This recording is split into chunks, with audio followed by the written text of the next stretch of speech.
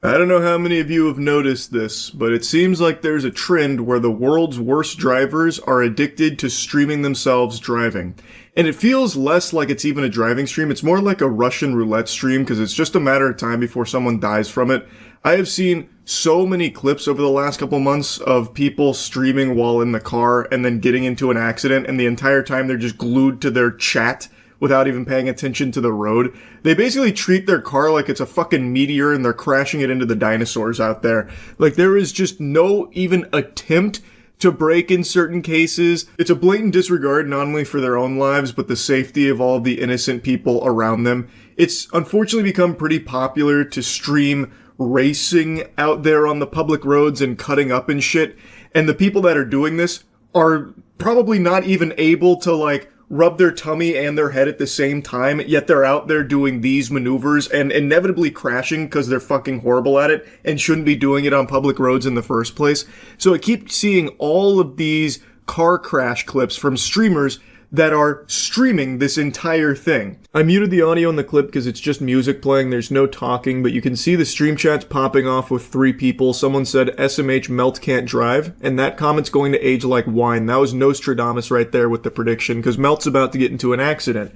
Melt is basically like fucking SpongeBob with the boatmobiles, just always crashing, it seems, because he is a truly terrible, terrible driver.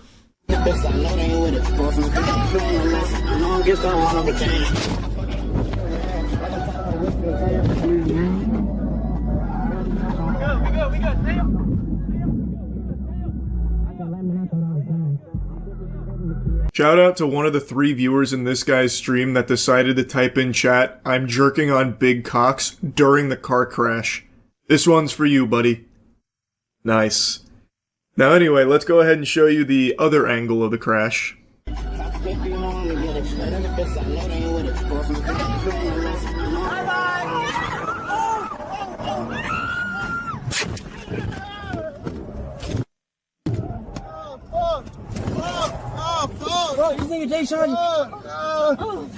You get a couple different angles here from this disaster. You get the fucking GTA cinematic cam coming in for a moment. Apparently both of these vehicles were racing.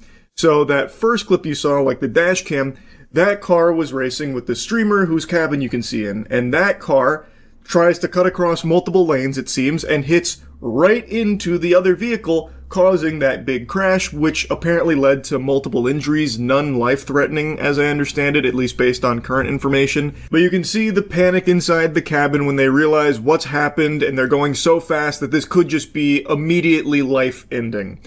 And luckily it wasn't. Also, luckily there were no other innocent vehicles involved in this crash. I believe it was just these 2 that were both streaming while driving. And to call this driving is being very generous with the term. It would also be a stretch to even call it racing. That's very loosey-goosey too, because they're so fucking horrible at it. It's more like they were just putting pedal to the metal with the orb of confusion in their cars. Because there's like no thoughts going through the minds of either driver here at all. Not paying any attention, nothing. It is just a catastrophe from start to finish. I also can't even begin to compute with what the driver was thinking, the one that was cutting across like fucking 9 lanes there before blasting the other streamer's car.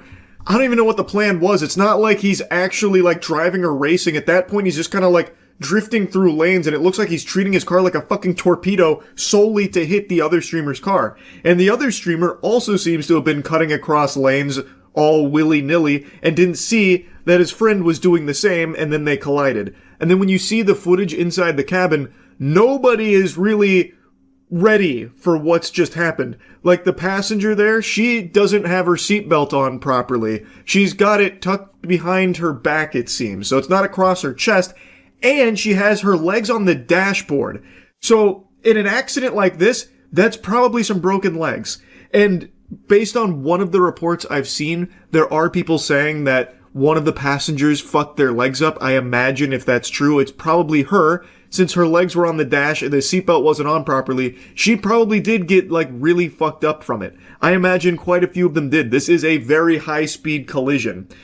All entirely avoidable if they weren't fucking streaming while driving and racing on public roads.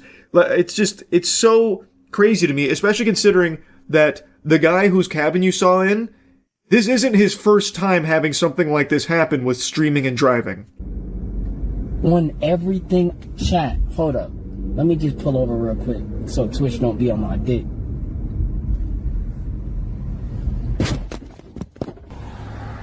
Bro, come on, bro. Say nothing, bro. You just hit my shit, bro. You just hit my shit, bro. Bro, come on, bro. This one is some fucking disgusting gaslighting here from the goober. You can see through his VOD, he is on his phone while driving, because he's too busy talking to chat. Even right before this crash, he is literally looking at his phone, showing chat, talking to them, and then he turns into this guy, it seems. And then he gets out and he's like, you hit me! Come on, bro! Are you fucking serious? Dude! Bro, what, bro? Oh my god! It's so sickening.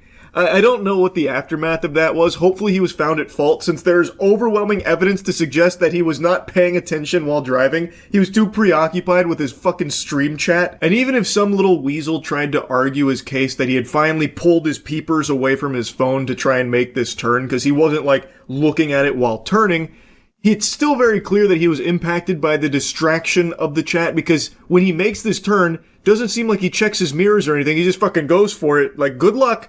And then this happens. Right after being so focused on stream chat, not the road. So I still think it's a case of him being a terrible shit driver that had spent way too long not focused on his driving. So yeah, this guy has a history of streaming while driving and then crashing. He is a horrible driver, and I think driving streams should be highly frowned upon in the first place. They are extremely dangerous. And I know he's not going to lose his license or anything, which is pretty crazy to me. It feels like no one really loses their license anymore. This guy could fucking ramp his car off of a parked tow truck and crash it into a post office, and they'd still probably let him get behind the wheel of a vehicle. Like, this guy is horrible at driving and loves to, like, stream while doing it and racing on public roads and crashing, and he's still going to be able to keep doing it, I bet you. Anyway, though, I'll stop yapping about him. I want to drop a little bonus clip for you here that I think serves as a beautiful showcase of what driving streams are like. This puts a nice bow on the whole genre. Where's it at? Can you post it again? Tega Ecstasy.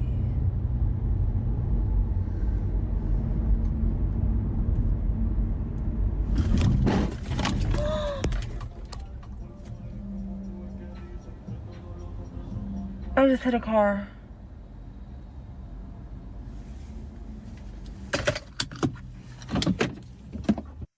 What a nice little smile she gives there at the end.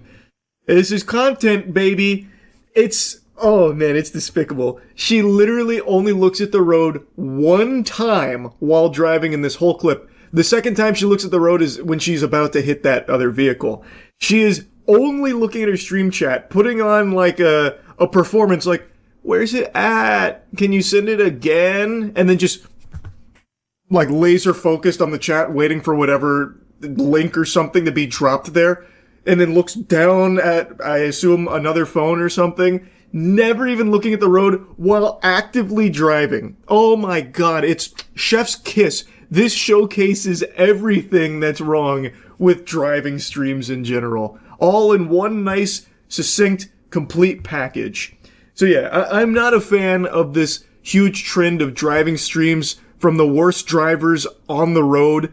It's just so trash, and I feel really bad for all of the innocent people that are going to be sharing roads with these people without knowing it, because right now their lives are being gambled with for the sake of these terrible content driving streams. Now I know in these instances the streamer does get banned for like a day or two, which isn't a real deterrent because then they just come back and do it all over again. So it's not actually effective at stopping it, and I don't think there's ever going to come a time when any of these streaming platforms say, like, okay, this is now a bannable offense if you're streaming while driving.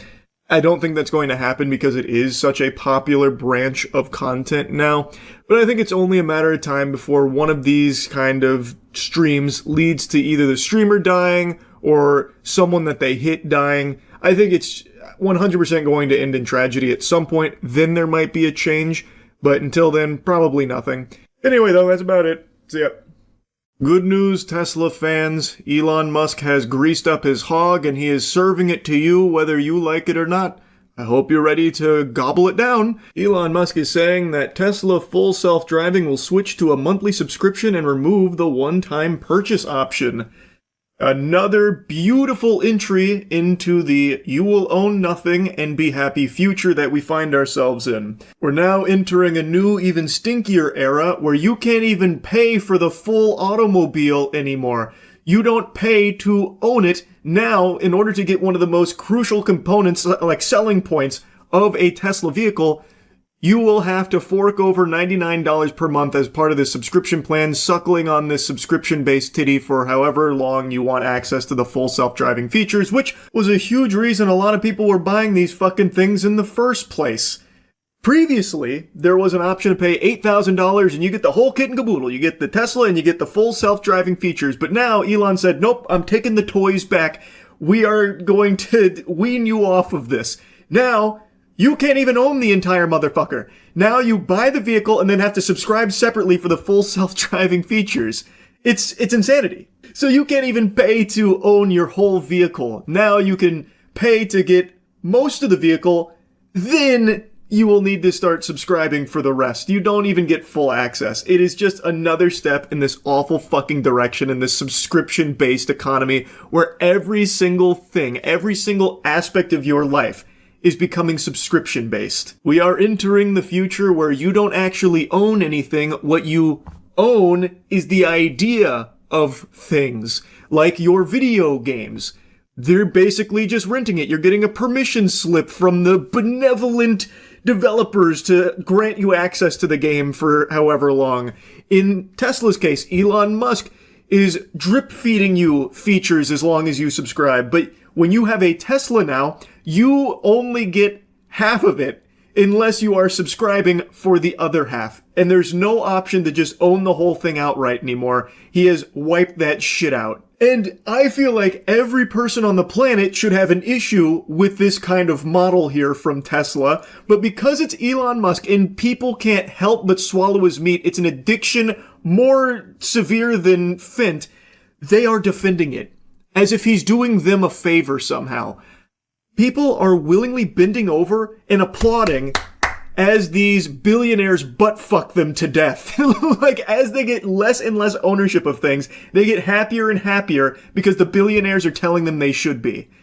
Unreal. Farting in your face and telling you that it smells like roses, and they're like, yes, it actually does. This is amazing. It's just infuriating. Because they worship this guy, they're willing to just roll over and just abandon what they pretend to believe in.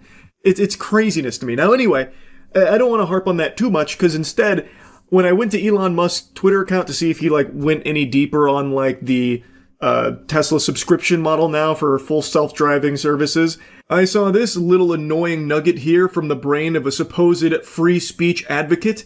Teaching people to hate America fundamentally destroys patriotism and the desire to defend our country. Such teachings should be viewed as treason, and those who do it imprisoned. Wow. And he's referencing how high schoolers were polled saying that many of them were taught that America was built on stolen land, and he is weighing in saying that that kind of teaching should be treasonous and the perpetrators thrown in jail. Very interesting take from the free speech guy who's probably fresh out of the K-hole. Elon, what the fuck, man? In what way does that even remotely fit into your narrative of being all for free speech no matter what? Let's just set everything else aside and we're just gonna play ball here. Let's assume very bad teachers teaching mumbo jumbo. This is outrageous curriculum here. Well then, what has happened for 100 years now is that if it is not a good teacher, not educating students, and, a bunch of gobbledygook that they're spitting out there that's not great, well then the school usually fires them. But why does Elon Musk want to go a step further and make it a crime punishable by being thrown in the slammer? Why does he believe that teachers that are teaching students something that he doesn't like means that it's treasonous and should have them landed in the big house? That's a little fucking odd. That feels like it goes very much against the core principle of free speech, which is a right that Americans have. And his reasoning for this perspective is super laughable when you look at who he's best friends with, fucking exchanging saliva and group hugging in the shower with. He says that this kind of teaching destroys patriotism and the desire to defend our country. Huh. That's fascinating coming from you, Elon Musk. Do you remember only like a handful of months ago, not even a year ago, he made a tweet accusing Donald Trump of being in the Epstein files, which, by the way, Donald Trump is in the Epstein files. He deleted the tweet later, but he made a very public statement about Donald Trump being in the Epstein files, which is a hard insinuation of Donald Trump being a potential pedophile. And now he's buddy-buddy with him again, which I would argue is not the makings of a true red-blooded American patriot. And also, as for a desire to defend our country, Elon, Donald Trump is a draft dodger. Are we forgetting that? When the country called upon him to protect it, he wasn't enthusiastically going over to Nam. In fact, he cooked up 5 deferments as well as a bone spurs narrative in order to get out of service to protect this country. So as far as a desire to defend our country goes, you have made best friends with someone who has explicitly, provably avoided doing just that. This nation called upon patriots to defend it. America was calling out to Trump to defend her, and he said, ouch, my bone spur, and didn't do it. So I don't know what the fuck you're yapping about with the desire to defend our country when you are actually sucking the entire asshole of Trump, whom you have also accused of being in the Epstein files. Like, come on. This is absurd. And I could go on, but I also want to make a mention that I scrolled through Elon's Twitter a little bit because I was looking for something in particular. He's very selective with what he calls out as an attack on free speech because he's the free speech guy. But man, I tell you, sports fans, it's real weird how it seems to be crickets from Elon Musk anytime it's related to Israel talking about how they'd like to be able to work towards controlling the conversation around certain topics. Like recently with Netanyahu openly stating that he believes the most important thing would be controlling some of the platforms. Or even more recently, only a couple weeks ago, an Israeli cybersecurity billionaire, Shlomo Kramer, went on television and point blank stated to the hosts and all the Americans watching the program that he believes the First Amendment needs to be limited so that free speech can be protected. He believes that the government needs to control the platforms and that free speech needs to be more limited. I feel like that'd be something very eye-opening to anyone that gives a fuck about free speech, and Elon Musk being the free speech guy, I thought for sure he'd make a peep about it, but nothing. Weird. So AI is going to revolutionize cyber warfare, is revolutionize cyber warfare from critical infrastructure to the fabric of society and politics and undermining it, giving unfair advantage to authoritarian governments against democratic countries, First Amendment type of... That's already happening? That's already happening. You're seeing the polarization in countries that allow for the First Amendment and protect it, which is great. And I know it's difficult to hear, but it's time to limit the First Amendment in order to protect it. Dumbest thing I've ever heard, but thank you for sharing. It is refreshing to hear the perspective of a foreign billionaire saying how the First Amendment should be limited.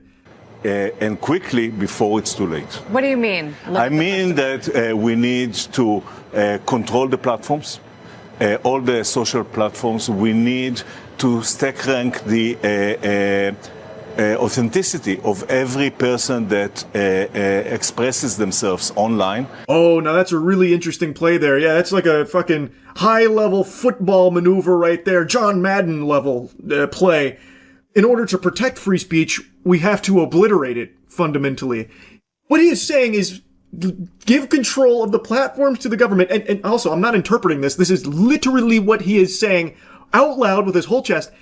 The platforms need to be controlled by the government, and everyone needs to be unmasked before expressing themselves online. So anonymity gone, privacy gone, and free speech completely limited is the word he's using, but that nomenclature is not accurate. It would basically be fucking crumbled, and he is presenting this as though it is something that we need to be doing right now. I feel like this is a pretty big statement here that is very clearly against free speech, and Elon Musk, he will reply to like 50 follower accounts that just have some like dog shit that they drivel out, and he'll reply to them about free speech.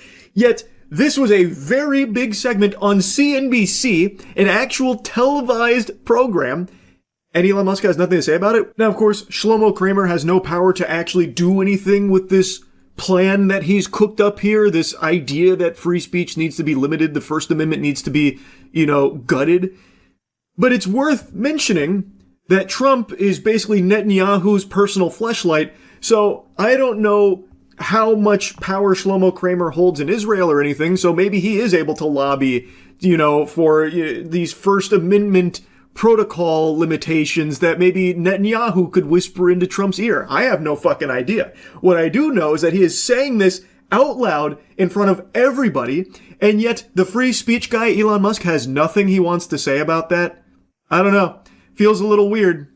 And take control over what they are saying based on that ranking. The government. The government should control the social media.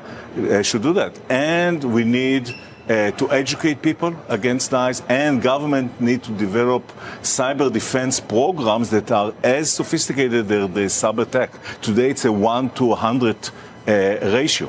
I figured I'd let him finish his stance here on limiting the First Amendment, about how everything needs to be controlled by the government here, so that way they can better get their hands on everything and everyone to ensure that, maybe free speech doesn't need to be as free as it once was any longer. Sounds pretty shitty to me. I hate that. I think that's fucking terrible.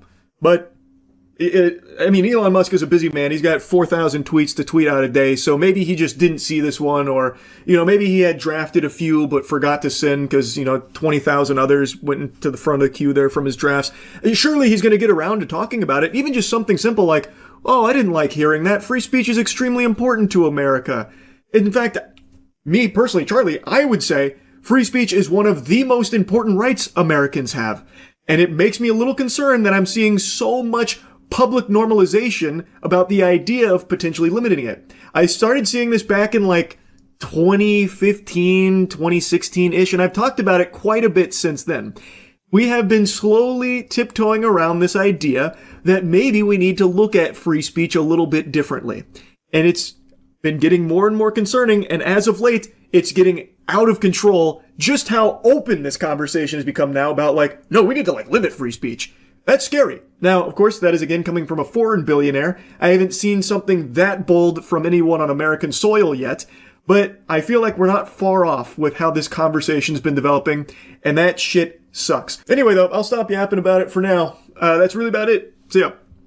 Bro, Carl Urban replied to an IG post saying that's what Clara wanted. It's all over the boys subreddit. Carl Urban candidly fires back at The Boys Season 5 criticisms ahead of series finale. A video criticizing The Boys Season 5 from an Instagram account with the handle SoupyPoop69, what a name, Urban commented, "Stupid ass humor. Son, your handle is literally SoupyPoopy69. Oh, Carl, it's Soupy Poop, bro. Oh, humbled it. And FYI, Eric Kripke wrote this shit because it's what Clara would have wanted." That feels like he also isn't the biggest fan of the season. This isn't really a shining endorsement. It plays into the what Clara would have wanted meme, I guess, but not in a really positive way. This part kind of goes hard, though. Anthony Starr keeps liking posts that shit on the show on IG. Does he? Does he really? I find that hard to believe. He posts hearts and stuff on posts that criticize the direction of season 5. If that's true, that goes kind of crazy. It is just not good. It is a really, really lackluster final season, and it is by far the weakest season in general of the show, and there is no chance the finale can be satisfying. It's the last episode, and it feels like they're writing as if they have 4 more seasons to go. It's very bad as a final season. But I won't get into spoilers. I'm sure I'll make something yapping about it when the finale airs, though. Gets V1 and wants to make a theme park, what are we doing here? There's so many things I could yap about, but again, I'm going to refrain from spoilers. Well, I guess that in of itself is a spoiler, but it's kind of an old one now, I guess. But regardless, I won't get too deep into it. You gonna review Masters of the Universe when it comes out? I don't know, man. I I just don't think that looks very good. Like, I think it's just gonna be a really forgettable mid-movie. Like, I don't think it's gonna be fun bad or anything. To me, it just looks like a just waste of time. So, I don't know. Maybe. Probably not, but we'll see.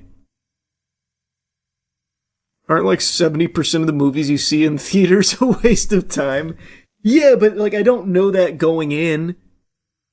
Like sometimes I go into them and I'm like, oh, this could be like fun shitty, and then it's just not. It happens. You had to know The Strangers Chapter 3 was going to be a waste of time. Yeah, but I'd already committed to finishing the trilogy, bro. That's super different. Plus, horror trash, like the slop horror movies, that's different. That's so different. I look forward to those. Those I have so much fun in. Even like the biggest waste of time forgettable horror parts that come out, like even those, I still enjoy. I just think Masters of the Universe is just going to be really mind-numbing. It just looks like it's a full CGI slop fest. It's just, I don't know. It's hard for me to get excited for it. How could you enjoy a movie like Night Swim? Very easily, actually. A movie about a fucking haunted pool? Are you kidding me? It's very easy to find things to like about Night Swim. In hindsight, I wasn't very happy with the 2 hours that I flushed down the shitter when I initially went to see it and got home. But like, looking back on it now, there's so much I could like about Night Swim. I love He-Man as a kid, had the action figures too. Trailer really disappointed me. I never watched a ton of He-Man, but I had some He-Man action figures. So I don't have like a super close connection to the property outside of like some of the action figures I had. I forget, do you raw dog movies with no snacks? Absolutely. No popcorn, no nothing. That's psychopath behavior. No, it's not. I think that's very normal behavior. I like to focus on the movie.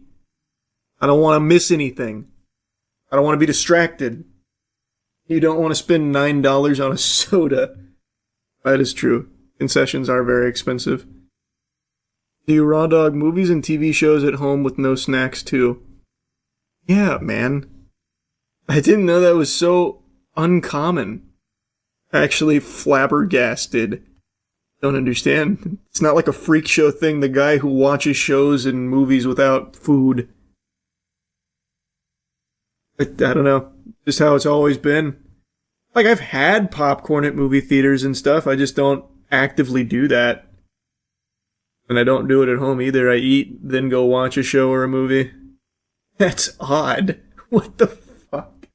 It's just super not odd.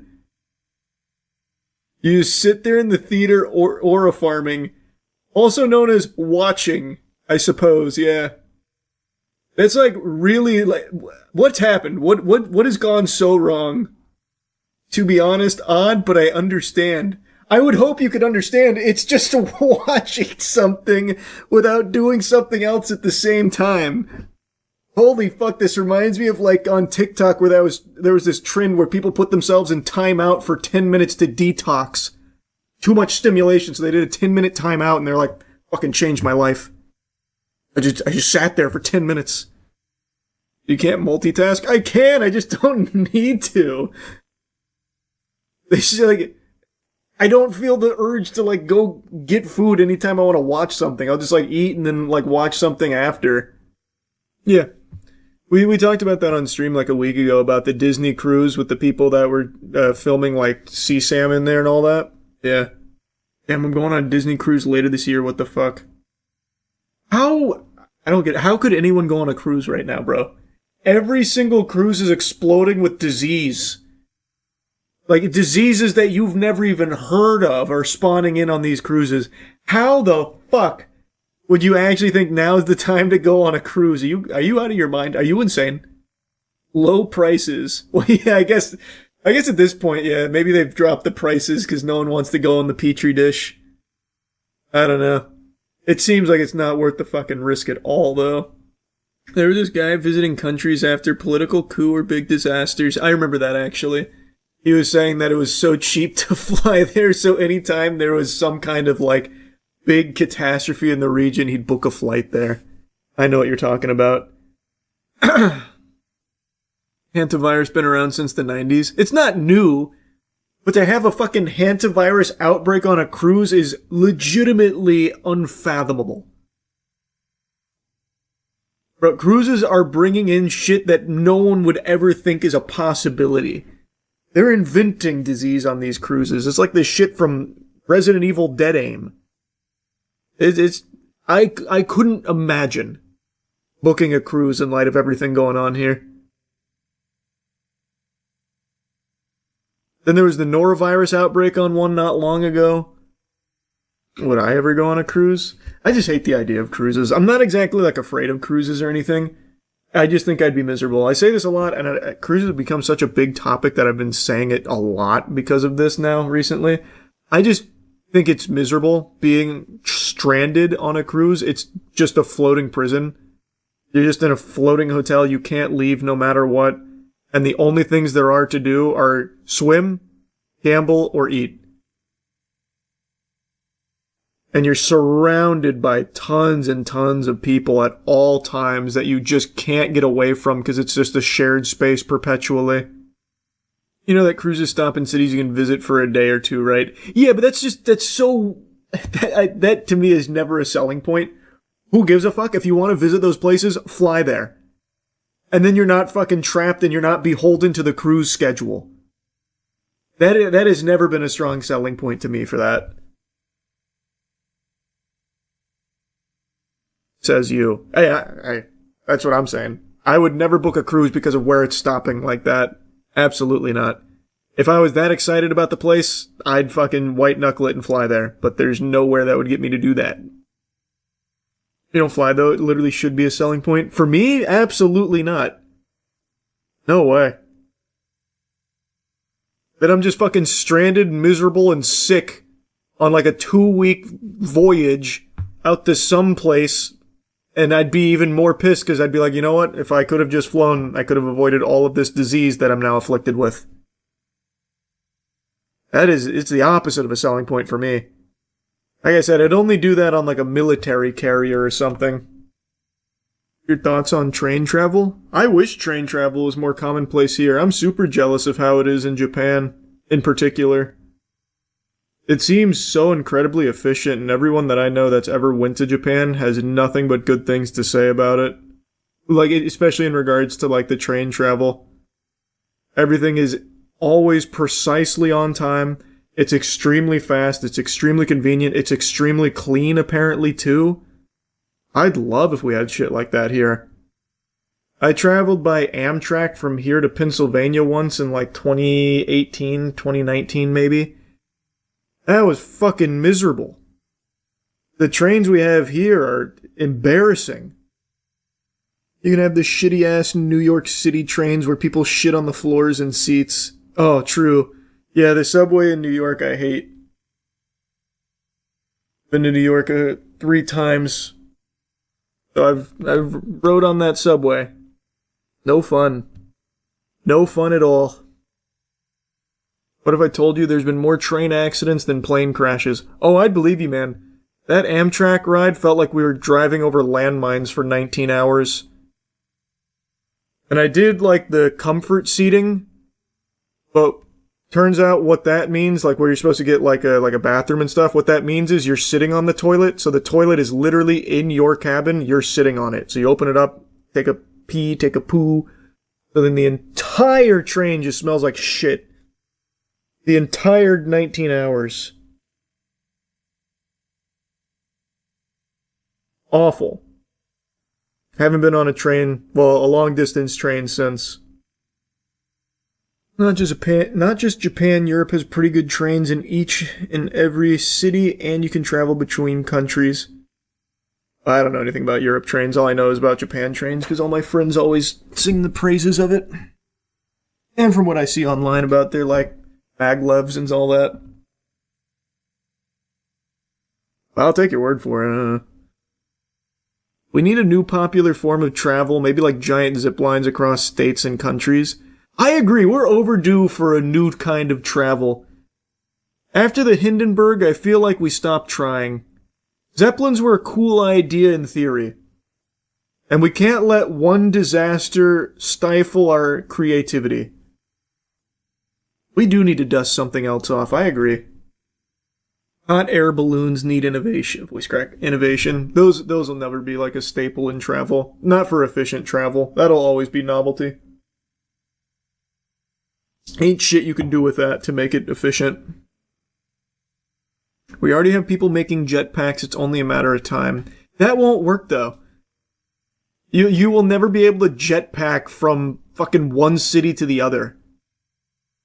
Plus, there's going to need to be like a ton of regulation, because if anyone can own jetpacks, there's going to be a huge problem. You will have like fucking drunk drivers crashing into buildings, causing like mini 9/11s every week. Man was born to fly. Okay, that was inspirational when you're right. I've seen some of the jetpacks, yeah. They're not like, I mean, they're cool, but they're not exactly what you're picturing. I've seen some of the military ones.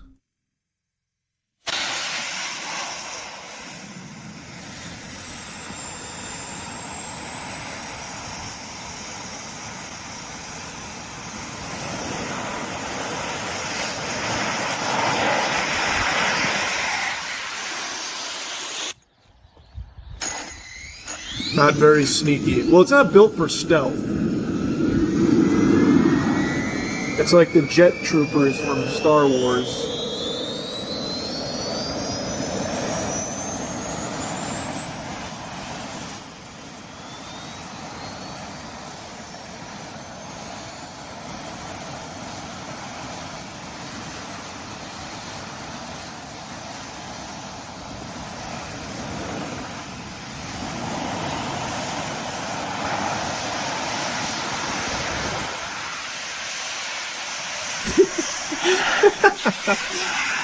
It's cool, though.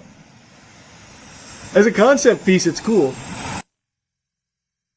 This is old news. Now we got the Unitree GT1 transformable mech suit for $650K. What's that?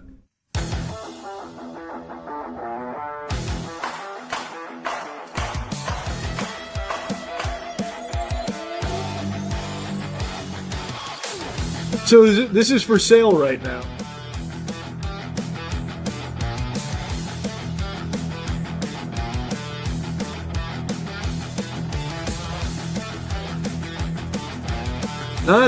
Doesn't look overly easy to get in and out of.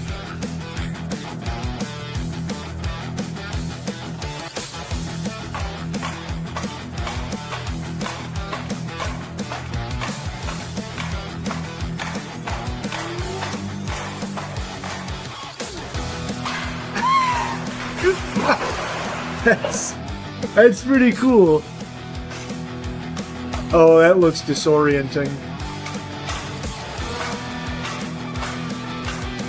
Oh, if I was riding in there and it was doing that, I would be so sick.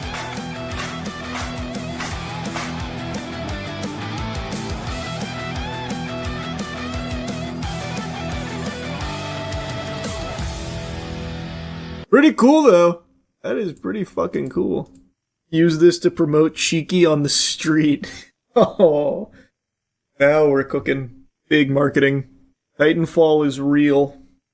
Titanfall is real. Get one for a TOC video. Brother, $650K. And it probably takes years to actually get it. I can't imagine they have like a large inventory. Looks like a work in progress, though. I mean, it's still very early into this kind of thing. So yeah, it's going to be iterated upon and get better. It was a dummy guy when it was walking. Wait, was it?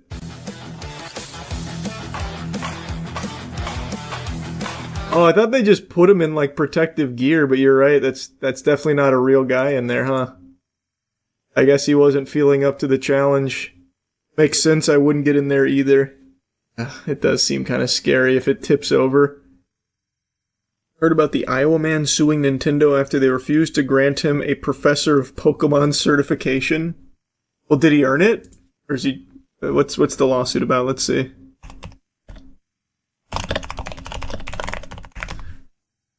Iowa man sues Nintendo after being denied Pokemon Professor status. Does Nintendo oversee that?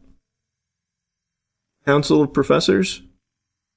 He's taking them to federal court for allegedly refusing him to grant him Pokemon Professor status. Kyle Owens, 34, suing them, alleging federal antitrust actions that violate the Sherman Act. Lawsuit seeks a court order and injunction that would grant Owens $340K in damages and award him Pokemon Professor cert, restore his access to official Pokemon Professor tools, and enable him to host Pokemon events. I don't need the summary of Pokemon. Pokemon Professor program is not merely recreational. It functions as a structured certification and authorization system, granting official status, access to official event tools, the ability to host sanctioned card and video game matches, listing in an event locator, and opportunities that generate business traffic, customer attendance, product sales, goodwill, and commercial advantage. He alleges that on March 12, 2024, Pokemon Company International informed him he had passed the basic exam for rank of professor with a score of 100%. Holy shit, he's a prodigy. Court exhibits indicate the notice informing Owens had passed the exam also stated that before he could become welcome into the program and take his first steps as Pokemon Professor, he would need to submit a background check. Uh-oh. Zoinks! The exhibits, made public in Owens' court filing, indicate the background check conducted on behalf of the defendants determined there was a pending arrest warrant issued by another state in 2022 for failing to appear in court on misdemeanor charges of disorderly conduct by engaging in fighting, possessing, repairing, or selling an offensive weapon, and criminal mischief through damage to property. So in May 6th of 24, Pokemon Company wrote to Owens informing him his application had been denied following the results of the background check. Oh man.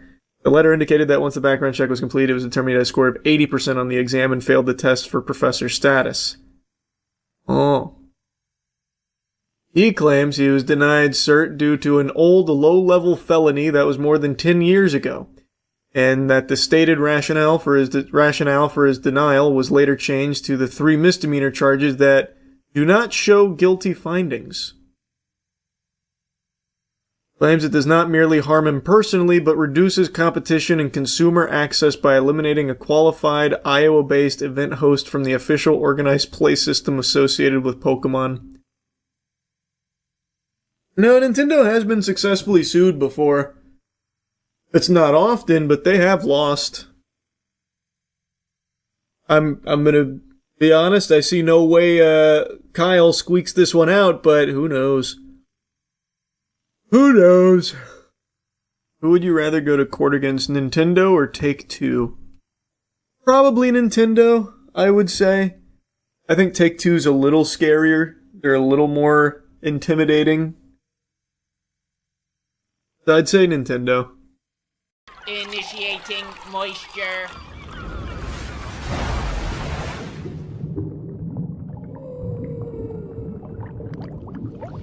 Welcome to the Moist Meter. Today we're looking at the new Maleficent, Mistress of Evil. It's weird, Maleficent's one of the very few Disney movies where critics felt confident enough in their 3 inches of usable penis to come out and just openly shit on and tear apart in their reviews. And that's very uncommon and uncharacteristic of these pathetic worms, because usually they'll suck the ass of anything Disney related. They're usually not overly harsh on Disney movies, but for some reason Maleficent was where they finally rallied their flags and started shitting on it openly. And now for Mistress of Evil, they're doing the same thing and openly shitting on it, just being super hard on the movie, which, I mean, it'd be great if it made sense, but to me it doesn't. Maleficent's not exactly the Disney movie that I think's deserving of this kind of bukkake session. It's not bad. The first one I enjoyed quite a bit, and the second one I enjoyed even more so. Well, not even more so, but just as much, for a different reason.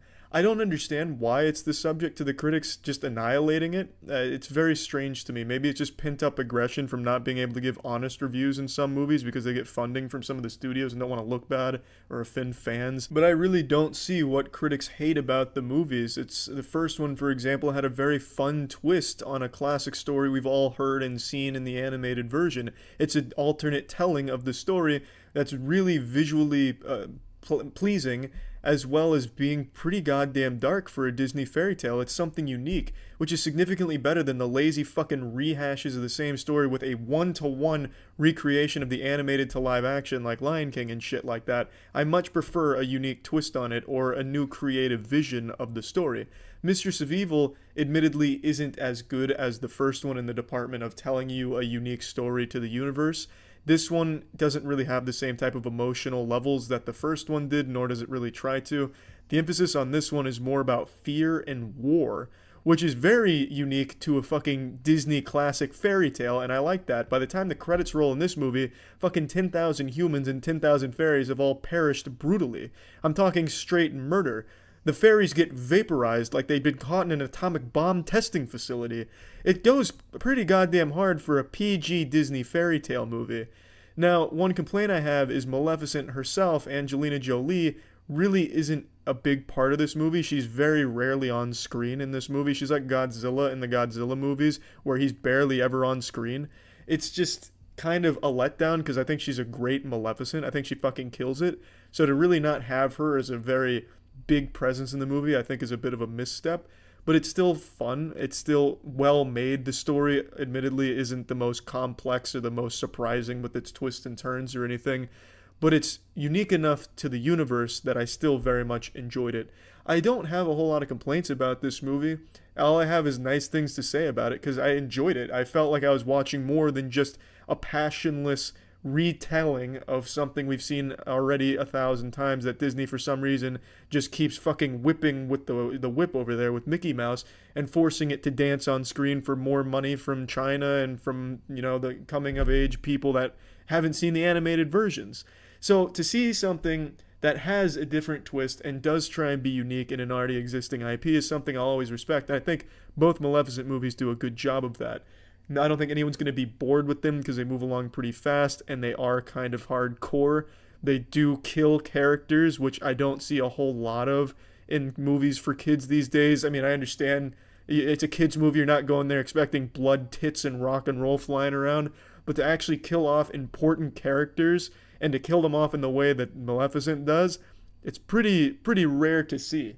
So I like what they've done with the Maleficent 1 and 2. Maleficent 2 I think is a bit weaker than the first one, but it is still just as visually pleasing, probably more so, especially when it comes time to the battle and the war.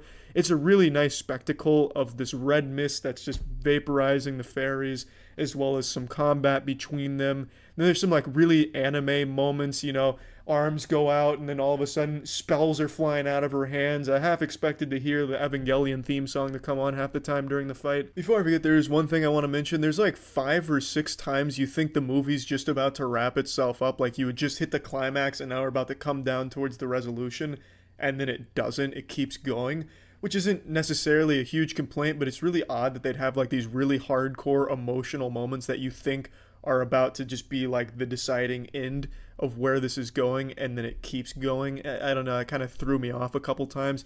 Not that it's that big of a deal, but it's just something to make note of. They really wanted to, you know, tease you over there with that little foreplay, that little hint that it's coming. Oh, kidding, it's not coming yet. We've still got the stamina. It's just, from start to finish, I did enjoy the movie, and I think Maleficent 1 and 2 are a nice addition to the established property that they're spinning off of. I think they justify their existence, and they seem like a passionate retelling of a classic tale, and I like that. So putting Maleficent Mistress of Evil on the Moist meter, I'm giving it a nice fat 70%. I would recommend it if you're a fan of Disney movies or fairy tales in general. I think it's a fun movie, and usually these kind of movies I think are very forgettable, but with Maleficent, at least in the first one's respect, it's a movie that I think about a little bit because I did like what it did, and I like the universe it created, and Mistress of Evil really goes in hard and doubles down on that universe. Doesn't really add a whole lot to it as a whole, because I feel like the first one kind of wrapped itself up nicely enough that the second one didn't need to be made, but it had a story to tell and it told it well, and I enjoyed it. That's it. So yeah. A year ago now, a YouTuber named Megalag dropped a video that was the culmination of an extended investigation that spanned the course of a very long period of time about a company who has worked very closely in the YouTube ecosystem for years, Honey, who was once the YouTube darling sponsor absolutely everywhere, more common than the cold, and never really had like a bad reputation, but Megalag, through a very extensive investigation, found some shocking, shady things that not a lot of people knew about. And I don't want to just regurgitate everything from that video. I'm sure you probably have already seen it because it was such a huge deal. Even outside of just the YouTube space, it was a really big thing. Because this is a multi-billion-dollar company that was engaging in some really underhanded tactics that really taptoe on the line for what is and is not legal, many would argue, which is why they've been faced with so many civil lawsuits since. Now, I know one of them was recently dismissed, but from what I can tell, it's not fully dismissed. It's pending an amendment, from what I can tell. But even still, even if that one gets crumpled up and thrown in the wastebasket from fucking way downtown, that's one of many. There's a lot still out there cooked up and being pushed against PayPal Honey. It's like the scene in SpongeBob when the anchovies charge the Krusty Krab. There is so many civil lawsuits here because a ton of people feel like they have been wronged, misled, and even in certain cases scammed by PayPal Honey. Megalag came from the top turnbuckle and delivered a biblical smackdown with a lot of really convincing evidence, and just released his part 2, the follow-up, which goes even deeper and exposes even more, and also starts talking about it from the small businesses that are being affected and a lot of things that are just being outright lied about by PayPal Honey, allegedly here. It's fascinating, and PayPal Honey has cease and desisted Megalag, claiming a bit of horseradish, I would say, trying to silence him because these are really damning things. The evidence is very, very strong. I highly recommend you check out the entire video from Megalag here. Of course, I'll link it in the description. I'm only going to cover a small portion of this because I really think you need to watch the entire thing. I think you need to see how the sausage is made here, but I will cover a couple of core components. But just as a little refresher, if you don't remember some of the things PayPal Honey is accused of, one of the big things outside of, like, obviously consumers not exactly getting what they thought they were out of Honey is the affiliate poaching. So creators that worked with Honey that would have their own special deals to promote to their audience, the audience would then use those codes on the website. But Honey had some protocol that would occasionally perhaps poach that sale and take the commission that was supposed to go to the creator, and they would take the lion's share. There were a lot of cases that Megalag was able to point to, and even in his follow-up video shows even stronger evidence for, of how this actually functions, where it seems to be a core component of Honey itself, where it will overwrite your cookie. It will inject itself, and it is looking to make that commission in a lot of cases. It's very scummy shit.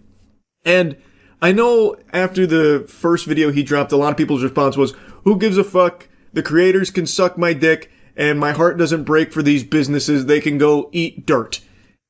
Okay, that's your prerogative. I'm not your fucking dad. I'm not going to come in there with the belt and make you change your mind or whatever. That's fine. But in this second part of the video, you can hear from a business how that actually fucks you as a consumer. A few hours ago, PayPal's lawyer sent me a cease and desist letter and requested Patreon take down my video under a copyright infringement claim. I consider this a direct attack against my fundamental rights as an independent journalist. PayPal has specifically taken issue with the fact that an anonymous source discovered Honey had left their source code exposed within their iOS app, which, if you know where to look, is publicly accessible. This anonymous source found the code and sent it to me. I reviewed the code for security research purposes, which is a protected act, and I only published relevant sections of the code that provide important context to the story, which I consider within the realm of public interest. I haven't seen the unredacted video here where the source code was, like, more talked about, where he had these video components that showed, I suppose, sections of that when it was relevant, but it seems like it was more so a convenient excuse for PayPal to get the video taken down from his Patreon, and in order to get around that for the YouTube video, he just took the entire section out. Again, I haven't seen with my own peepers here what it looked like in all its glory with the full makeup on, where, you know, the source code section was intact. But just based off of, like, the small bits, apparently it wasn't even that long, it feels like it's a pretty flimsy thing for PayPal to try and, like, strike it down for. I imagine it's more so to, like, hide even further proof for some of the things that you're about to learn about in the rest of the video. I never like when companies do something like this. Of course, there is like copyright protections, and in certain cases it makes sense to do so. I can't really see a strong justification for their action here on the cease and desist. It doesn't really pass the smell test for me here, especially considering it seems like he was very reserved with what was displayed from the source code based on how he speaks about it. But again, I can't say for 100% certain. I just find it hard to believe that PayPal Honey was acting in good faith with the cease and desist. That seems like they're trying to hush him up a bit. Why? Well, you see, besides lying to consumers and stealing from influencers, Honey was also causing serious harm to small businesses. So much so that I believe brands have likely suffered millions of dollars in damages. But that's not all. In this video, you're also going to learn how Honey was collecting and sharing your data, and how they, in my opinion, illegally targeted minors through influencers such as Mr. Beast. Strong accusations, I know, but I have the receipts. And the receipts are pretty convincing. So those are like the main components of this new video. This is an hour-long video almost. It goes deep here. This shit is deeper than my pussy. It is a very thorough look at all of it. And I know after the first video, people had a lot of questions, and I feel like here he sheds even more light on it through an even deeper analysis of Honey itself and the way in which it functions.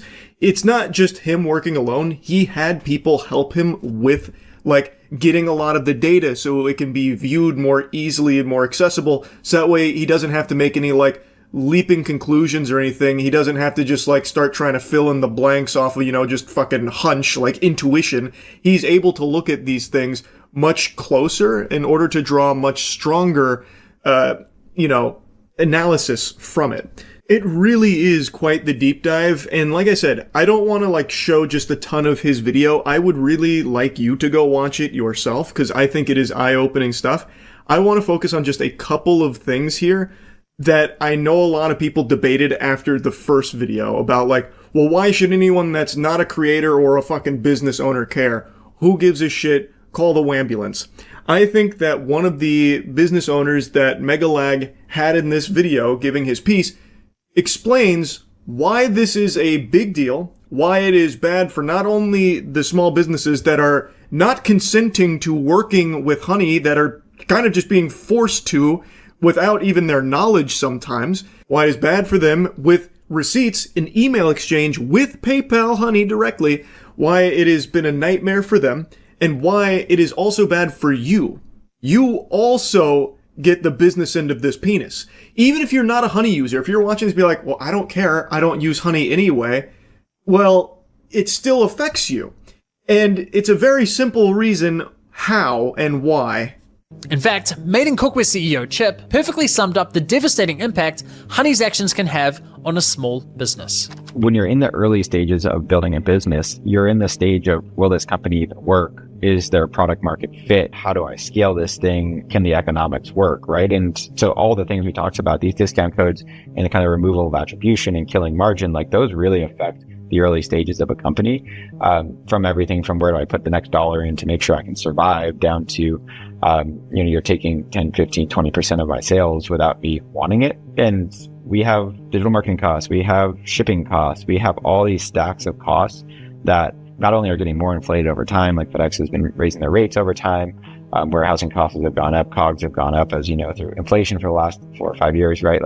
All the cost structures have been going up, and to have someone just stealing and compressing the actual revenue you want, puts small businesses in a real squeeze. And it's just really disappointing. And it doesn't even work, because at the end of the day, you need to make the numbers work. And if Honey is going to steal 10% of your revenue all the time, you're going to have to raise prices at the end of the day to make up for that, right? And so it's not only not effective, but it makes it worse for the consumer. It compresses for the small business owner any margin. And it's just a really awful business model. We've been so mad at them. That is a great explanation from him. I think that's very valuable insight that paints the whole picture clearly. Even if you're in a fucking Xanax-induced fugue state right now listening to this, I feel like you'd hear that and understand what makes this so bad for everybody. Businesses, consumers, and obviously the affiliate partners like the creators. One other thing that was mentioned, but I didn't put it here in this space, is how brands when they find out about Honey poaching the affiliate commissions, it makes it hard for them to know where to attribute commissions. So what'll happen is this confusion where they don't know where a commission goes. So like, let's say they're working with a podcaster or a YouTuber or something, and things get really muddy. It makes it hard for them to know where they're supposed to put that money in the first place. So what ends up happening is they end up pulling out of that market entirely. So now they're not working with your favorite content creator anymore. So they're getting shafted, and they also potentially overspend on the compensation because of how confusing it gets. There was another example given how like a business had spent over 100,000 on like potentially like misattributed commissions from the affiliate marketing as a result of this kind of shit. Like, it gets to be a lot. So then they pull out of that market as well. But what's obviously the thing a lot of people are going to care the most about is how it makes the deals worse for you, because as he said, if PayPal Honey is going to be taking 10% of all of their revenue through this, which they can't really do a whole lot about, their hands being tied, well, they're going to have to make up for that loss somehow. And that is raising prices. That's how you make the numbers work again. If you're going to be losing 10%, you're going to have to raise the prices in order to compensate, so that way you're not going like negative, or you're not starting to like tread water, which is what a lot of businesses inevitably have to do. And something like PayPal Honey putting the squeeze on them makes it worse. So that is a huge problem, and that is how it affects you, even if you are not a Honey user yourself. It is a bad deal for everybody involved here, except Honey. But what's a good deal for everybody is the Starforge Christmas sale. It's live now. Click the link in the description if you're looking to upgrade your PC. Best PCs in the universe. Chip was kind enough to share his email exchanges with Honey from 2020. And you need to see it because holy shit. Hi, I am the CEO of Meeting Cookware. Please remove us from your app. You've scraped a private friends and family code from our checkout and put it on the platform for others to use. We've lost a bunch of revenue. 4 days later, Honey responds with, "Hi Chip, thanks for reaching out. Honey supports over 40,000 stores online, and we always prioritize protecting the Honey experience for users by supporting available stores and displaying available codes. We can absolutely remove the code in question. In order to protect the Honey experience for our users, we typically do not remove codes unless we have a working relationship." I mean, right off the bat, they're basically saying, we won't compromise the experience for our users unless you pay us. Classy. We'd love to discuss how we can work more closely and partner with your brand. Chip replies the same day, "We don't offer affiliate deals to coupon sites. We'd like to be removed from your site and extension completely." The email showcased just how difficult it is to just be removed from Honey.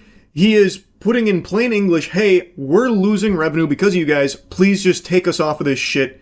I'm begging. It's like a fucking telemarketer that's refusing to take you off the call sheet. It's brutal. He reaches out to them because Honey had scraped a private code, which is something that earlier in the video, Megalag shows very strong evidence as like a thing that happens, not super unusual with Honey, which is a code that they didn't want to be public. It shouldn't have been public. A lot of businesses have these kind of private codes for like employees or friends and families, or in some cases, as was mentioned earlier in this video, like veterans or something. And Honey will sometimes get these codes and make them public so people can use them, which really fucks the businesses because those weren't supposed to be public. They were supposed to be for a specific person or a specific purpose. So the CEO we just heard from, this is his exchange with them, reaching out like, hey, this happened to us. We're losing revenue. Get rid of this. And please take us off of Honey entirely. We don't want to work with you. And whatever zombie he's talking to over there at Honey is just not letting that shit fly. They're playing hardball, trying their best to keep them shackled to Honey, even though they didn't want Honey to be there in the first place. They were uninvited to this hootenanny, yet now they don't have a choice. His leak code was added through Honey's user-generated coupon functionality. No surprises there. She completely ignores his request to be removed from the platform, only offering to remove the leaked employee discount. Chip replies the same day, "Our friends and family code was listed on your site. That was an internal code meant for a small group of people that was never published anywhere. Our whole site can't be removed from your app." Honey only responds a week later, confirming they removed the employee discount, but again, completely ignores Chip's request to be removed from Honey. Chip responds immediately, pushing for an answer, but they ignore his email completely. A month later, and Honey leaks another private discount code. "Hi, please remove from your app. That is a private code behind a private employee perk login. This should never be public. I don't understand how you feel taking a private employee perk and making that public to the world is helping our business. Honey responds confirming they removed the code, but instead of taking responsibility, they try shifting the blame onto Chip, suggesting his employees might be responsible for sharing the code with Honey. But given what we know about their system, I'm willing to bet Honey were responsible for the leak, not Chip's employees. Honey then suggests that Chip creates single-use codes for each and every employee. Wonderful. Thanks for the unsolicited advice there on how he should run his business with his employees here, knowing full well that Honey does, in cases, take that kind of shit, even if it wasn't the fault of the employee. Allegedly. Like, it's fucking sickening. It's so disgusting. Like, the pompous attitude that comes through on these emails from Honey.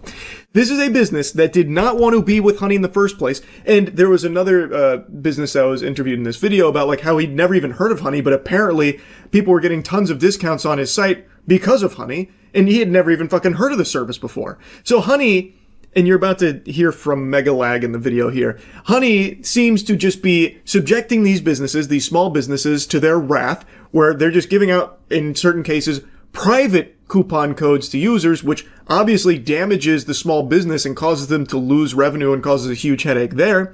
And then the only way to get off of it is by partnering with Honey, and basically, once you are partnered with Honey, then you tell them to exclude that kind of stuff, which is something that piggybacks off of a bit of what Megalag talked about in the first video, where, you know, partnered brands, they have like these certain exclusions and stuff. It's a really like awful business model that is bad for literally everyone but Honey. And it's kind of mind-boggling how the only way to get out of it in a small business's position like this is to partner with Honey and say, stop fucking us. No more of these coupons.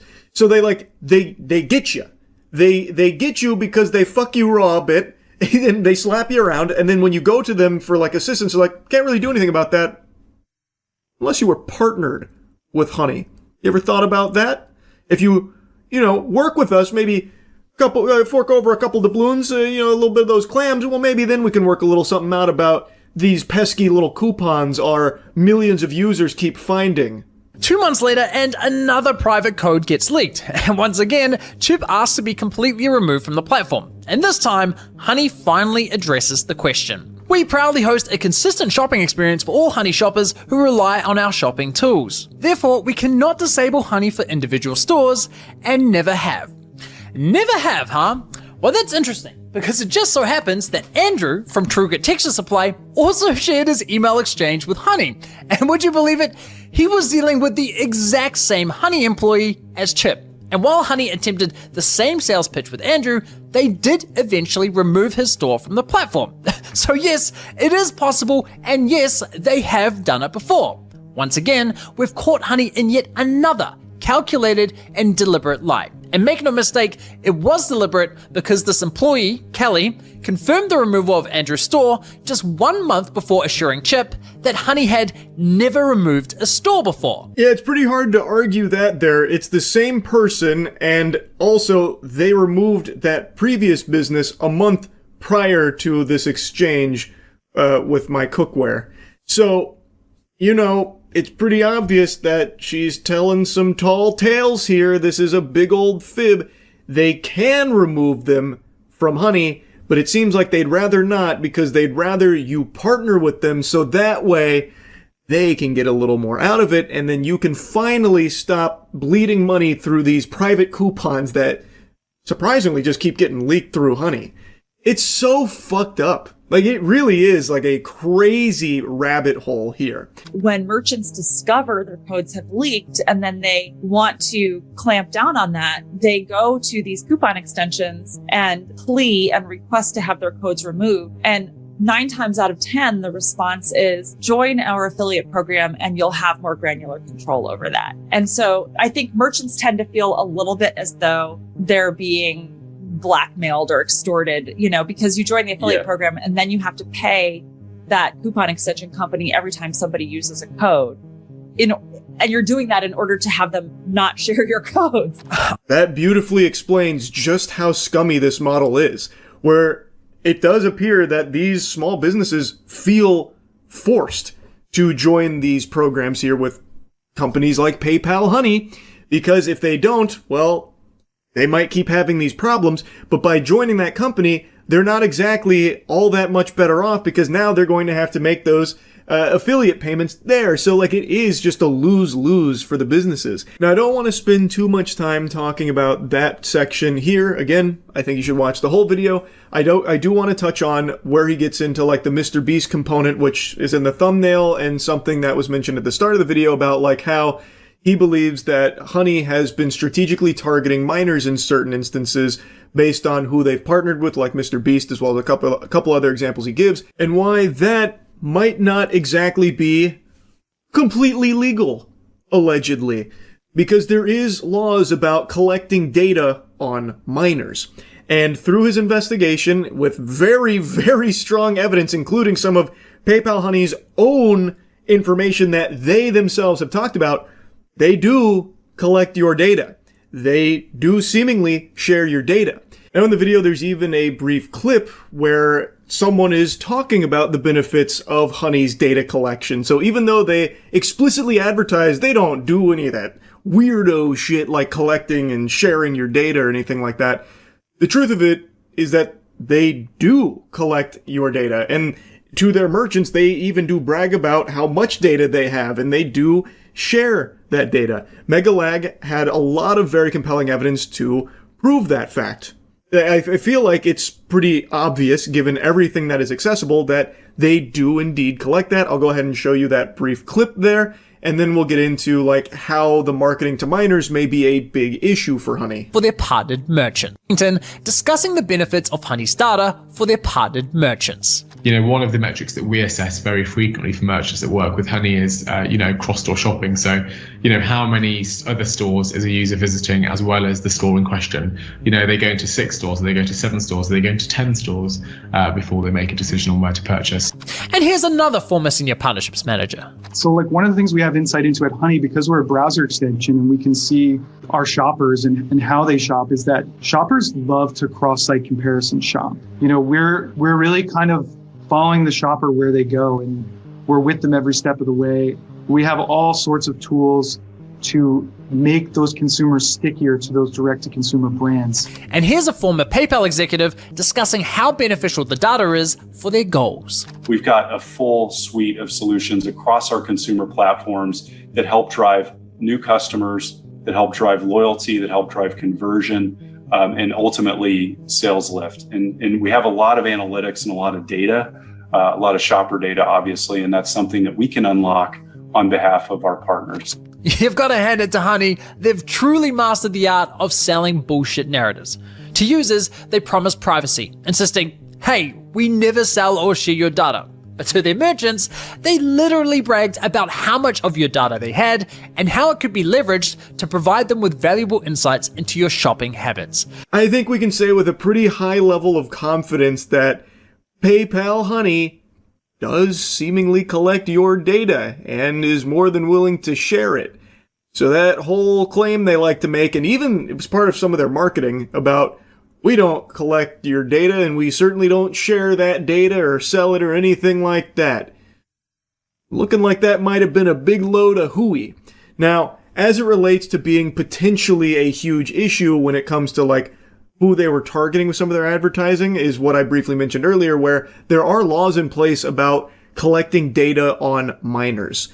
There is a whole host of laws in regards to that subject, and you're about to hear Megalag explain it, but the core issue is, based on some of their ads they were running with some of their partners, as well as who they were partnering with for some of these ads, it does seem like they were directly trying to target Honey to minors, which means they would be collecting data on minors through having this browser extension on their devices. It's potentially illegal in numerous jurisdictions. Many countries have very strict regulations when it comes to the collection of personal data from minors, and for good reason. Therefore, if you intend on having minors use your product, many jurisdictions require that you obtain parental consent first. But this adds all kinds of technical and legal complexities, which is why many platforms simply limit the use of their service to adults only in their privacy policy, which was Honey's approach, making him Honey's #1 sponsor. In fact, according to my data,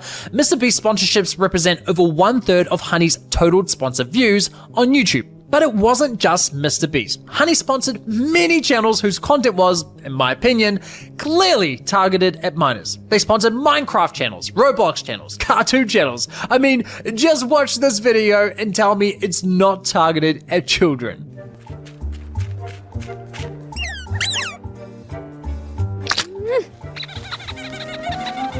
This video is sponsored by Honey. I trimmed it down a bit. He goes on to say, like, if they weren't looking to get minors to install Honey, why would they sponsor someone like MrBeast or these other channels that he gives a quick snippet of, like Roblox, Minecraft, and then that skit? And he's right. The main demographic of MrBeast, it is children. I'm pretty sure that's like an objectively true statement based on data. And Roblox is predominantly a platform used by children. And that cat skit definitely seems like some Nick Jr. stuff there for children. Like, it does appear like they did have marketing pushes that were trying to get Honey in front of the eyes of minors and trying to get them to install it on their browser. If Honey wanted to target minors so badly, they should have just sponsored one. Oh, wait a minute, that's exactly what they did. This, ladies and gentlemen, is Desiree Machado, who at the time was just 14 years old. Guys, I'm only 14. Hilariously, one of her videos that Honey sponsored is appropriately titled Back to School. Honey even ran her sponsored segment as a paid advert on YouTube. If you weren't convinced before, I imagine that was enough to convince you. That's pretty damning. They literally sponsored a child to promote Honey, and even used her sponsored segment as a paid advertisement across YouTube. I think there is a very strong argument with strong evidence to suggest Honey was looking to get Honey on the devices of children, and knowing what we know now based on this evidence, it was collecting their data, which is a big legal issue potentially. I have a challenge for all of you. Go to every computer in your house, your mom's, your dad's, your sister, your brother's computer, and install Honey. They are literally encouraging kids to install a browser extension that tracks and collects data onto every computer in their household, including those belonging to their siblings. That is fucking insane. And the emojis? I mean, come on! That is a bad look for MrBeast indeed. Oof. It does seem pretty clear that Honey was more than willing to advertise to minors, and this is a browser extension that, based on all available evidence, does indeed track data and share data, which, again, appears to be a lot of laws in place that have very strict rules about that when it comes to the data collection of minors. So I guess we'll see what happens from there. Again, this is still not even all of what Megalag covered. I've only chosen a few things to talk about here that kind of piggybacked off of the things I was talking about from the first video. I just cannot, I've said like again 1,000 times now, but I cannot recommend watching this full video enough because it is a really surprisingly deep dive into a very, very suspicious and shady business that appears to have a lot going on under the hood here that is not very good. And the business model itself is bad for everybody, not just creators, not just businesses, and not just Honey users, but any online shoppers in general. They have a negative effect on. It's a bad deal across the board based on everything that has been presented here. Anyway, I'll stop yapping about it for now. That's really about it. See ya. Anybody remember Atari? You know, the gaming company that pretty much started video games as a mainstream hobby? Well, they are embarrassing now. I don't know if any of you ever keep up, because I know you don't hear about them, because they don't really do anything, and when they do, it's a catastrophic failure from all that I can find.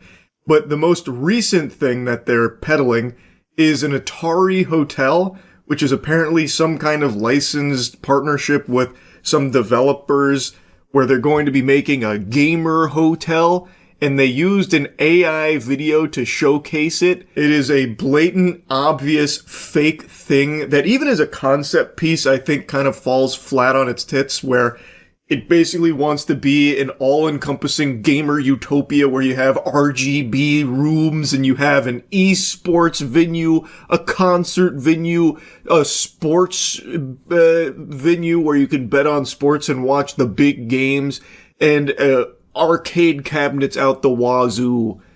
And they have this AI-generated video that probably took them like 45 seconds to make to show all of this. And my God, does it look like shit. Everything about it is terrible, but the most shameless part is they're using this as a pitch piece to try and get every Joe Schmo out there that happens to stumble across it to give them $500 as an investment so they can be an investor in Atari hotels. And they have it structured like a Kickstarter thing where you can go all the way up to like $50,000 where you give them 50 grand and you get a brick. It's so fucking stupid. This company has to have one of the hardest fall-offs in corporate history. Like, at least Blockbuster, when it fell off, it had the dignity of dying with its boots on. Atari has just existed in a pitiful state for decades now. And despite not doing anything like meaningful for decades, their brand is still extraordinarily recognizable. That's how big they used to be.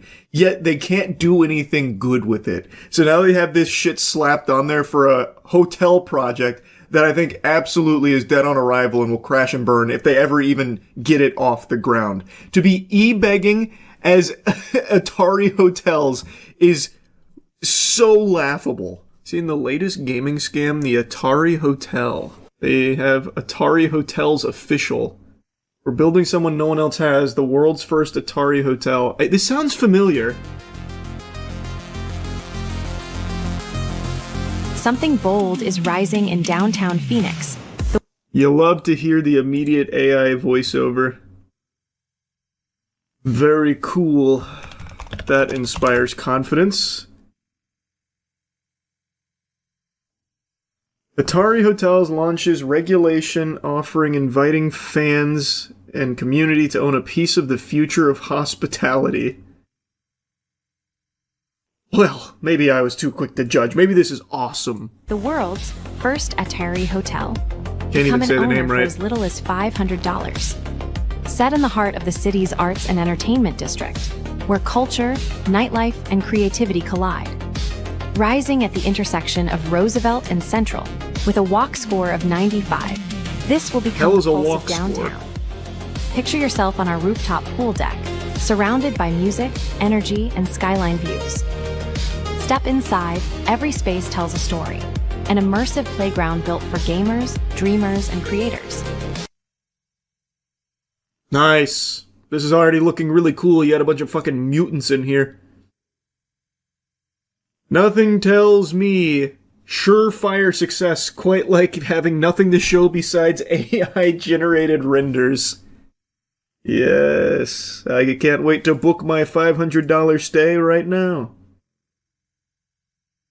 Here's an article written about it. Let's see. Atari Hotels, a first-of-its-kind immersive entertainment and hospitality venue, today announced the launch of its Regulation A Tier 2 equity offering, giving fans, gamers, and community a chance to become true owners. Yep. Throw that in the wastebasket right away. That's a load of fucking barnacles. Scam! Scam! Atari Hotels recently acquired over 1 acre of land in Phoenix's arts and entertainment district, Roosevelt Row, seeking between $35 to $40 million to fund the development of its flagship location.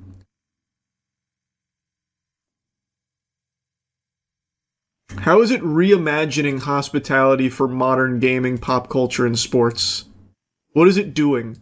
Adding RGB? Is that it? That's how they're reimagining it? Does it say? An entertainment experience like no other.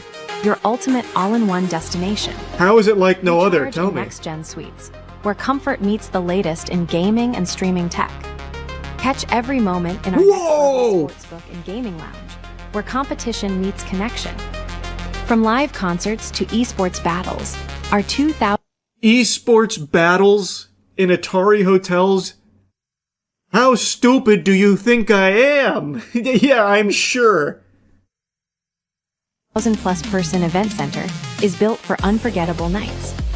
Here, nostalgia collides with the future. Classic icons. Damn, look at this arcade! Holy shit! They got like a whole closet full of cabinets.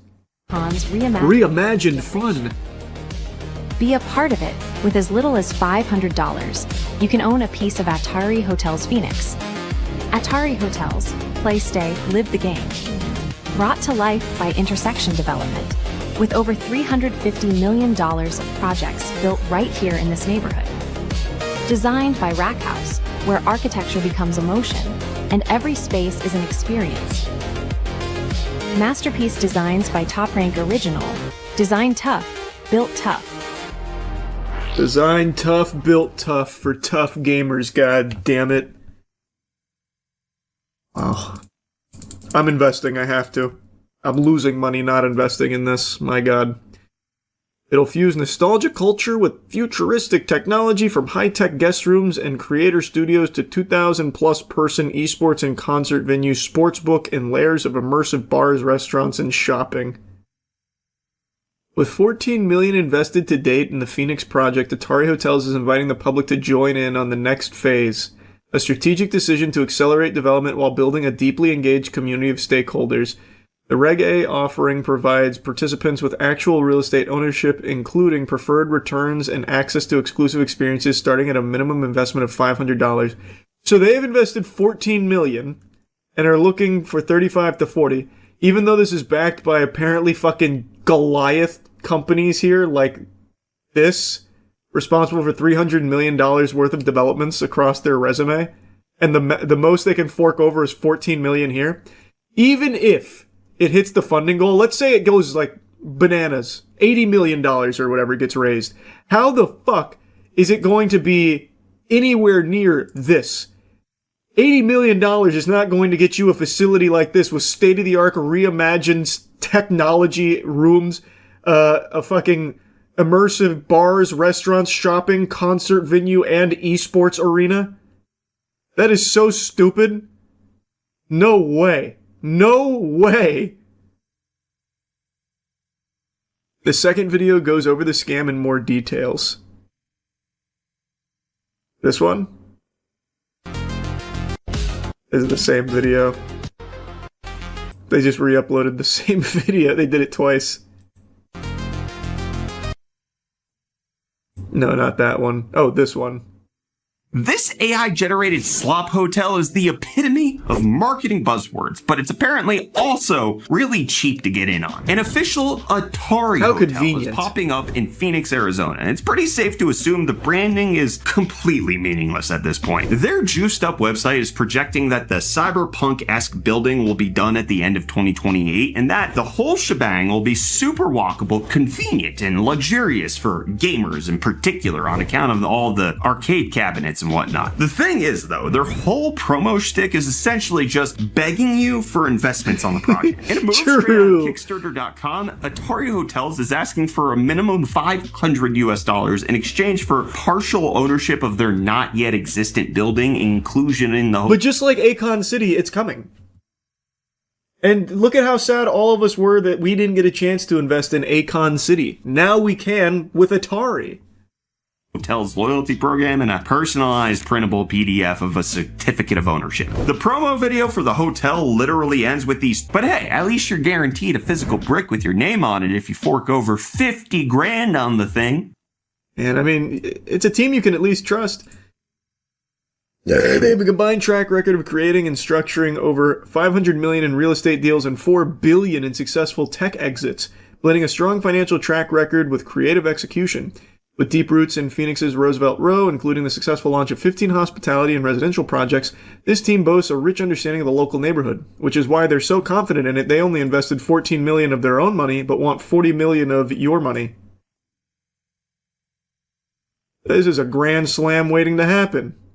It's going to be like that Willy Wonka amusement park in Scotland. The Willy Wonka experience, yeah, for hotels. Unbelievable, man. That's crazy. That's so shameless. Well, it's coming pretty soon. It's starting in 2026. We'll get to see it from the ground up. I can't wait. The people who get nostalgic about Atari are all in their 50s and probably fall for AI, so who knows. I mean, that's still kind of a stretch, though. Like, I don't think people in their 50s are going to be like, $500? All right, I'll give it to Atari Hotels. This is exactly what I want. A place where I can watch esports events. Like, battles. The 50-year-old Atari fans are not going to care about the esports event space or anything like that. I don't know. I think it's just... I just don't think this has a chance of getting any real human beings to put money into it. You'd have to be a fucking beyond degenerate moron to throw $500 at this. Like, they couldn't even do the bare minimum of AI generating something that looks realistic. Like, just look at this. You can stop at any single frame, and it is just a disaster. Like, everyone's fucking face is melting. This guy's arm has fallen to the back rooms. Like, every single thing here. And they're all just like, these hills have eyes like mutants everywhere. They're not even using, like, the newest AI videos or anything. It's whatever the cheapest, fastest shit they could churn out was. And even just as a concept, the hotel has a terrible idea. Yeah, it doesn't even have a strip club. Well, not yet. That's if you donate the $50,000 to it, you get a brick and a lap dance. And a free 1-year subscription to Sohids. Would have been better in Vegas, like a gaming casino hotel. I guess. I don't think this is a hot take. I think this should be a pretty obvious take. But the thing is, if you're trying to market to gamers for a social experience, you're fucking stupid. Like, the last people that would want a gamer hotel would be gamers. They're not gonna go. If this actually gets built... Oh, yeah. I mean, you can just stop it right there if this actually gets built. It won't. Here's what I think. I think they will start construction on something. I think whatever they end up finishing construction on will not be Atari Hotel. It won't be a gamer hotel. I think it'll end up just being another one of their endless hospitality projects, and this was just going to be a fucking failed concept. They'll just pivot. Wait to hear about the Atari's next project, Atari Airline that takes you to Atari Cruise. Genius. I know you're making a joke, but it actually is incredible to me how Atari was so early to video games. They had such a stranglehold on it, and they floundered. And now, all they coast on is their once powerful name. Despite not having any real, like, products or anything of value for the last, like, 2 decades, almost 3 decades, they still coast with this name because it's so recognizable, but they won't do the bare minimum of just trying to make good games or anything again. Like, they are just totally content to do nothing except try and cash in goodwill on the Atari name. It's crazy to me. Oh, it's the actual Atari business. As far as I can tell, this is the actual Atari business, yeah. This isn't like a knockoff or anything. This is an Atari partnership, from what I can tell, based on their website here. Though, I did just Google something that came up with a Reddit post from someone who's been looking into this. So, I'll take it with a grain of salt for now. According to this post, it's a hotel with the Atari license and branding, but totally unaffiliated with Atari. Which sounds very par for the course if that is true. Atari they probably got a cold call and an email like, hey, for like $50, can we like use the Atari name for a little something we're cooking up? And they're like, yes! Yes, God, please! Anything! Basically like Nickelodeon Hotel. They just use the brand and IPs, but it's actually run by Holiday Inn. God, the Nickelodeon Hotel is a classic. Oh, it's so good. These new gen scammers don't know how it was back in the day. They actually had to work to scam people. All you need now is AI. Isn't that crazy? Yeah, like, you're making a joke, but it's actually super true. You actually had to try to scam back in the day. Now, AI does it for you. It's such a shame. There had to be some level of intelligence to a scam. No longer the case. Bernie Madoff with AI would have been unstoppable. Yeah, they would have never caught his ass if he had AI in his tool bag. I saw something super interesting today that I want to yap about. It's become somewhat of a big conversation even outside of these bubbles that I'm tapped into, because even people that know nothing about guns can recognize that there's something wrong with this little puppy here. It's the SIG P320. This puppy's got a real nasty reputation developing. It's got the cheese touch, people talking about it being stinkier than Sir Strumming. I was going to lore dump on you, and I had even made this video setting all of the groundwork and the foundation for everything that had been happening with the P320 up until this point, but I want to show you the video that's sparked this topic for me today that I want to talk about, and it's got a lot of people talking. Through the firing sequence, through the actual movement of the sear down is less than 1 millimeter. And we're going to see if it'll set the cartridge off. I don't know. We'll try it a couple times. It might not. This safety might be working, but the other safeties might not have been. So let's see.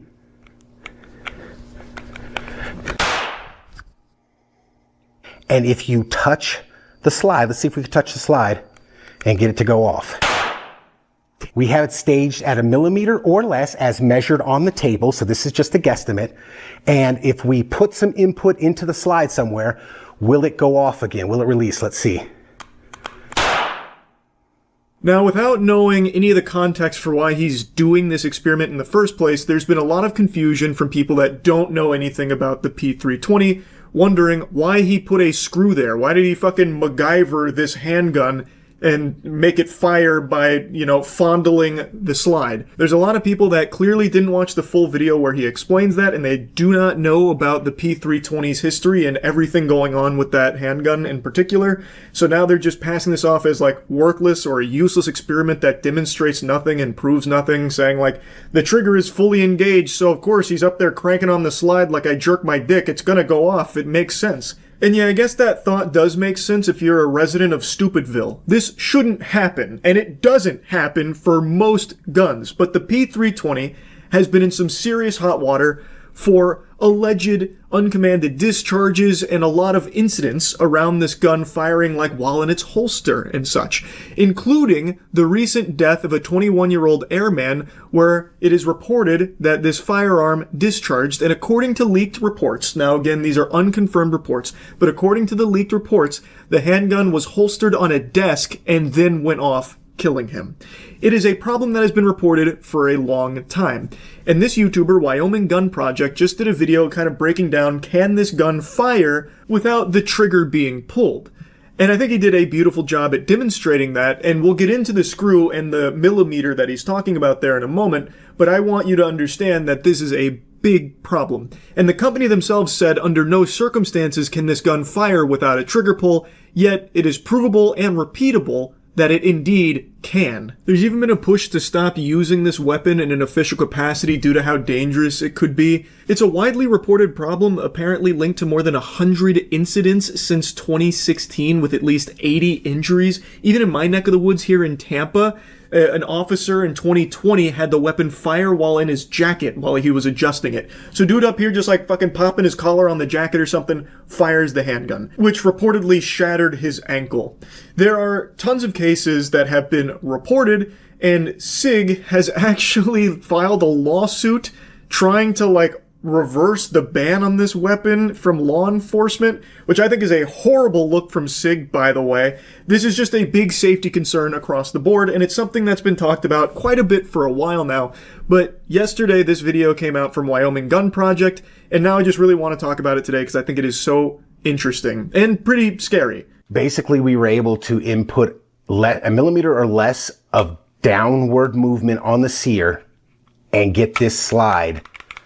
By manipulating the slide, we were able to get it go off and actually fire a primed case 5 times in a row. That's the whole experiment here in a nutshell. Inputting a millimeter or less of downward movement on the trigger past the pre-travel, and then manipulating the slide in any way. It didn't have to be like hands, by the way. Like the real world application would be if for some reason that trigger was engaged a millimeter or less past the pre-travel, and then you put it in your holster, it would go off. That is answering the question that people have wanted an answer to for a while. How could the P320 fire uncommanded? And his experiment aimed to try and solve that, to figure out how it could happen. Now, this isn't some like really wacky specific set of circumstances that are just astronomical odds of happening. Like, this isn't unfathomable. A millimeter, that's nothing. That's like the size of Ant-Man's erect nipples when he shrinks himself down to an atomic size. A millimeter or less of movement past the pre-travel, that is something that can very realistically happen over time, like build up in there. There are so many things that could contribute to that happening, which is probably why there are so many reported incidents of this discharging uncommanded. I have seen some other videos where people have taken their SIG, they've engaged the trigger just a tiny bit and touched the slide, and it's gone off. Now, it just did that for me right there. This was the experiment people were doing prior to Wyoming Gun Project, where they would lightly pull the trigger, not fully engaging it, but lightly pulling it and then tapping the slide and it would go off. But that's an experiment that obviously isn't the, most reliable, because you never really know. Maybe you put more pressure than you thought, and it was a little too up for interpretation whether or not it was a trigger pull and such. So it wasn't the most reliable demonstration, and instead Wyoming Gun Project went the extra step of showcasing how it can fire without your finger even being near the trigger, if there is just that millimeter or less worth of movement past the pre-travel. So I tried to figure out a way, like, how can we come up with a way where we can gradually increase the pressure on the trigger to the point where this play in this slide makes a difference? Because this is, none of my other guns do this. And for control, let me just show you another handgun that does not do this. This is a Taurus G3. Look how much play is in this slide.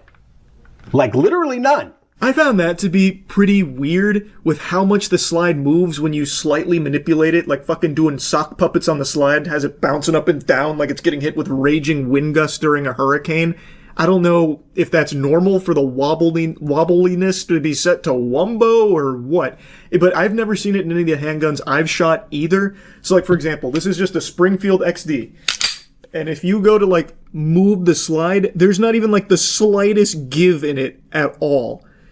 But again, maybe that's common in some way, but I'm certainly pretty unfamiliar with a slide moving like that. Now, why is that important? That is important because the striker mechanism is in the slide, and the sear and FCU is in the frame. So any up and down movement affects the engagement of the sear and the striker hook. In case somebody doesn't know, this is pre-travel on a trigger or free play. Nothing is happening here. No firing process is starting at all. When it hits that wall, that's when it will start lowering the sear. A super solid explanation on why the movement of that slide is so odd, and then he explains the pre-travel. Then he measures the pre-travel, and then he puts in the screw being his way of fine-tuning the amount of movement that he could get past the trigger wall. And in this case, it would go off with as little as less than a millimeter worth. Let's see if we can get it off by just touching, or if we can release the striker by just touching the slide. Now, I'm not touching it with my finger. How about that? So this was less than a millimeter, so we'll assume the one that is at 1 millimeter will go off. Okay? So let's try it. That time it didn't. And there it did. So that's kind of simulating of it's rolling around in a cop's holster. Not a whole lot of movement required to have this go off by just having the slide be bumped or moved or in some way jostled around. That's a big concern. And then he addresses people that inevitably ended up talking about like the screw being there. Like, oh, it's just a full trigger pull with the screw. This doesn't really prove anything. I think he gives a good explanation on why the screw doesn't matter. It's there just to simulate what could happen should a millimeter worth of movement happen to the trigger, which again is something that can very easily happen. I'm going to get some jerk off that comes in these comments go, we just don't stick a screw in your trigger. This is a tool to simulate, to take the human factor out so that you sane people that will come into my comments and say this aren't going, you pulled the trigger with your finger, bro. I didn't. The FBI report said there was a ledge on, it was either the sear or the striker hook. I don't remember. And you pulled the trigger a little bit, less than a millimeter, less than 1 millimeter. And it caught on that ledge. And then you holstered your gun. Okay, this is a G-code holster. Then you holstered your gun. And it just went off.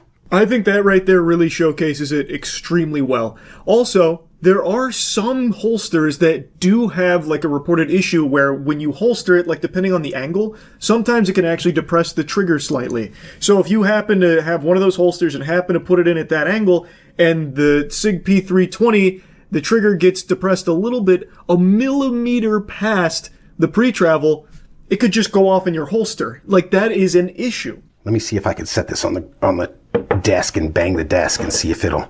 Now the camera's going to shake, so... Whoa! Let's see what we got here. Did it go off?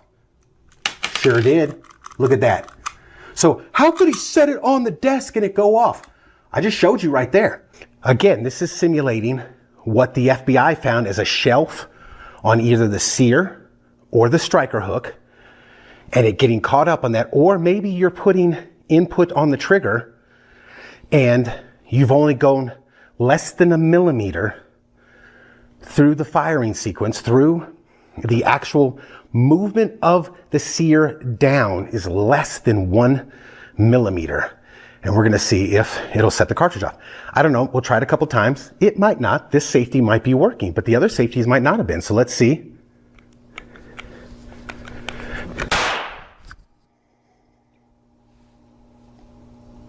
It is pretty crazy to see the desk demonstration there with just how little has to be exerted on it for it to discharge once there is that teensy tiny tiddlywink of movement past the trigger wall. Now, of course, I don't think this is going to happen all the time to every P320 out there, but the fact that it can happen at all is concerning. It is clearly an issue based on the numerous reported incidents, all of these alleged incidents with this weapon. It proves that there are a lot of circumstances that lead to that little amount of movement there, and it's causing it to discharge uncommanded. And it is something that needs some big looking into and maybe a little sprucing up, because it is seemingly responsible for numerous injuries and, at least in one case, a death. So I just found this to just be an interesting topic and a really great video from Wyoming Gun Project. Again, I recommend you check out the full thing. That's really about it. So yeah. I wasn't home much yesterday, so I missed a lot of the happenings from the last 24 hours, but today I happened to see a wacky headline. Nicki Minaj praises J.D. Vance as assassin as Erica Kirk sits next to her. This was apparently at something called AmFest, where Nicki Minaj went up on stage to celebrate Trump and a bunch of stuff or whatever, and then I guess while she was busy glazing and gobbling on, like, the administration's wiener, she tried to pay J.D. Vance a compliment by calling him an assassin, which obviously raises some eyebrows as Erica Kirk sits right next to her, whose husband was literally assassinated. Ordinarily, I'd put the clip here so you could hear it for yourself, but I don't want to take a chance of DMCA, especially with how rampant that kind of shit's been going on. You can watch it yourself if you want, though, but she immediately recognizes the blunder. She kind of scholars mated herself there by using that word. To me, it probably sounds like an Austin Powers type moment where it, you know, don't say mole, don't say mole, don't say mole, mole. Where she was trying so hard not to use the word assassin, but then for some reason, her fucking neurons couldn't fire properly, and all she could think of for a compliment for J.D. Vance was that he's an assassin. And Erica Kirk tries to, like, you know, dispel the awkwardness and, like, reassure her, like, it's okay and try and make light of it and move on from it. But what a weird compliment to try and pay somebody. Like, who says that? Oh, this guy's, like, so epic. He's so awesome. Like, he's an assassin. Like, that's like something a middle schooler would say on fucking Xbox Live or something. What are you talking about? Who says that shit? Now, that's not the only thing I wanted to yap about here. Obviously, that's just a weird, wacky little thing. But Nicki Minaj's presence at an event like this is so head-scratching to me because she herself is not a U.S. citizen. I don't know how many people know this or how many people just forgot. She herself talks about not being a U.S. citizen and that she is literally an illegal immigrant. In 2018, she even made a whole statement about it with what was happening to immigration back then and how her heart was breaking for it, telling the story of how she came to this country at 5 years old, an illegal immigrant. She was discussing how she can't even imagine being separated from her parents at 5 years old and everything that was happening then. And since, she still has not become an American citizen. In 2024, only a year ago, she once again opened up reiterating, confirming she is still not an American citizen, despite paying so many millions in taxes and all that. So her going on stage yesterday and being like, the president is dashing and handsome, it gives me like the same feeling as someone who's trying so hard to avoid getting in trouble by trying to like butter up the person that can really fuck them. Like, oh, you're just so smart and striking, devilishly talented, by the way. Did I tell you that? Honestly, I'd go as far as to call you like a god, even an assassin. Like, it feels like she's so over the top. Maybe she's worried about getting deported herself or something, so now she's trying to like suckle the titty here of this administration and like hide in its ranks as, you know, a public figure. So now she's just stuck looking like a fucking imbecile. Yeah, this administration is perfect. Like Frosted Flakes, they're great. Yeah, who just said Epstein files? Someone shoot that guy. Yeah, us U.S. citizens, all of us, my fellow U.S. citizens, we gotta stick together. We love U.S. citizens like me, am I right? That kind of thing, like she's cutting fucking WWE promos. But I think there also might be another explanation here. Again, just another game theory. Maybe she's not looking to protect herself. Maybe she's fishing for a pardon for her sex offender husband.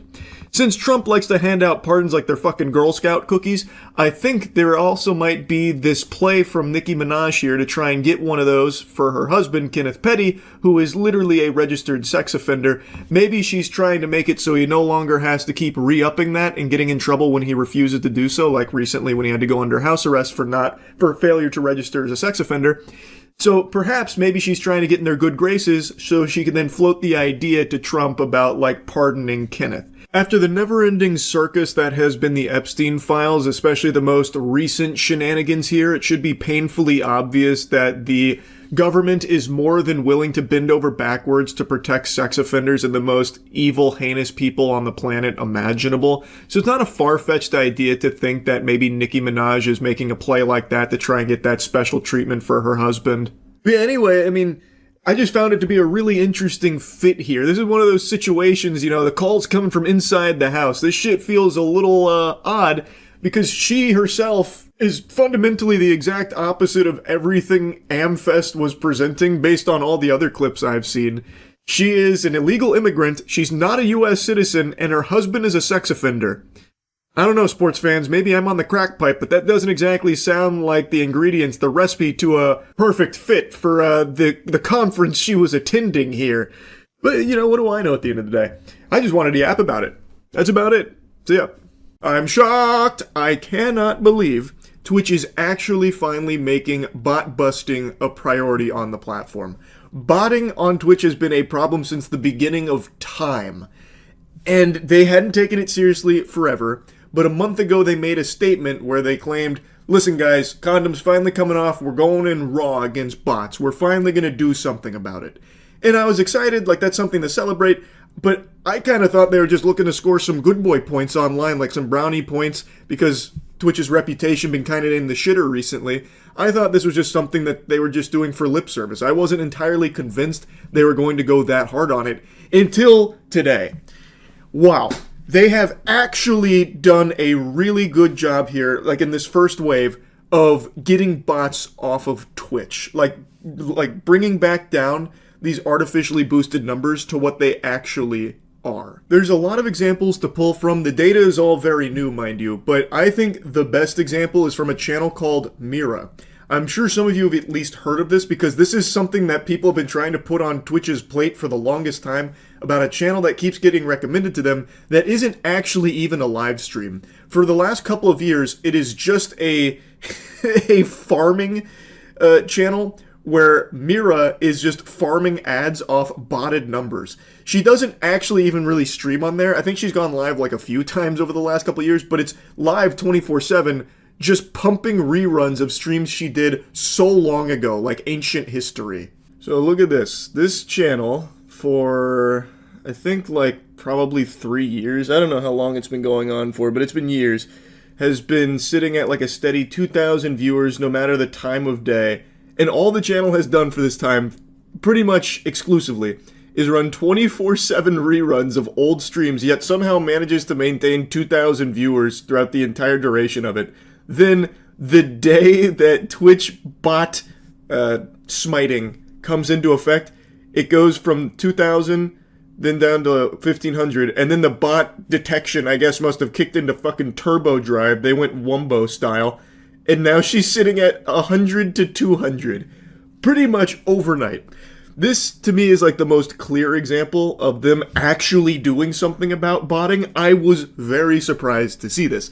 Her channel, which is live right now, by the way, because it's 24/7 reruns, this channel is constantly, or was constantly, recommended to anybody with a brand new account. Like, see how I'm not logged in or anything. I'm still on, like, light mode. This stream was recommended all the time, and somehow still had thousands of viewers on just reruns. Clearly, most, like, rational, sentient human beings aren't going to be watching that. Like, look at the chat. It doesn't move.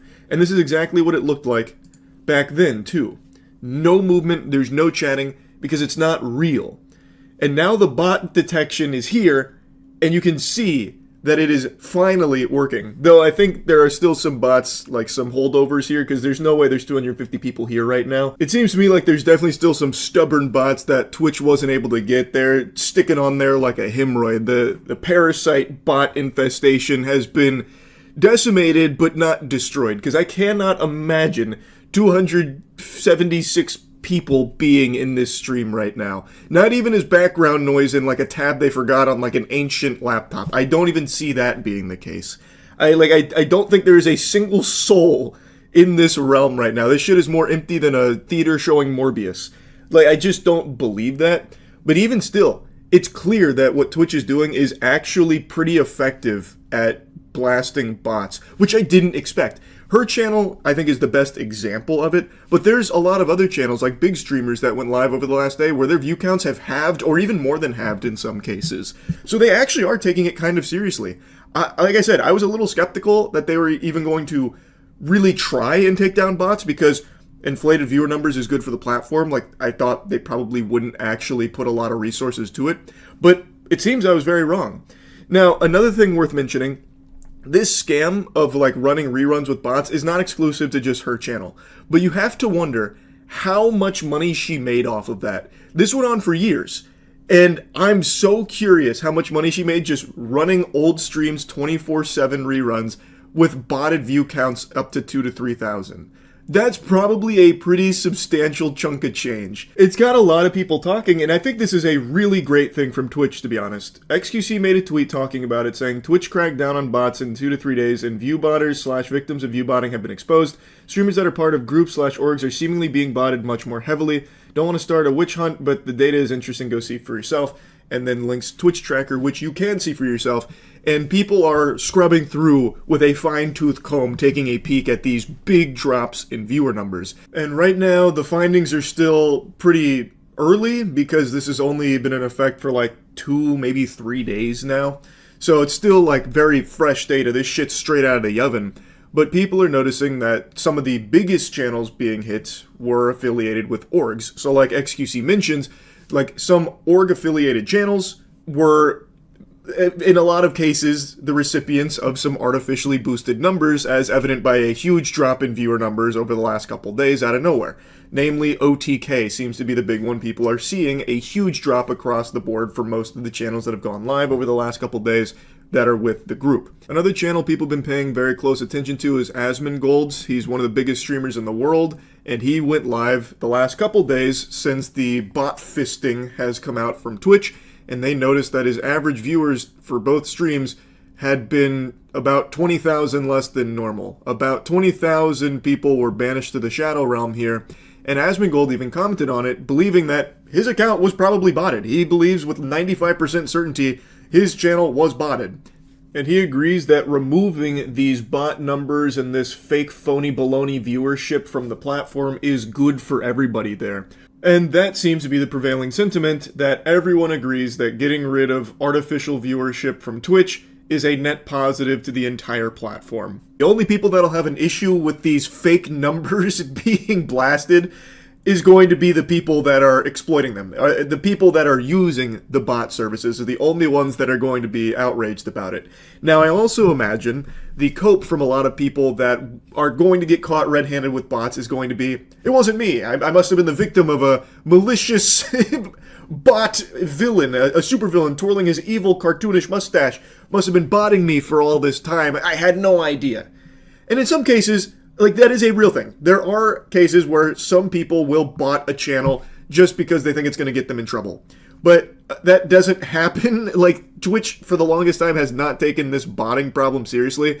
So that whole idea of, like, a bad actor botting a channel to try and get punishment put upon a streamer they don't like, it's not that common. It happens, sure, but it's not that common because everybody knows Twitch hasn't done anything about botters for so long. So how the fuck could that possibly still be a strategy that someone that doesn't like you would use? That's like you and your buddy going to the public pool and you eat pizza together and then your friend tries to tell the lifeguard that you didn't wait 30 minutes before getting in the pool. It's like, okay, who gives a fuck? Like, that's the whole way Twitch has treated botting for the longest time. Until now. I think that's going to be like the crutch a lot of people will claim. Like, I wasn't botting. I didn't sign off on anyone botting me. This must have been some stranger in the back alleys trying to hurt my reputation by botting me for all this time. And some people, I'm sure, will be telling the truth, but it's going to be hard to know for sure. But one thing that I think everyone will know for sure is that this is a really good thing for Twitch. I am so glad they're actually taking this seriously and actually wiping out such huge amounts of bots. I'm hoping they are still going to continue doing this because there's still work to be done. All of these bot services are going to do their best to circumvent this so that way their clients can continue to pay them money for this service. They're not just going to roll over and die. They're not going to go belly up and just admit defeat. This is always a tug of war. They are going to come up with new ways of trying to evade Twitch's detection, and I'm hoping this isn't just like a one-time thing where Twitch blew their whole load here on this bot blast. I'm hoping they will continue to allocate resources to fighting against the upcoming bots that are going to be, no doubt, surfacing soon. But either way, this is a great step in the right direction, and I hope it continues. Just wanted to yap about it a bit. That's it. So yeah. A couple days ago, I learned a very valuable lesson on the importance of being a good wingman for your friends. I'm sure you all know what a wingman is, but I'll explain it anyway for anyone that hasn't been outside. A wingman is someone that you can rely on to help get you laid. Basically, it is a friend of yours whom will vouch for you in a social situation when you're talking to a stranger that you're romantically interested in. So for example, you're at the bar and you start a conversation with someone you're interested in, but things aren't really going anywhere. You start to sweat, your ass gets a bit swampy, and it's looking like all hope is lost. And that's when the clouds part and a heavenly glow shines upon your wingman. They're the Batman to your Gotham. They're about to save you. So they scoot in on a skateboard and they just hype you up in front of the other person. They vouch for you. They make you look great. They say some shit like, "Hey Charlie, thanks for letting me borrow the Lambo yesterday. Really appreciate it. Oh, and also, those animals you saved from the shelter last week, well, they all found loving households today." And, you know, they just say some shit that, like, really puts you up there. It's like, damn, this guy's fucking cool, right? That's the purpose of a wingman. I've always believed, I guess delusionally, that I was a good wingman, and it wasn't until a couple days ago I learned, man, I fucking suck at it. But not only am I a shitty wingman, I'm just a bad friend. So a couple days ago, I posted this video where I was interviewing two Moist Esports athletes, Cola and Goblin. We were eating spicy food together and just really, you know, dudes being bros. We were bonding, learning a lot about each other.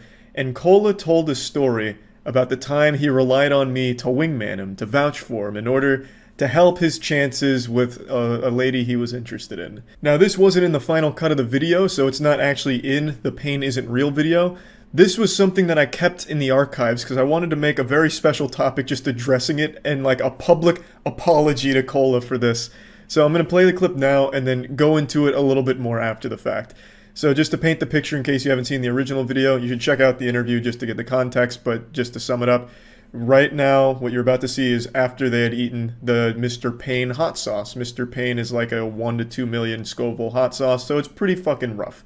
The tagline is execute your taste buds, but it almost executed our friendship as well. I'll get one more.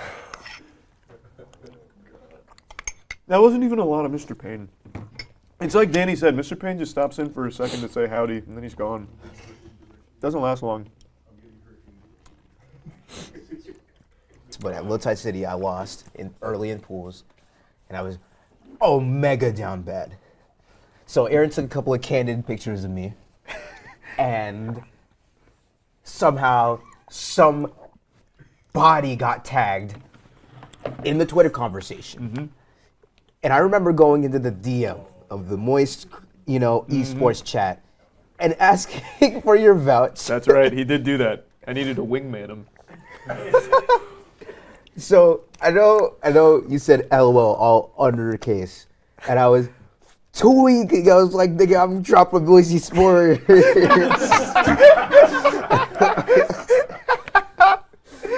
How did you feel after I typed that?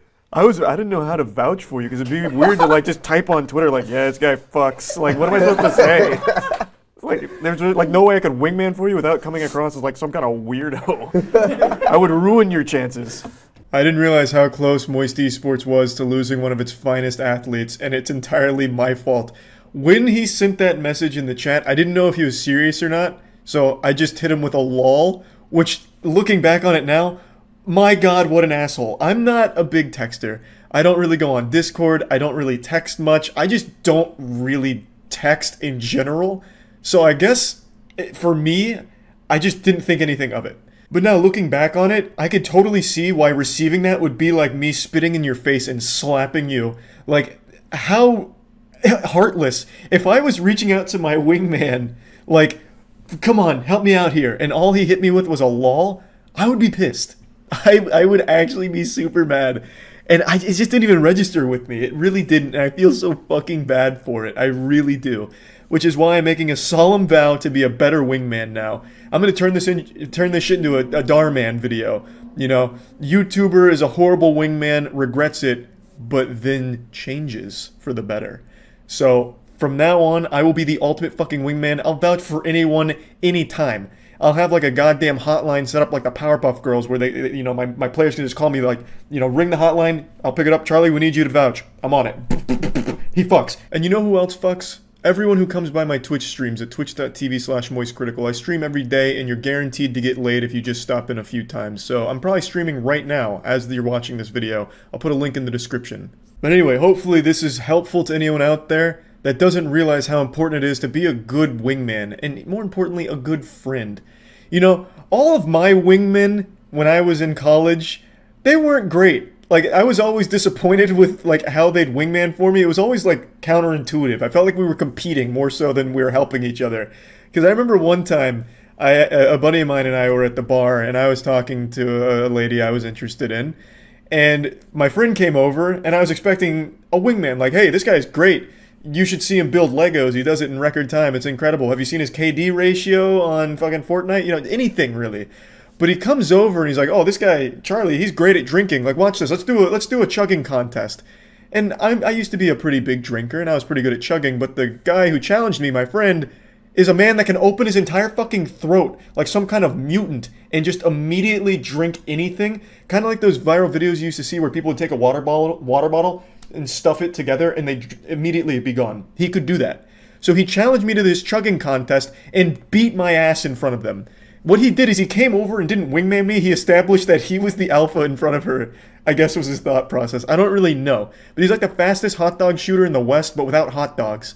It made me so upset. Like, I didn't have good wingmen, and yet I have now become what I once hated without noticing. So I think it was very important that Cola shared this story with me so that way I can improve for the better. And hopefully you all now understand just how important it is to just be there for your friends when they need it, really, goddammit. I still feel awful about it. But anyway, I just wanted to share this. That's about it. See ya. You saw Ticketmaster is officially an illegal monopoly now. I saw the headlines. I haven't looked into it. Let me see. I hesitate to believe that, though. There was a big effort to shut this down. So I'd be shocked if they did actually follow through and designate them an illegal monopoly. There's got to be some kind of caveat. Jury finds Live Nation Ticketmaster illegal monopoly that overcharged fans. Trump administration dropped out of the trial, but 33 states kept fighting. This I didn't know. Once Trump came in, because of Trump always steps in when there's donations on the line. I remember the administration came in to try and wash it. I thought it was kaput. I didn't realize they kept going. Wait a minute, this could be huge then. Federal jury ruled today that Live Nation and its Ticketmaster subsidiary operate an illegal monopoly that overcharged fans for tickets, handing a win to U.S. states that continue to trial even after the Trump administration dropped out. Jury found that Ticketmaster unlawfully maintains a monopoly in the market for ticketing services at major concert venues, and that Live Nation has a monopoly in the market for large amphitheaters used by artists. Whoa. Whoa, wait. This came from the office of Attorney General Letitia James. You might recognize her name because she's the one that's currently suing Valve. You telling me she actually does real lawsuits that aren't dog shit? Is that possible? Unless I'm misremembering, I'm pretty sure it's Letitia James that's suing Valve. I'll double check. I'm nearly 100% sure though. Yeah. New York Attorney General Letitia James sues Valve Corporation. That was February 25th, 2026. Very interesting. Live Nation unlawfully requires artists who use the amphitheaters it owns to also use its event promotion services, and that fans have been overcharged for concert tickets at major concert venues across the country, which anyone who's been to a concert over the last decade will tell you. Ticketmaster overcharged states by $1.72 per ticket and what the state had estimated. Evidence at trial showed that a Live Nation regional director boasted a gouging ticket buyers and robbing them blind, we covered that, with fees for ancillary services such as slight parking upgrades. The verdict could cost Live Nation and Ticketmaster hundreds of millions of dollars just for the $1.72 per ticket that the jury found Ticketmaster had overcharged consumers in 22 states. Great news. Actually, wonderful news. I thought for sure this was kaput after the Trump administration stepped in to try and help the monopoly. The Trump administration last month decided to jump out of the case that began during the Biden era. U.S. blindsided states by announcing a settlement with Live Nation during the trial, forcing states to take over the lead role. Trump administration gave up the fight and wanted to let these companies off the hook easily. But we kept fighting for every Arizonan who had been charged too much by this illegal monopoly, and we won. Trump admin agreed to stop pursuing a breakup of Live Nation and Ticketmaster as part of the settlement. The terms reportedly included changes to business practices and civil penalties of up to $280 million for states that opted to join the settlement, but only 6 states joined the deal, and they will reportedly receive a total of $18.6 million. So no more overpriced tickets. Okay, let's not get carried away, brother. This is good news, but it's not like it actually solves the full problem. At least not yet. It is a step in the right direction, though. You see the 26-year-old that died in the fake ICU. 26-year-old Connor Hilton of North Haven died August 2024 at a Bridgeport Hospital Milford campus after being admitted for pancreatitis. Parents are now suing Yale New Haven Health and Northeast Medical Group for negligence in a wrongful death claim. So here, I haven't read this article, but where does it talk about what happened? Because it's pretty wild. So according to the state report, Hilton did not see, this is after he had presented with his signs of pancreatitis. They admitted him to the ICU, but they didn't administer any medication to address the alcohol withdrawal or anything like that. According to the state report, Hilton did not see an in-person physician a single time in the 4 hours he was moved to the ICU. Instead, his in-person care team consulted virtually with a remote tele-ICU model. So they literally have just telehealthing your doctors instead of actually saving your life in the ICU. How cool is that, huh? He was pronounced dead via video screen shared by the remote physician, by the way. Very, very sad and very scary. AI doctors next. Yep. This is the first of its kind, but it won't be the last. I feel like there would be too many liabilities to have AI-only doctors. You would think, but I'm pretty confident that the lawsuits and liabilities would still be cheaper for them. Like they're going to save more money just battling those and settling than they would just paying doctors and hospital staff. The wait to see is that's something I wanted to talk about a couple days ago and forgot. If any of you follow the gaming channel, in the most recent league tournament we played in, Andrew was talking about his kidney stones. This was like a month ago now.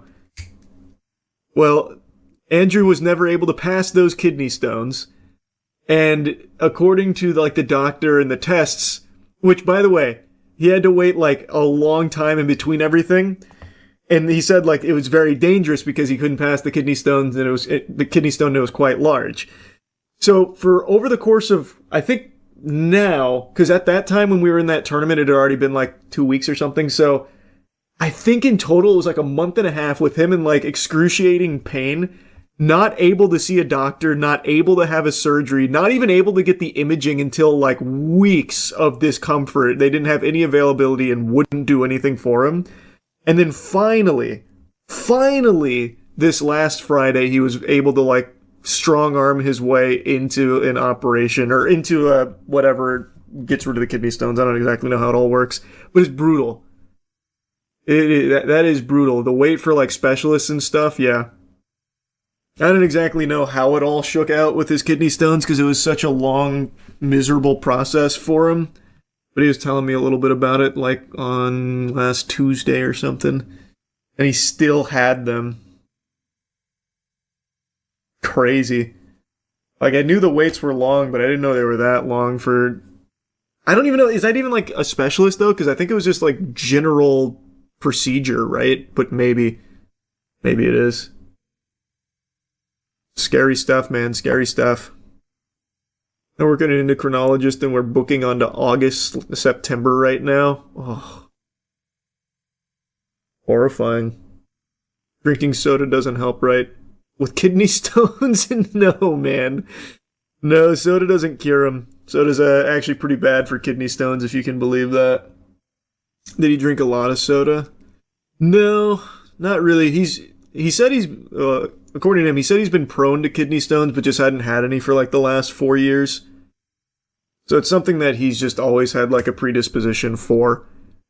And recently he's been drinking like more energy drinks and stuff throughout the day. So he said it was probably from that. What about Red Bull? Yeah, I think he was a Monster guy. Well, I say was, he's still alive. I think Andrew mainly drinks Monster from what I've seen. You saw RFK Jr. stole a dead raccoon's penis in front of his kids to study it. I saw that headline, and I feel like that told me all I needed to know. He's a scientist. He's used his own body as a canvas for means of study. He's testing the human limits with meth and that brain worm. So of course he's going to study raccoon penis. I believe it. RFK Jr. is also starting a podcast. Is he? Hype. We were running low on podcasts. He has the smoothest and perfect voice for it, too. That's true. That is a good point. Thoughts on the AI Val Kilmer movie coming out? The AI Val Kilmer movie. What? As Deep as the Grave. Val Kilmer AI Performance 2026. Wait. Are we on the cusp of peak? This is what the cinema's been demanding.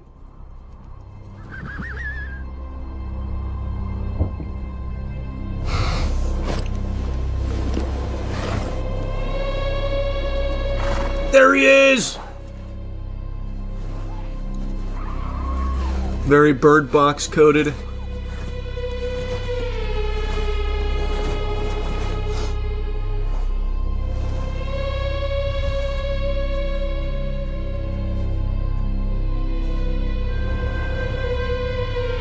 Isho. Lee.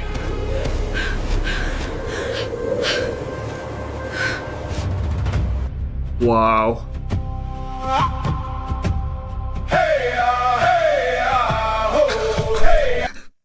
What a cool tagline. Wait, what?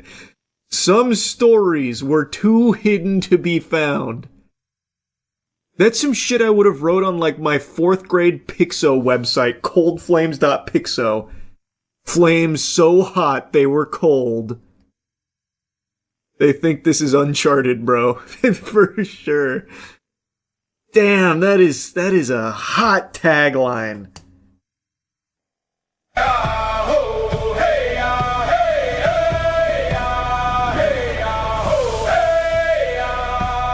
This shit was so hidden, but Val Kilmer found it. Oh, it's true story. Where'd they hide it?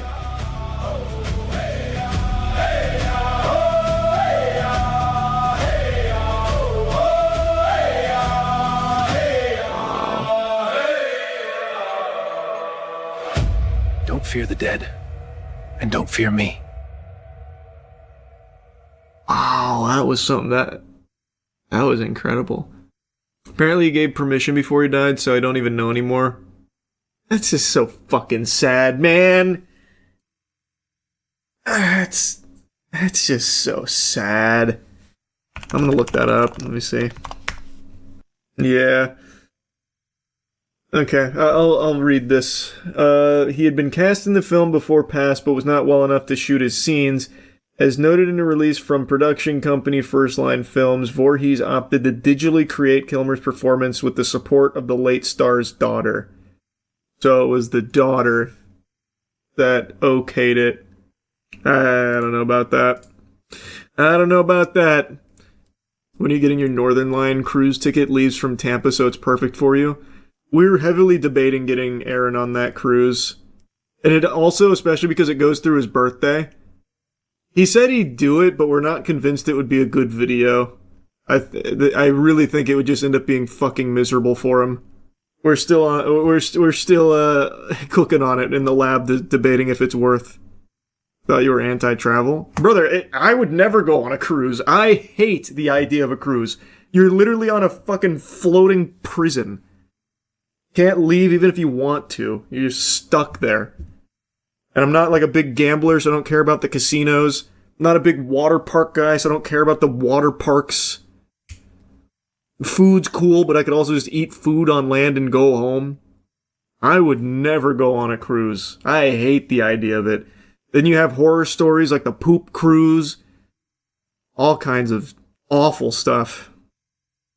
But we were thinking about sending Aaron on the Northern Line Super Cruise. Just to document that. Imagine it ends up being Titanic 2. Aaron's footage would be huge in that case. Like, the idea is silly, and Aaron's, like, super open to doing it. It's just genuinely one of those things where, like, the idea might be more fun than the actual thing. Because I think inevitably what's going to happen... For those that don't know what we're even yapping about, I'll pull it up real quick. My mom... Here. So, Northern Lion, as well as some other streamers, are doing a cruise. Chicks. And it's leaving out of Tampa for some reason. But yeah, so that's basically the gist of it. So, it's a streamer cruise where the chat is on the vessel with the streamers that they adore. The characters that would show up for that could be something beyond human imagination. So, like, the idea conceptually of sending Aaron on this as, like, a scout, or like a basically a wartime journalist, is, like, a really silly, fun idea for TOC. But this is actually his birthday. Like, we would literally be sending him to streamer cruise jail for his birthday. And it just, I don't know. I don't know if it feels cruel. It is real. No, Northern Line has confirmed this is real. And it leaves out of Tampa. Like, it leaves out of Tampa. And the whole thing is, the fans get to go there on the cruise, and they get to have a Q&A. They get to watch the live stream in person. I don't know what the variety shows really consist of. Hopefully a talent show will get Aaron up there and juggle for him. Or maybe deliver like a tight 5 stand-up. It's actually a gift and it's only $2,100. Well, actually the cheapest tickets are $1,800. So we'd put Aaron in the fucking nosebleeds or whatever it is on the cruise. Whatever like the stowaway section is for $1,800. They'll have him come out to go to the Northern Lion Q&A and watch him play some Slay the Spire. Well, you have to get him the squad up ticket. That was another thing we kicked around, because Danny said he'd be willing to duo with him, get the duo Q ticket bundle or whatever. Danny loves cruises, but he might be on his honeymoon at this time, so he's not sure. I just don't know if it's... like, the idea itself is silly and wacky, but genuinely the video might just be terrible. Might just actually be terrible. And then we just wasted Aaron's whole birthday. And it'd feel bad. You know damn well everyone but the streamers will be treated like prisoners with extremely limited access. So I think what it is, I could be wrong. I'm still a little confused on it. I think it is a normal cruise, like a completely normal cruise. This isn't like Northern Lion's private dinghy, like it's not his vessel that's cruising. I think it is an entirely normal cruise that Northern Lion and the other streamers that are listed have with a section booked. So like they have their own streamer section. So what it would be is the fans book the normal cruise through Northern Lion's Super Cruise, and they are their guests basically. They're there for them, but they get access to the whole crew, or the whole cruise, and very limited access, I imagine, to the streamers for their own safety. Because I bet if the fans just get to like be around them at all time, it would be like piranhas. It would be like chimpanzees like ripping their flesh off. Are you going to christen the vessel in Tampa? Yeah, I'll go out there and I'll break the champagne on the cruise and spank it on the ass. And then I'll give Aaron a big salute on his way out on the streamer Super Cruise. Last Flag came out, the Imagine Dragons game, peak player 558. Will you play it? I mean, I played the tech test or whatever it was, the beta, I don't know. I didn't love it, so probably not. I don't see why I would. Wubby got sponsored by them a few streams ago. Wubby got sponsored by Last Flag. No way, why? Oh yeah. There he is, playing a little bit of Last Flag. That Imagine's Dragon money hit. Tyler 1 was sponsored to play it too. Damn, they had a big sponsorship campaign. That's Imagine Dragons, baby. I'm curious, hold on. So Tyler 1, Wubby, Fan, look, it looks like a lot of people got sponsored for Last Flag. How did that do for the player count? Peak player count of 556. I don't know if this is a hot take or not. I truly think sponsoring streamers to play a game is completely fucking worthless. Genuinely. Unless your game's just already successful and you just want to get like a stronger word of mouth out there, I just don't really even see the point. Like if you have a game that doesn't have like legs on its own, there's just no value out of paying streamers to try and pump it. And isn't Last Flag free? It's $12. Wow, that explains a lot. Didn't they pay you to play Dying Like the Beast? Yeah, I was playing it anyway. And that's what I just said. I feel like that makes more sense if you already have a game that's going to be strong and you just want more word of mouth. I get that. But like this game, you don't get anything out of it. I don't see it. I just don't see it. Because the streamers, it's very clear, aren't really into it. I don't get it. I used to think differently. I used to think that this was like a really smart strategy for up-and-coming games to like snatch up a bunch of streamers to try and pump it off rip. But it just doesn't work. Maybe it did back then, it doesn't now. Now the sponsored streams for like big games are the ones that I get. That makes sense. I don't know what else they could do with the money. I couldn't tell you. All I know is that this strategy just doesn't work. Probably better off spending those resources making the game better and have people like actually want to play it. But I don't know what the solution is.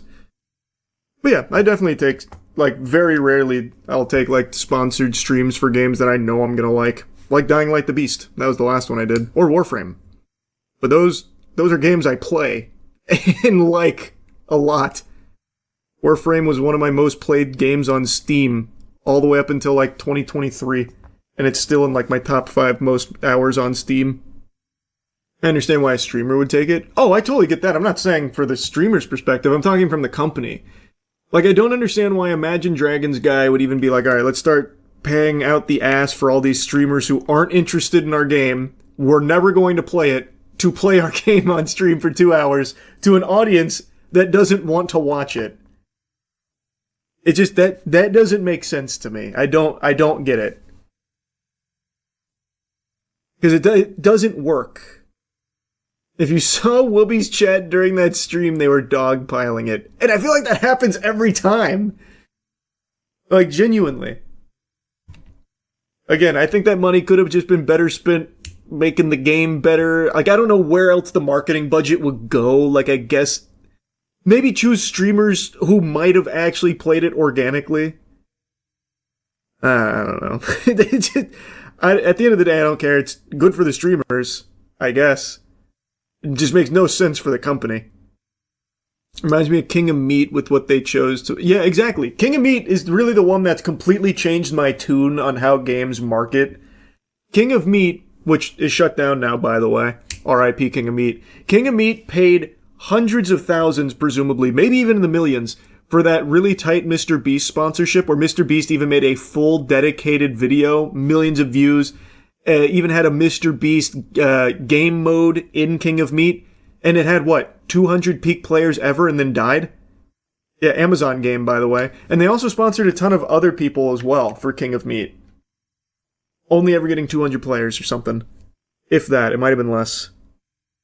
So think about, like, the millions of dollars they spent there just going into making a good game. Or, like, even like, let's say they don't want to make the game any better. They could have taken that and given it to, like, Fall Guys streamers or something. Something, like, genuinely adjacent to the game they are making, where the community might want to play it, or the streamer might have been interested in checking it out. Mind's Eye also paid a ton of streamers to play it, and it made the game look worse. Mind's Eye is another great example. Yes, exactly. Hey man, but that, again, it's good for the streamers that companies keep doing it. I just don't know why they keep doing it. Just keep farming it, though. This shit's crazy. The whole friend group tried to play Arc Raiders out of nowhere, just word of mouth. Word of mouth is like the most powerful thing in the modern day and age. Anything organic, or at least appearing organic. I think a lot of it's fucking psyop like Nidos and all that, but word of mouth is huge. I was curious, it looks like Burnt Peanut was also sponsored by Last Flag? What the fuck? Holy shit, how much money did they pay on the streamer, the sponsored streams? He still has the banner up. Hold on. Just that alone, just having the Burnt Peanut as a sponsored streamer was probably like, I would say comfortably, let's see how long he played, comfortably 6 figures. Yeah, you're right. He played it yesterday. The VOD has 1.2 million views, by the way. 500 players on Steam, peak. If a company sponsor you to play a game, what game you play for sponsor? Games that I know I'm going to like, games that I'm already going to play. Like, I'm playing Pragmata this week. If Pragmata wants to sponsor it, sure. I'm playing it regardless. I'm very excited for Pragmata. Dying Light the Beast. Warframe. PoE 2. For the last league. Well, not the last league. The league before last league. When I was grinding the fuck out of that league. Games like that. But I think it makes a lot of sense for streamers just to farm these kind of huge paychecks. There's no reason not to, even though the game is just not good. So yeah, it looks like he played it for like 2.5 hours. That was easily a 6-figure deal. And nobody from the Burnt Peanut community checked out the game. Have you heard of FandomCon 2026? It was a scammy convention that went on in San Jose, a lot of upset vendors and drama. Fandom Con? No. It looks like it has more going on than Barbie Dreamfest and the Willy Wonka experience, at least. Badly run show with very few guests, overpromised and way underdelivered. Badges were given out without lanyards, or with leftover lanyards from 2 years ago. Artist Alley was 25 artists. They seemed unhappy, audibly complaining about poor staff communication. AI art on sale. One Redditor went to see the voice actor from Freerun who dropped out with only a quiet announcement. There was a disco area on the main floor. I bet that was lit. And it was silent the whole time, aside from one individual sitting there wearing headphones. Registration staff knew nothing, couldn't reach anyone who did. Friday guests were left standing while the showrunner walked off mid-promise to get them set up. Only a few dealers actually showed up. Includes 2 3D printed dragon guys and one of those mass-produced crochet flower trinket stalls. And another 4 or 5 booths were advertising other conventions, and one was selling AT&T. No comics. Saturday was worst attendance. Most vendors closed booth early. Unusual heavy rain that weekend, and Food Fest outside was canceled. Nothing to do. We were done browsing everything, with taking our time after an hour. General vibe was empty and sad. Welcome back. It's now the afternoon. It is 3:37 and it's still pretty quiet. Yeah, there's a little more foot traffic, but it's pretty not quiet. equaling to- That was Helldivers right next to It's you. not equaling to sales. Pretty quiet. Yeah, there's a little more foot traffic, but it's not equaling to sales. Some people are slowly breaking down now. A lot of people did not make their booths, and then some they would have talked to. They promised the moon and the stars. There were no stars. Only this cute Ragatha. She's awesome. They have stuff, but it's not a very big event, so you could get through it in less than an hour, maybe 2. It doesn't have like redo value, honestly. A lot of sellers are mad, a lot of vendors are mad, a lot of artists are mad. This is just, don't tell us 10,000 people. Where are these 10,000 people? This is not 10,000. They can't even have The rain 5,000 scared them people. They away. can't have 5,000. This 10 thing. You see that there's so much empty spaces. Actually, this area has no traffic, so because it's facing the wall, and this area just Seems fun. This video got taken down, calling it ScamCon. I think they were worried about a defamation lawsuit or something. SantaCon also got shut down today. The organizer got arrested by the feds. The organizer of SantaCon got taken in by the authorities? What? SantaCon leader ran his own $1 million convention US. What? Let's start at the beginning. What is SantaCon? Is this not like a Santa Claus thing? Oh, it's New York Times. God, I hate it. I hate it. One of those websites. You have to create an account or pay for it or something. It's so cringe. It's so cringe. Stefan Pildes, president of the nonprofit that runs SantaCon, was charged with 1 count of wire fraud. If convicted, he faces up to 20 years in prison. So 1 count of wire fraud. Now, I don't know how big this wire fraud is. Worth mentioning, Robert Morris, the turbo pastor who found guilty of molesting a 12-year-old girl numerous times, only got 6 months in jail. Just something worth throwing out there. It's interesting how the system works sometimes.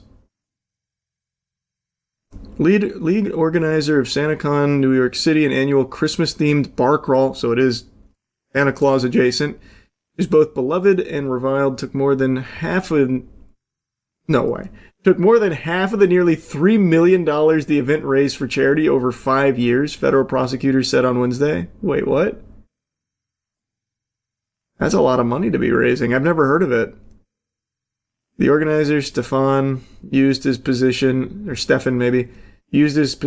the president of the nonprofit to illegally divert the money into a separate company to finance personal ventures and spent hundreds of thousands of dollars on extensive renovations to a lakefront property in New Jersey, luxurious vacations in Hawaii, Las Vegas, Vail, extravagant meals, and a luxury vehicle. Stefan promoted SantaCon as an event grounded in charitable giving, but instead of donating the millions of dollars he raised, he ran his own con game. The charitable, non-political, nonsensical Santa Claus convention that happens once a year to fund art and spread absurdist joy. It was described by the New York Times in December 2025 as magical, pointless, playful, obnoxious, creative, and confusing. And it was all a lie. He was stealing it. Happy New Year, 2025 going to the rear view as we go headstrong into 2026 with a smile on our face. As of me making this video right now, we're about like an hour out from the New Year's Eve ball dropping in New York. I don't know why I said an hour out. I even looked at the time. It's 9:30 p.m. as of me making this, so pretty substantial rounding down. Doesn't matter. What does matter, though, is that ball, that sacred orb, convinces people to literally shed themselves of basic dignity and human instinct in order to wait for hours upon hours in the cold temperatures in New York, unmoving, unwavering, just so they can watch it happen in person. And the meta has been for a while, if you attend one of these, you wear a diaper, so that way you don't have to like lose your spot to go find a bathroom to relieve yourself. You just piss and shit yourself right then and there. So every year you see the horror stories and the aftermath about people that literally just fucking bowels explode, asshole prolapses, pee all over the place, all just so they can watch the ball drop. And I had a few friends of mine send me a video, I guess is floating around a lot today, about a guy who got interviewed on his strategy for handling nature's call, and he uses pads. This is actually from a couple years ago, but the meta hasn't changed, and I'll show you a clip from today. You leave, and you have to use the bathroom or even get water. You lose your spot. That's the problem. So what do you do with the bathroom? What do you do? I'll show you exactly what you do. Okay? Hold on, let me see. Let me try and find this here. Okay, now I see these pads? Yeah. You have to pee in these pads. Let me show you. But you're a man. What do you do if you're a woman? Everybody's equal. Nobody's any different. What an inspirational, uplifting message. We're all equal. Nobody's different. If you're there in New York for the ball drop, you're surrounded by piss. It's a goddamn flood of it, and everyone's doing it. You're not cool unless you pee your pants. Men, women, they're all doing it. It's just a matter of what apparatus they're using to catch it. This guy here's got his go-go gadget period pads out for his urine. Lord help us if he has to take a shit. You know that's probably going straight onto the ground because I don't think the pads are built to handle that kind of heft. But, you know, this is pretty standard procedure for New Year's Eve in New York. For some reason, people have convinced themselves that seeing that ball drop is the most important thing for the start of the upcoming year. So they're willing to usher in the next year with piss and poop in their pants. It blows my mind. I don't get it. I truly don't get it. That is miserable. Not only are you pissing and shitting yourself, but everyone around you is too. You are in a sea of filth. It is a cesspool. You are basically in a communal latrine, diving in there just to watch 60 seconds of a ball dropping in front of you. Now, of course, there's concerts and stuff, but you're probably not seeing those if you're like that guy at the front of the line, you know, barging his way to the very front so he can look at the ball like he's hypnotized by it. Oh, you just put it in your underwear? That's exactly what you do. And then you switch and you have like bags, like It stays there. It stays there. This will hold for the whole day? You make it will stay for the whole day, yeah. Oh, this is what you do? I will be wearing... See? Diaper. See? What? I'm wearing diaper. The diapers? See? This is what... This is not a diaper though. This will not It works hold. too. It works too. It works? You're a lady. You should know it No, works. it's not working. It works. It's not. I wouldn't try it. Dude's out here driving the hard sale like he's trying to get a used car off the lot. It's like he's advertising these pads that he's trying to sell them to everyone there. But most people are going by the standard meta protocol of using a diaper, which is very common for this. I just find that so revolting. I think it's so beyond gross and just like embarrassing. I can't imagine a worse way of starting a year quite like being surrounded by piss and shit while also sporting my own underpants full of piss and shit. And even, let's say, in a fantasy scenario, ideal circumstances, no bubble guts, you've been fasting for 48 hours prepping for this, you haven't drank a sip of liquid for the last 24, so you are able to go through this entire thing, this wait, as well as watching the ball drop, without soiling yourself at all. It's still terrible because everyone around you has. The guy next to you's probably got mud pies in his britches. Person in front of you probably stinking up the place with the fumes from the lemonade they're cooking up in their trousers. Like, it's terrible. I'd be starting the new year in the worst possible mood, putting myself through that torture. I do not get it. I never have. I never will. And like I said, that's a couple years old. You can see in the background, it's talking about bringing in a great 2024. But nothing's changed. This is still very normal for New Year's Eve, it seems. So here's a clip from today. Are you coming prepared by most people wearing diapers here? Yeah, I wear a diaper. I'm wearing a diaper now. Okay, do you have extra just in case anybody needs one? Yes, I got this. A diaper. Awesome. So you're able to bless somebody if they did not wear one? I bless them not peeing, especially in front of me, you know. Awesome. Well, thank you for coming out, guys. Hope you guys have a great New Year. Can I get you guys to say Happy New Year? I gotta tell you, no one is happier about New Year's Eve celebrations than Depends. The executives at the top of the food chain of that company must just be the happiest people on the planet every time New Year's Eve rolls around. Sales skyrocket. But anyway, I mean, if people enjoy it, all power to them, I suppose. I don't personally understand it, but if you're out there right now, piss, poop all over the place, waiting for that ball to drop, Godspeed to you. I hope it's a cherished memory going forward. Hopefully it'll kick off your 2026 in the best possible way. For me personally, I think it's a lot more convenient just to hang around friends and family to start the year off right, being around people you know and love that aren't soiling themselves around you, attacking your senses with their waste fumes. But anyway, 2026, right around the corner. That's about it. So, yeah. Alright, let's get some armor runs in there. I had to get warmed up. What was thrust again? Alt, right? Yeah. Oh, yeah, that's good. Okay. What was kick? Oh. I just threw my sword down. Hold on, give me a second. I gotta remember the controls. Man, they're much harder to slay when they have armor on, huh? Who would've guessed? That guy's over there begging for mercy. Here, I'll go finish him off. Ah! We don't do mercy around here, bud. You're making us all look bad. Stop looking at that guy. There we go. I'll carve you up like a fucking Thanksgiving turkey. God damn it. Where are the weaknesses in your armor? That's a crazy shield this guy has.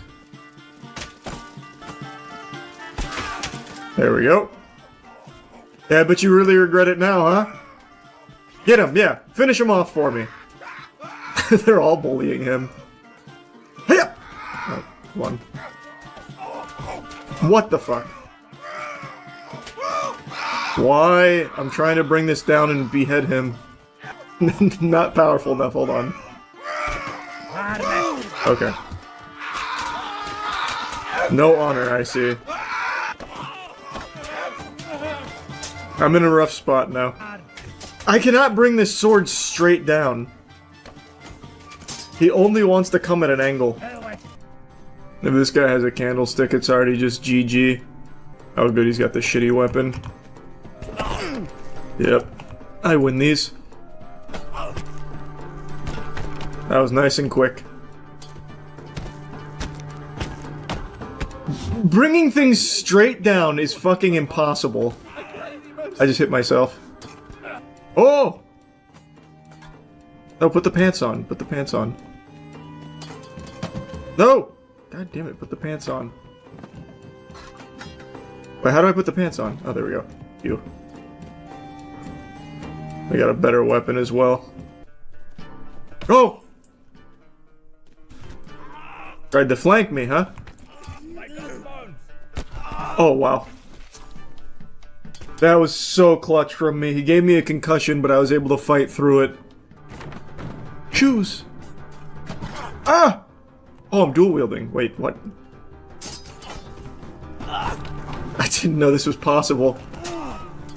I feel like this isn't the most effective dual wielding. He's really taking a wallop though, good for him.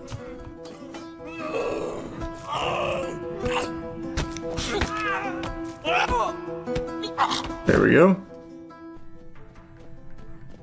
You really thought, huh? Okay, he's grabbing onto me, yeah. Bet you feel real stupid now, don't you?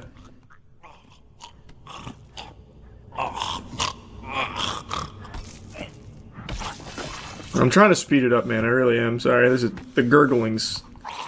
It's a little much, man. Thank you. Just pass away peacefully.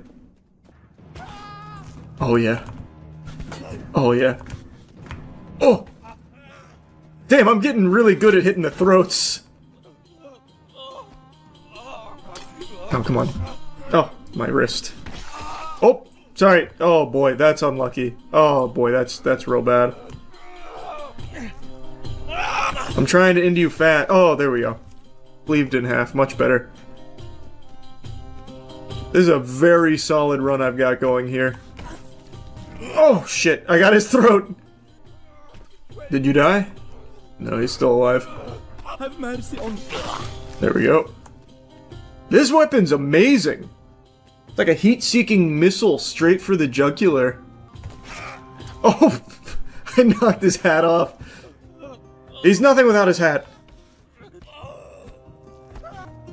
I think this is my furthest run ever so far. Give me that hat. I'll wear it in your honor. Oh, what? We traded. Oh, that dirty rat. That was a bad luck hat. I shouldn't have picked up the hat. What a fucking mistake. This weapon seems crazy.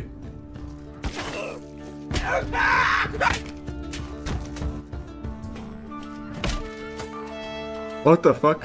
This thing seems nuts. Oh, I see that neck bleeding. Oh, Jesus. Ow, ow, ow, ow. I can't believe he just pulled that off. If that isn't the biggest load of barnacles I've ever seen in my life. Run that shit back. He didn't earn that.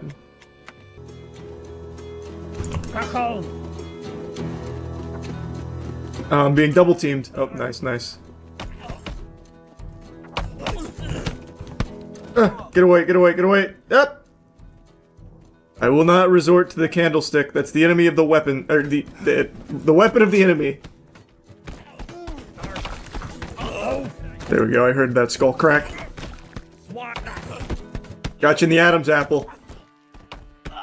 Yep. Get over here. Hey up! That's a big combo right there. That's some Enter the Dragon shit. Oh, fuck. What are you doing? Oh, wow, wait, this guy actually climbed over. Just die. You're taking up valuable space in my arena.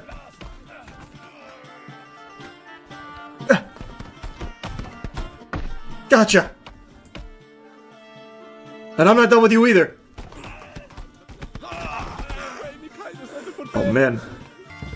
Here I come again, yeah!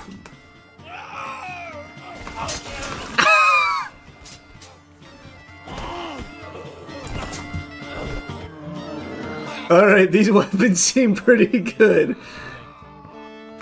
More! Oh, they had to disarm me here, and it still won't be good enough! My speed! You can't slow me down! Oh god, hold on, alright, hold on. Hip!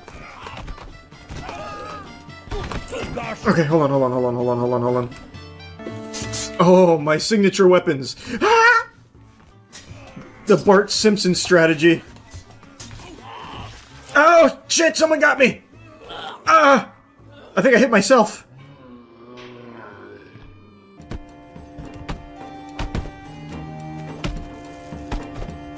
You dead yet?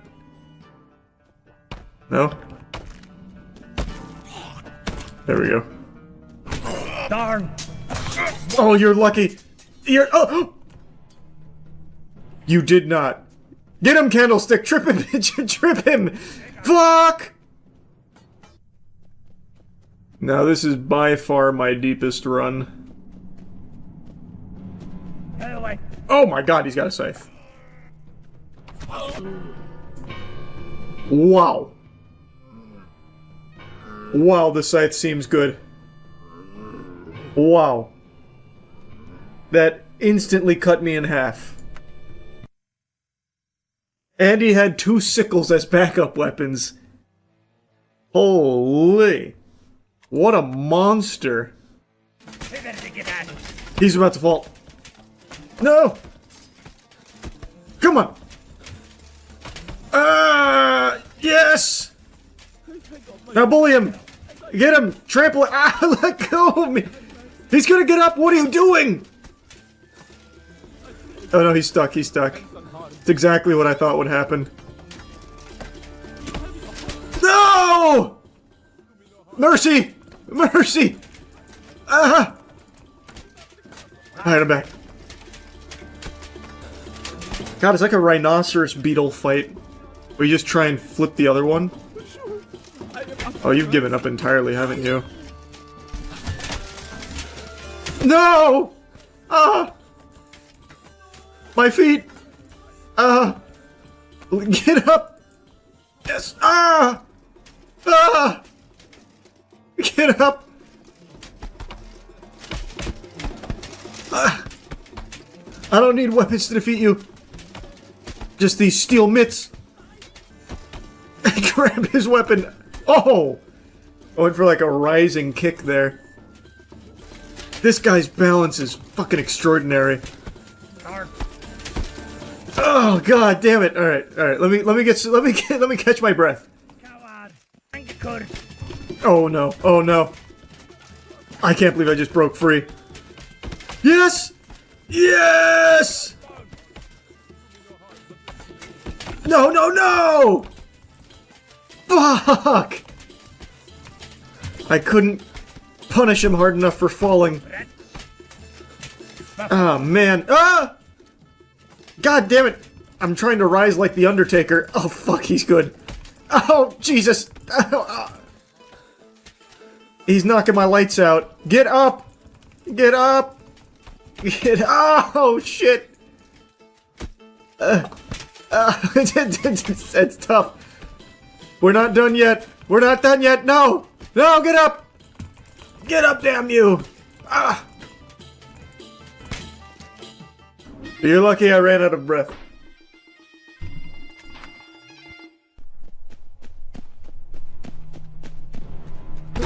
Oh, it's the scythe guy. Oh! How did that happen? Ow! Ow! Ow! Shit! Give me it! Give me it! I'll at least finish the job. Ah! I know we're both in pain. Yeah, fuck. Slice him with it.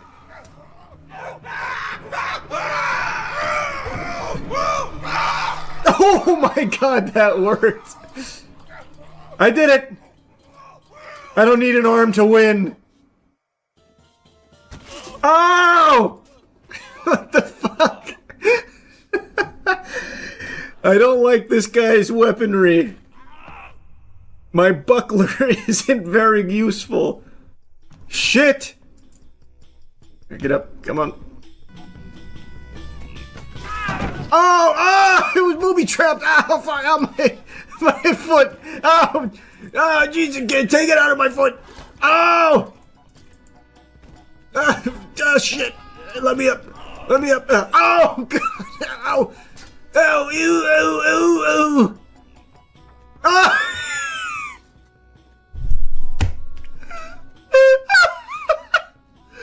Fuck! Did you see where it went? Shit! It slipped right out of my hands. If I could put butter on it, grease the damn handle. Shit! I need a weapon. God damn it. No! I'll beat you with the top of the box. Ow! A weapon! Ah! Just give me the goddamn stick in there. Oh, alright, huge. What is this thing? It's a chair leg. If you lose to me, you deserve to go straight to hell. Oh.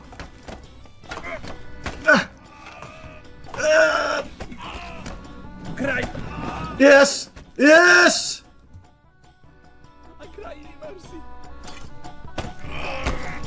Never any doubt in my mind. Yeah, I got him with the toothpick. Oh god. Oh! Stop! I keep going for my legs. Get in there. Man, I am tanky as fuck in this run. I'm eating everything.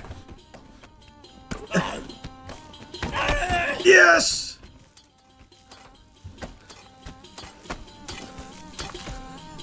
I am going ballistic with this thing. I don't need the pitchfork. I'm committing full whole hog to this. Is it the scythe guy? I hope so. I'm running right into his warm embrace, his open arms. Oh! No! Unlucky. Oh! Fuck!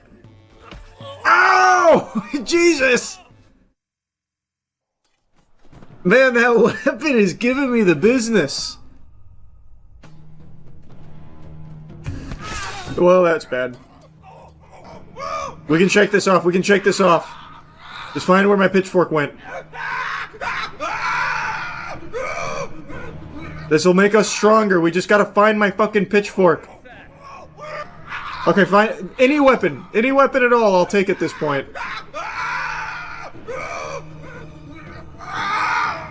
Where are all the weapons? It won't let me put it in my hands. I'm gonna have to try and stick them like this. I'm gonna try and whirlwind on him. Ow! I'm missing a hand. Get him. Oh, I hit him. Ow! He keeps disarming me. Oh, shit. I'm trying so hard to get this to touch him. Yes! That's damage. Oh, fuck. Damn it! Yes! No!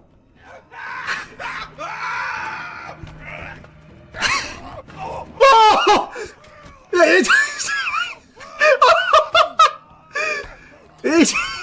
No way! I might be the best goddamn half-sword player there is. That's unbelievable. Holy shit, what a clutch. What an unbelievable clutch. They're just actually built different, man, I'm telling you. Don't nobody do half-sword like I do it. Oh, shit! Ow! Ow! God damn it, I hit myself on the fucking post. Well, right back to the abyss. It is unbelievable how good that weapon is. I can't even get in there on him with the sickle. Alright, back to the abyss. My fucking home. Alright.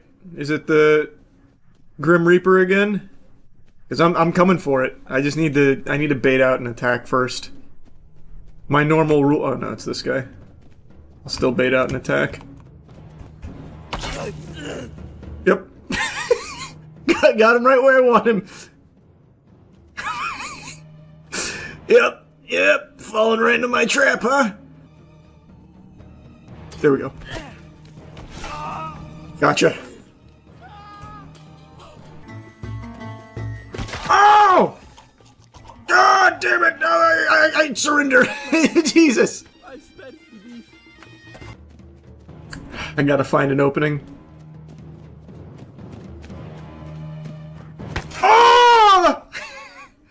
What the fuck? Oh god. No, no, no, no, no, no, no, no, no, no, no, no, that's really unlucky. Yeah, I think I'm cooked. Yep, there I go. Grab the candlestick, not his leg. Oh, wait, get up. Oh, that was unlucky. Maybe we find a way to get up here. Wait, I'm biting him! Yes! Oh! This will be the biggest mistake of your life! Ah! He's so fast! Yes! Darn! Blimey! Ooh, that was a good flurry, No! How? God damn it, I couldn't get my arm up high enough. Fuck! Nice. Oh, what? I missed. Oh my god! No fucking way that just happened. Blimey! God damn it, you're lucky it stuck. Okay, you're not that lucky it stuck. That went straight up his asshole. That was huge. Alright, time for the Reaper. With the sickle. I just have to charge right at him. I'm gonna try and stay on the right side, though. Yep. Yep, you like that? Woo! Finally! Now, who's the champion here? Oh my god, it's Slender Man.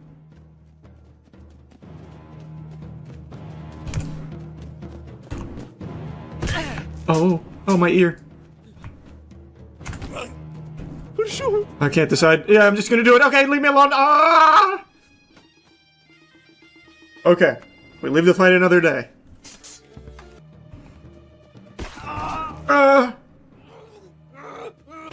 I couldn't give up in time. God damn it, that's such a wide range that he has. Holy shit! God damn it. Let me up. Oh, hello? A poltergeist is taking me by my legs. Fuck, let me up!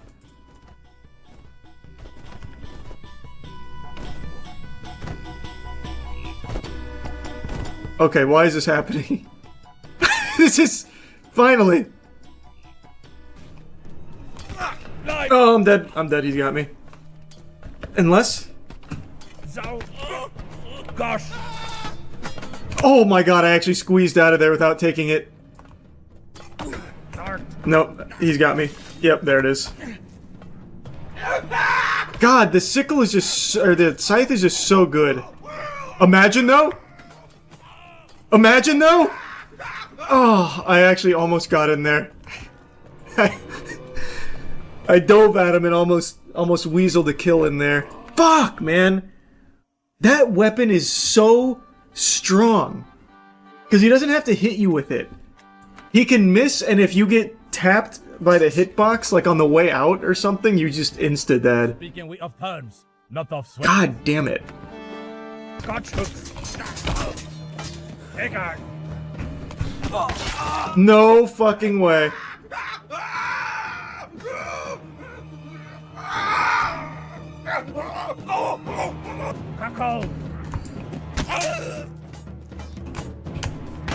Oh my god. No way! What? What?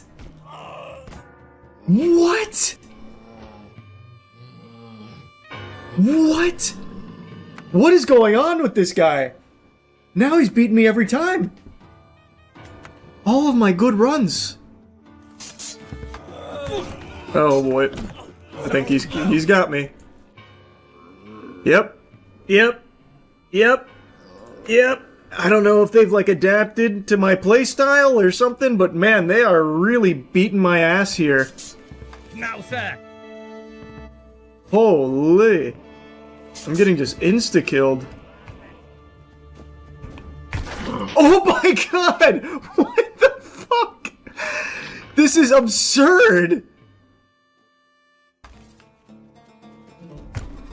I wanted the fucking stool! That keeps happening! I keep grabbing their body parts! Alright. No way I lose to him again. There's no weapons. There's tiny candlestick. Eggard! Oh. My God's bones! Yes. Yes! Oh, tiny candlestick. Alright, finally moving on. Nope, I'm dead. Unless, oh my god, okay, I got the separator. No, oh, okay, we got a good hit there. See what I mean, though? He doesn't have to hit for it to be a huge threat, because if I step on the blade, I lose my feet, and there it goes. Fuck! Fuck! Oh, and the pitchfork, GG. Did you have a weapon? No. Don't worry, I don't think this will even kill you. See? See, you're fine. Let me go hands unharmed. I cry the mercy. Oh, hey! Back to my fucking General Zod here. Oh my lord, it gave me the candlestick. That's great news.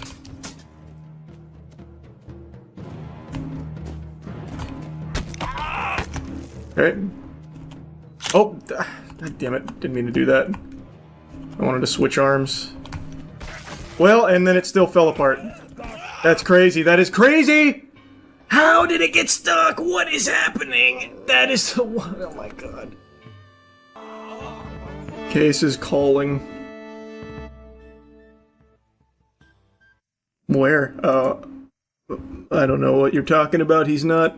He said the stab with the knife.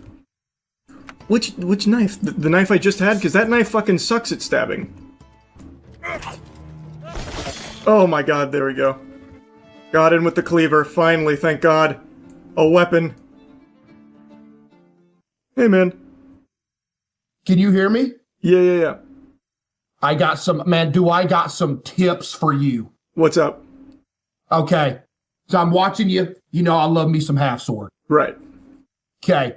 I'm watching you first off. What I want to tell you, the knife, okay? I heard you make the point that the knife is absolute trash, right? Yep, yeah.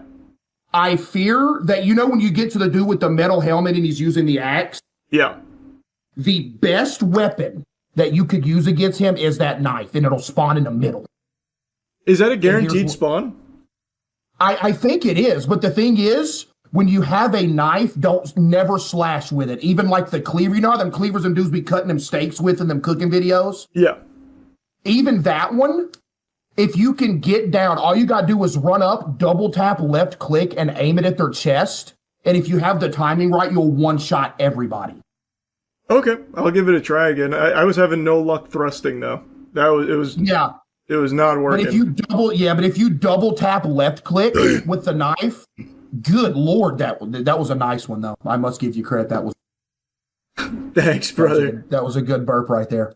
But yeah, double tap knife on the dude with the helmet. If you get the accuracy down, you'll literally stab him in the chest. He'll bleed out. It's like a one shot. I'm telling you, it's like a one shot. Okay, I'll start utilizing that more then. Yes, Sirski. All right, brother. All right, bro. All right, now it's gonna be clean runs. You helped me. Yeah. Do I leave the Discord call? Oh, I got it. Alright, I'll do more of the thrusting with the knife, but I've had no luck with it. Oh. Hook.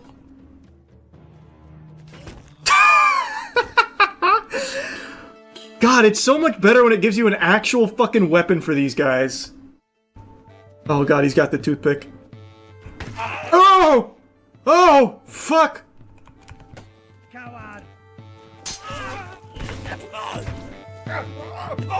There we go. Alright, we're back to Slender Man. Fucking finally back. Alright. Alright. And there it is. Okay. God, his range is unbelievable.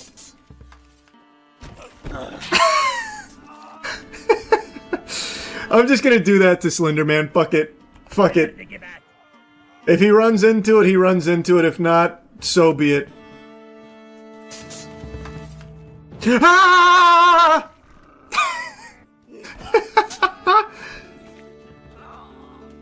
Outplayed. Finally moving on. Oh god. You get that shit. Oh my god, it's a 2v1. Maybe I can make them fight themselves. I'm gonna try and lead this guy into the other guy so he pokes him with it. Big brain strats, check this shit out. Ready? Bait it. Bait it. And, that couldn't have gone worse. I got stuck on his sword. That's a damn shame. That is a damn shame. Oh my god, I have to do- This is already cooked. Yeah, there's no way I kill this guy with this. There's, like, I actually just don't think it's possible. Unless I'm just built different! Pussy. What'd I tell you? Easy. Oh, wow. Ate a fat spoon there. Oh, wow. Yeah, go talk to them. Go talk to them. They were saying mean things about you. That you're ugly and you stink. You're tacky and I hate you, fucking idiot. Ah! Have mercy on me. I spent. Let us shape. Ah!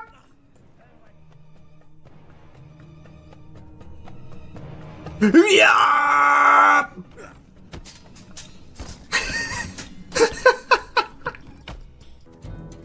Ugh. God, the pitchfork really is kind of fucking busted.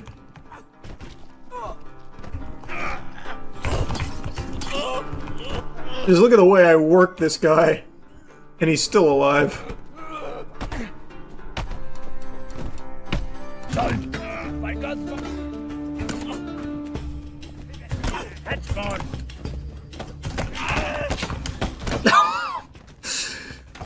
Blasted his fucking hat off. And it'll happen to you too, it's more likely than you might think. Ah, my hat!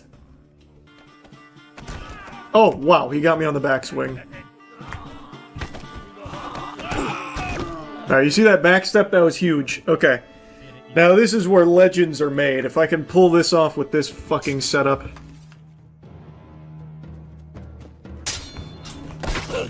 Yep, that's immediately just KO'd. That feels impossible with this. The toothpick and the shield against that? Oh, they actually just gave me a candlestick. That's huge. Well. Should have just grabbed the knife. Should have just grabbed the knife. Oh, fuck! There we go. Clean. Oh my god. What a beautiful decapitation. Textbook. We're already to the scythe guy. We're making good time. Look at here I come!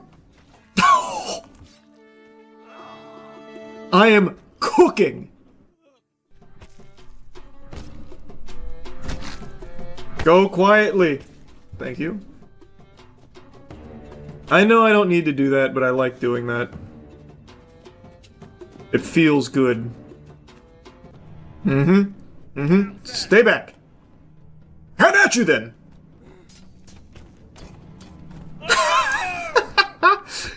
Okay. I am very surprised that worked that well. That's so cringe and you know it. Let go of it, it's mine. Let go of it, it's mine. Pussy. Let go of it. I fucking said let go of it! Damn you! Let go of it! There we go. Hold on. What? It's going right through his head. He's achieved immortality. Oh! Wow, that dodge was unbelievable. And I missed the knife again. He's having a really hard time picking up this knife. There we go.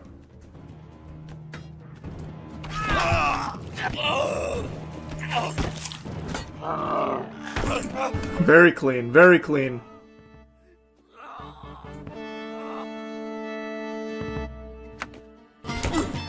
Yeah, hold him down. I got. Oh, fuck. I got the wrong guy. Oh, there we are. That was a really cool series of noises he made when he lost, like, his upper respiratory system. That sounded like a fucking tentacruel. Too much has been lost. Oh my god! Excellent kick! I see you know your judo well. You already know the strat. Well.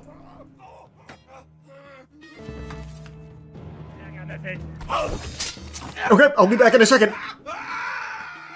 This guy's got great technique. I've come to bargain. You think you've mastered the candlestick, do you, Junior? Oh, oh my god. Okay. An impressive move. Oh my god! How did he just do that? I'm trying to kill the other guy. Hit him with the sharp end. Oh! What the— oh! What the fuck is that strength? There we go. That's what you fucking get!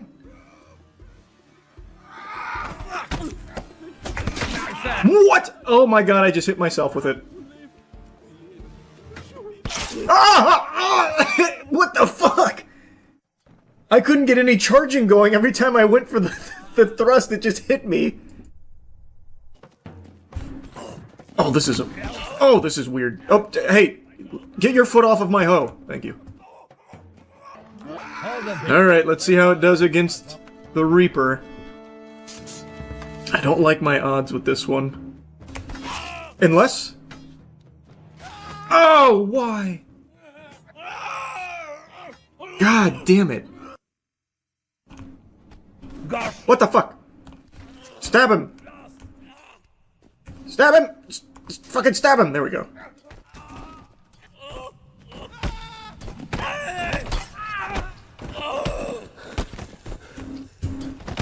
Why won't you die?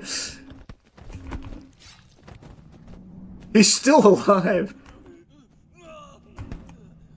He's gotta be so dizzy.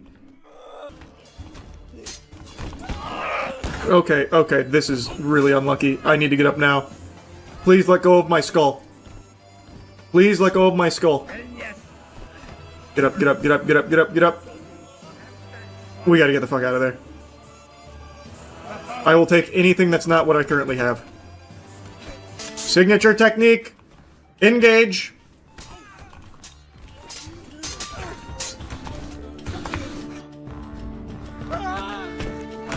That didn't work nearly as well as I had hoped it would there, but that's fine.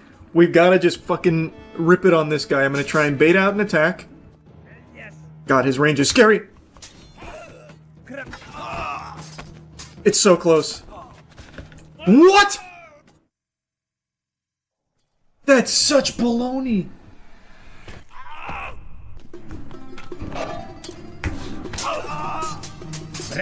What an amazing fucking rush from this guy.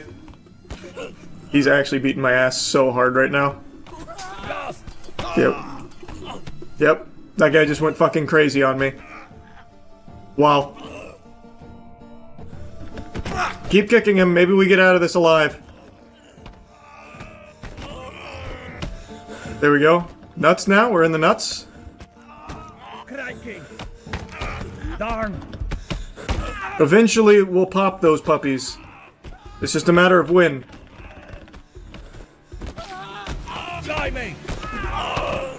Yep, just stay in there, just stay in there. Keep tanking this shit. I can tell we're about to win. Damn it.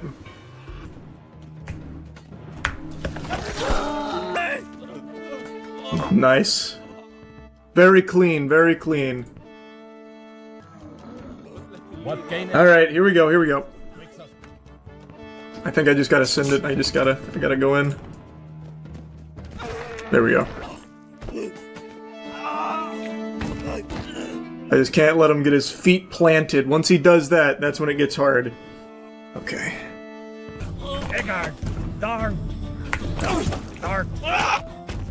That little weapon is my kryptonite. That handheld candlestick?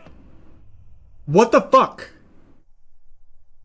It is actually just like one-tapping me. Oh, there we go. Look at that technique. Wait, you still want to fight?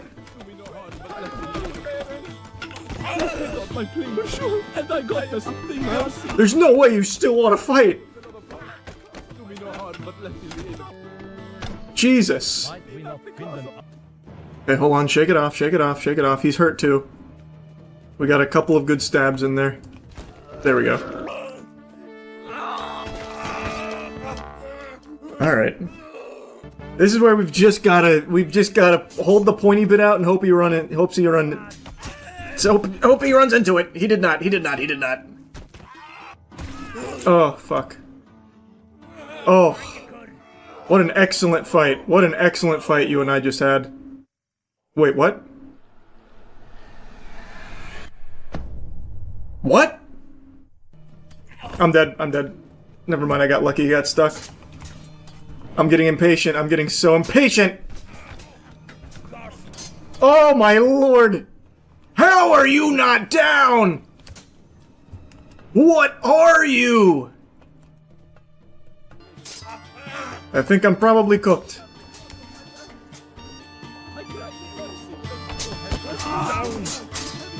Yeah. He knocked me unconscious. Whoa, wait. How did this just happen?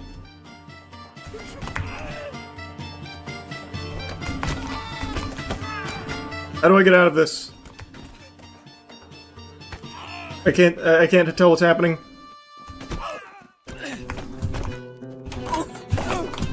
This guy is one hell of a warrior.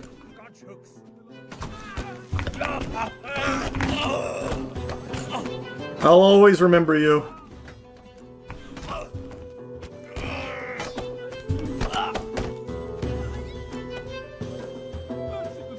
There's no way he still wants to fight. I can't even hit him from out there.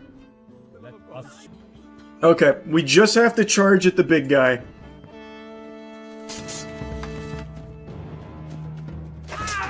See, that's the only way to kill him. He just has way too much range otherwise. That's the only fucking way. Okay. Finally back. Christ. No way. No way. No way. Friends! Friends! Friends! Do something about this guy. He's bullying me. Help! Do something! Stop going for that guy. He's immortal. Okay, good. Give me a second for my arm to regenerate. Yeah, alright. You guys got him. You guys got him. I'll coach you through this. Use the Mordhau grip. Is that guy dead? How are you still alive? That is some high quality armor. Ah! No! This is the most fearsome warrior. Who is this? Achilles? Christ! Okay, kicking doesn't seem super effective on him either. I'm trying to— oh! What the fuck? He's a madman! I saw a lot of blood that time. He's gotta be close. Oh, that was our blood. What the fuck are we gonna do about this, boys? This guy. He's just not fated to die here. This is unfucking believable. Why did they even have the teammates for this guy? He can solo us. Okay, wait, he's finally— oh my god, finally. Who was that under the mask? Jesus Christ. Alright. Jesus. It wasn't an easy journey to get here. That's for damn sure. Alright, who's the champion? Oh, we have the same weapon, basically. Oh, fuck. Oh, fuck. Oh, fuck.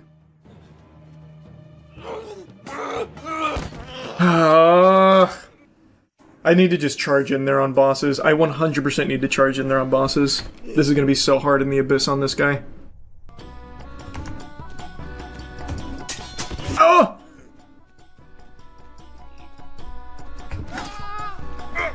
Give my pitchfork back! Give my pitchfork back! And there it is. And that's GG. I have one chance, and it's to stick him with the pitchfork on my whirlwind. Nope, he got me again. I actually hit him with the pitchfork, too, on the way out. He's actually grabbing me. This is unbelievably brutal. Wow. Wow.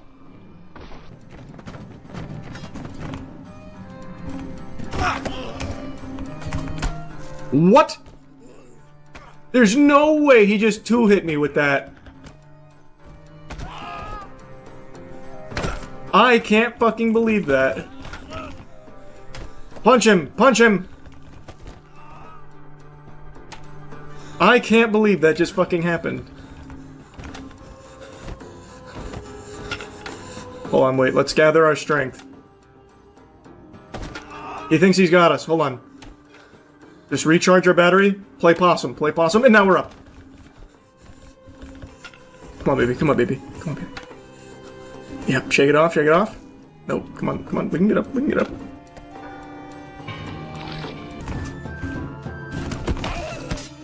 I heard all of your teeth break on my fist. Oh my.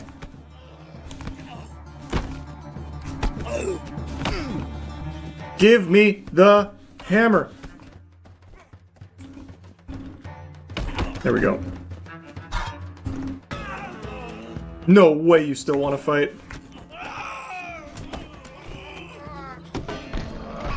Alright, I don't think I'll kill Reaper with this, so if I die here, I'm throwing in the abyss so I can get a better weapon. Okay. I think someone had already pre-sliced him before he got out there, and they just held him together with duct tape. There's no reason that should have happened like that, but I'll take it.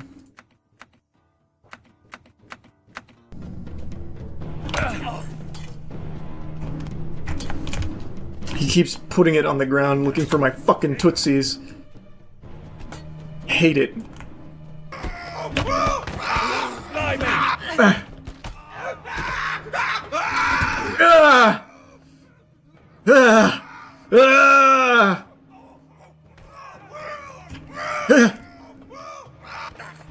Get away from it. Fuck.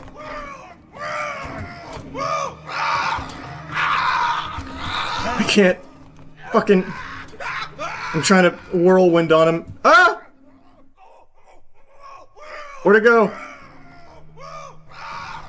Oh, no, no, no, no, no, no, no, no, no, that's so sad.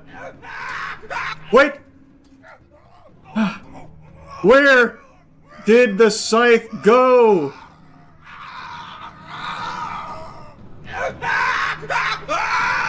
Where is the scythe? Jarvis, locate scythe. Fuck, man. Oh! No! I almost fell. Alright, I know where the scythe is. I just need to get him to stall. Yes! No! I didn't have enough strength to pull it through him.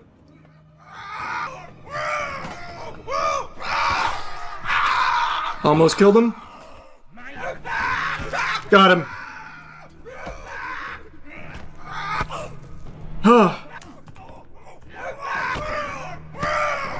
Oh boy, what a fucking fight you and I just had, huh?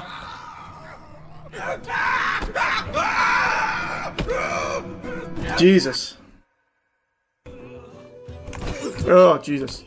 I'm actually about to die to this guy because I keep missing. I keep hitting non-vital points. Hey! Oh, fuck, we just stabbed each other. Jesus Christ!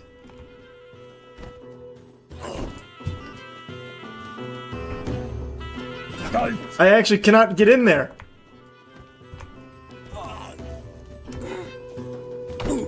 Who is this guy?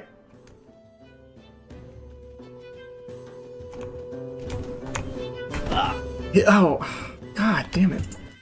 Let's try maybe two-handing? There we go, finally. Could not generate enough power to pierce that guy's flesh. He was like made of dragon scales. It is hard to swing this from right to left. He does that every time. Oh wow. I haven't seen that kind of gore before in this. Oh! Wow! Very cool. Slenderman's been beating my ass tonight. We gotta switch it up. Hello? Pick it. Hello? Hello?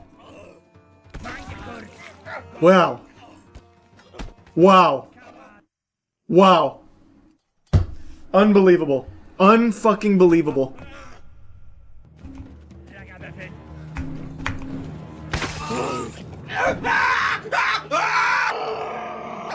I won! Yeah! Yes! I wasn't giving up. Oh, that was big. Alright, we're finally back. Christ!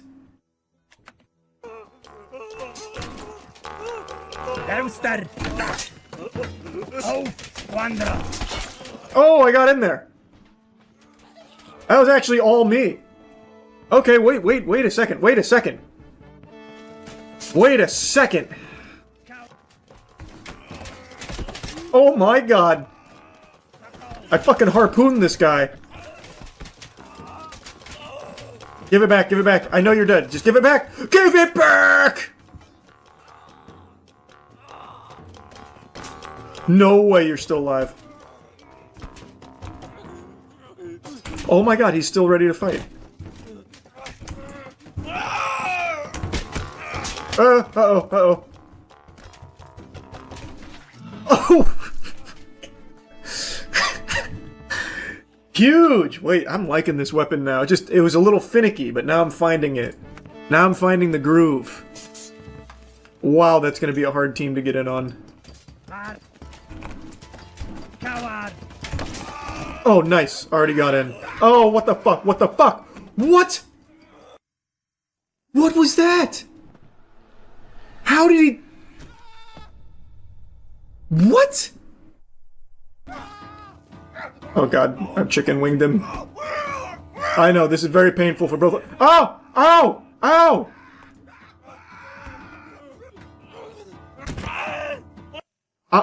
What? How does that keep happening all of a sudden?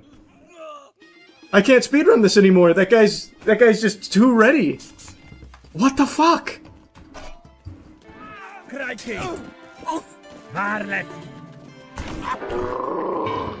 That guy he's got my number. I can't do my speed strat anymore because of that guy. Let's try you. Are you just as prepared? No. It's just the guy on the left. It's just this guy. And he's still going. There we go.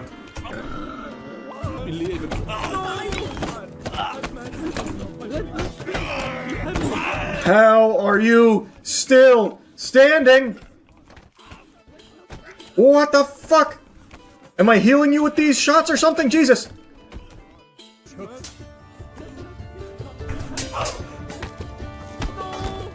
No, it just crashed. Fuck, I gotta reset. Oh, it didn't crash. Good. Good. Oh, he's teabagging. What the fuck? We killed each other again! What was that move? What did he do? What the fuck was that? That was like an Ishin Sword Saint maneuver. What? How did that happen? Surely you're done now, right?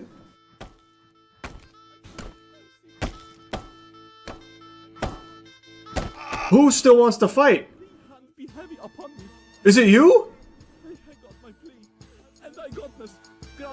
Or is it you?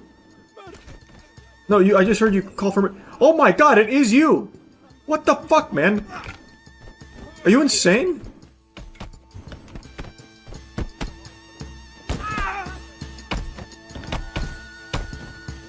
It can't be him, but it is him.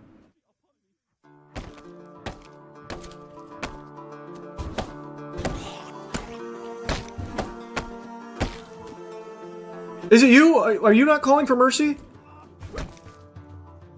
Oh my god, it was you. He was pretending to surrender. Alright, here we go. Okay. Lock in. We've got to just get right up in his ass. If he goes high, I go low. If he goes low, I go lower. Oh god, it's too late. It's already too late. Fuck, fuck, fuck! Just stay in there! It is great, like there's no way. There's just no way to get there once you miss that first initial charge. Like, he doesn't even get a full swing, but his sword is so sharp it just instantly cuts me just from me being near it. Oh, come on, man. God, that boss is so annoying. We're just going in. I didn't win that?! That was through his chest! What?! I hate fighting Pitchfork guy with this, too. Oh, that's me on tilt right there. I gotta stop. I feel like having to go all the way back. Up! Back off, back off. And that's just GG. He actually just fucking cut my arm off. I can't believe this shit.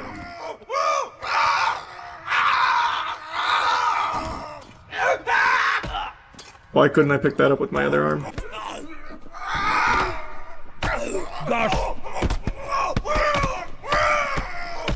I'll just try and body bump him and kick him in the balls enough till he dies. Do you surrender? Oh, I heard something break. Okay, I don't think there's any world I kill the scythe guy, but I will try. If I could just pick up a weapon.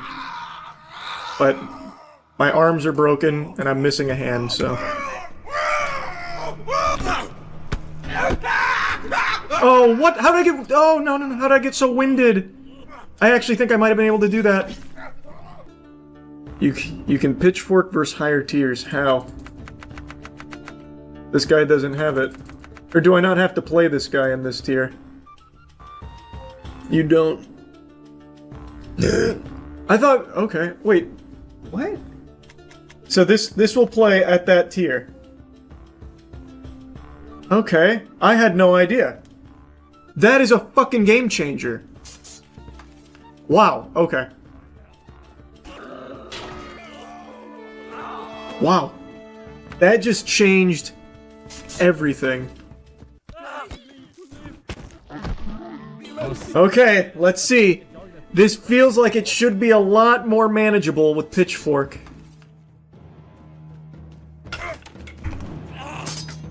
Okay. Yep. Yep. Yep. Alright, well, that was the ticket. I see. I had no clue you could do that.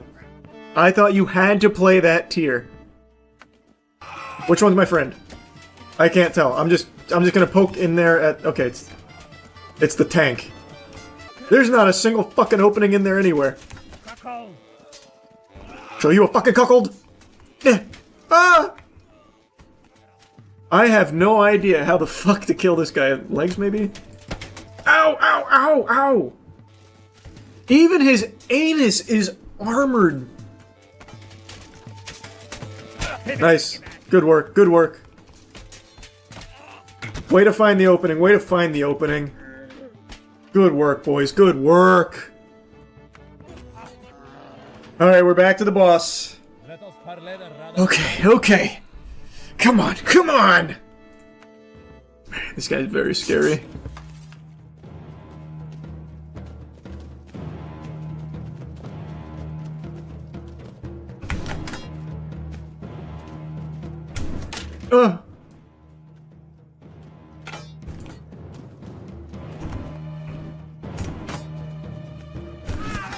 Yes! Let's fucking go, baby! Uncharted territory. Soldier rank, let's go! That was clean. What? Oh my god, that's so cringe. What? That weapon jumped up and slit my Achilles heel. Holy. Mercy, good side. No mercy, no mercy. Okay, last guy, last guy. Oh, fuck! He's got a head of steam. Oh, it's a short guy, too. We're so cooked. Unless? Unless? Keep him wrapped up. Oh my god, I actually just TKO'd that guy. Let's go, let's go, let's go. Alright. Come on! Finally! Alright. New boss. New boss! Who do we got? Who do we got? Oh, fuck. Oh, fuck. Oh, fuck. This seems hard. Oh, okay.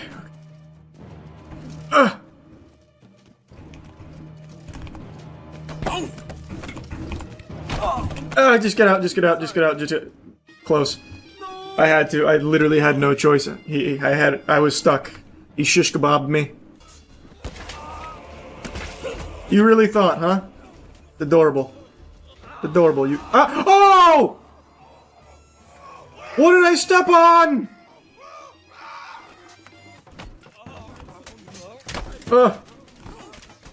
Nice. Oh, okay, okay, I'm stepping on something sharp. Do not step where I stepped. Trust me, you don't want to step there. Okay, you've got this from here, right? It is crazy that the most dangerous part of these fights is just what's on the ground. Finish him, finish him. Oh. I got my plea. What the fuck? This is so cringe.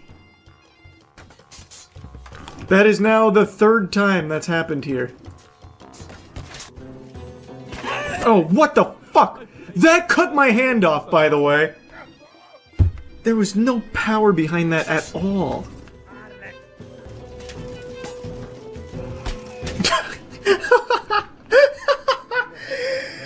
I came by and blew a kiss at him with that one. Alright, back to the boss. Back to the boss. Let's get it. I have a good weapon now.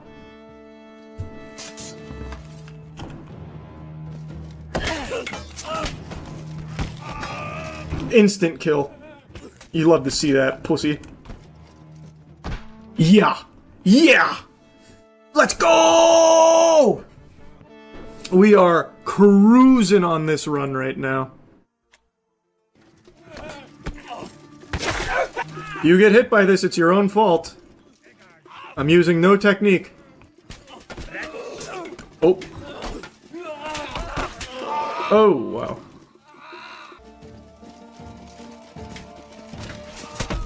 Uh-oh. He's using the same axe and they instantly killed my friend. Ooh. Got his throat at least. Squandrel. Nice. He killed the other guy. Oh, shit. What? He stood up! Is there a field medic that just gave him a new throat? Someone performed tracheotomy in here? What the hell? Alright, thank you for putting him down. That was a goddamn miracle. Got a piece of- oh!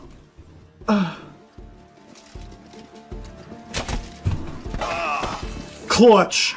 Actually so clutch. Boss. Oh man, that was smooth.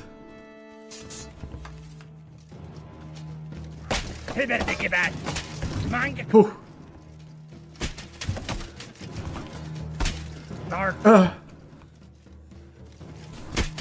Oh. Okay, reset.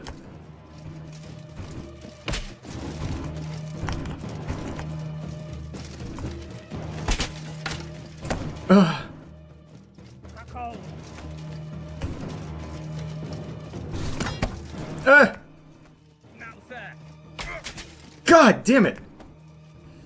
I bruised the shit out of his face, but he's good. He's good. He's persistent. What is going on with my axe? What is going on with my axe? It's not getting a swing cooked up. Oh.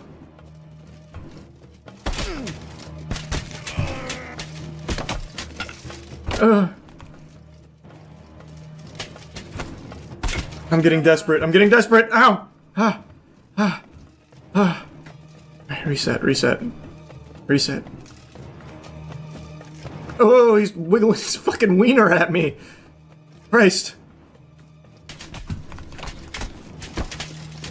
God, he's tall. Oh, shit. No. It's okay. That's okay. Man, I had a really good hit on him in the beginning, and then it was very hard to get in again.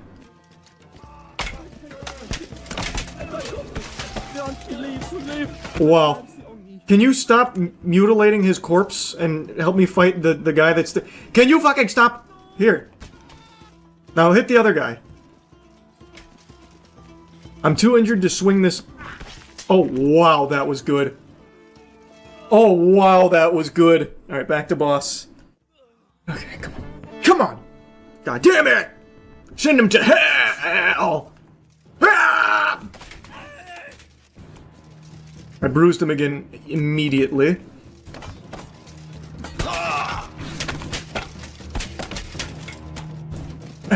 Reset. No. Yes.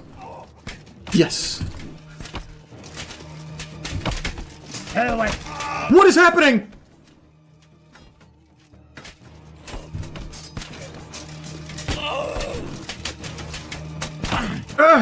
Separate. What the fuck is this guy?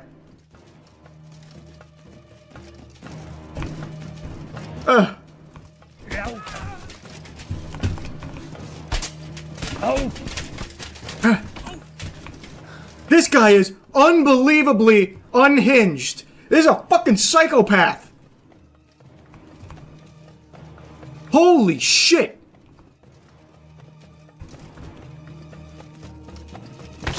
There we go, finally. Had to put down that wild animal. Holy.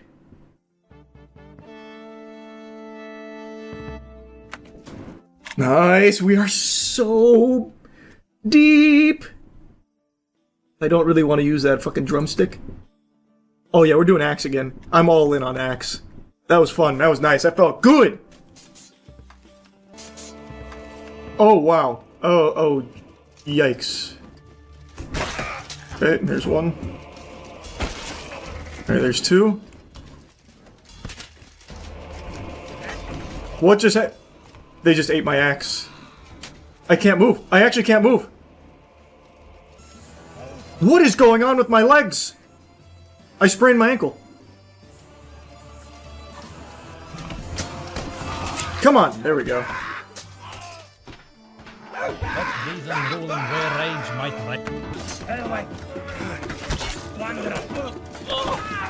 Oh man, imagine I went through and just one-tapped him as well.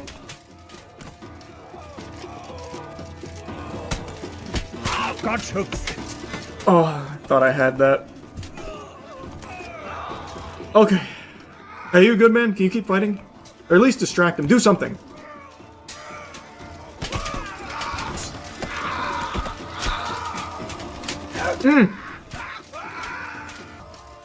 Keep distracting him. You're doing a really good job, actually.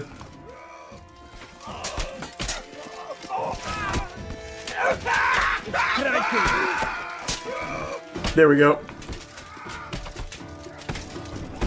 Excellent work, brother. I know you're just faking it. Put your arm back on, man. You're good, he's dead. You're good. Oh, yeah. There we go.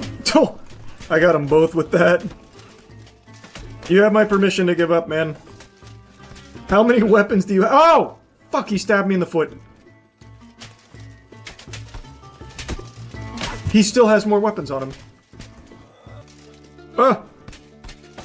Just give up. Thank you. Boss time! We are fucking cruising!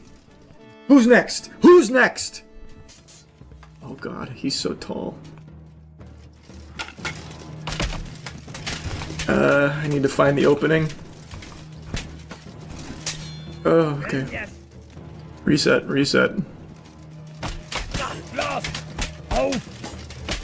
Oh, it's his back, it's his back. His back is not armored. At least not all the way, I don't think. I think I caught a glimpse of his weak spot. I don't know how the fuck I'm gonna get back there. Maybe my movement tech? Oh, no, I'm too heavy for it.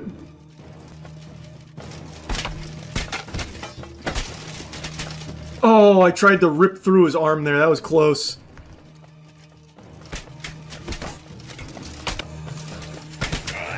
Keep him on the corner. Keep him on the corner. It's hurting him. Oh, fuck. I can see his face is bruising. He's off balance. The concussion's setting in. Keep giving him the wham bam. Thank you, ma'am. Oh, fuck. I cut something off. And he's still not giving up. Why? Won't you die? Finally! Woo! Is this the highest rank? I think we're at the final rank. Oh no, there's one more over this.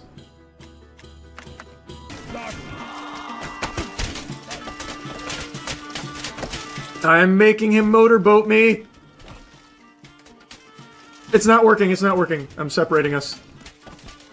Or at least I'm trying to. There we go, finally. I'm not loving this weapon. Who just came here? There is no world you are still alive right now. People just do not die at this elo. What the fuck? That was your neck. No way you're surviving that. Come on. There we go. Good shot. Good shot, brother. Good shot. Ugh. This was not the play. There we go. That's better. That's better. Alright, so that's the strat. That's the strat. It's a hit and run attack here. Get him with that. Back off. Come back in. Oh. Oh. There we go. See, that's the way to do it. What? Okay, don't worry. I put it. No, just stay down. Why won't you leave me the fuck alone? Clobbered the homie. Oh, is this a teammate?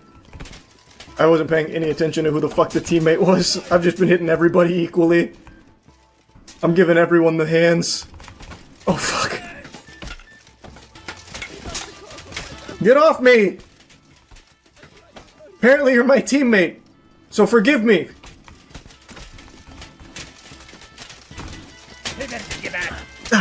Fucking get in my titties! Oh, okay, I'm winning myself. That was stupid.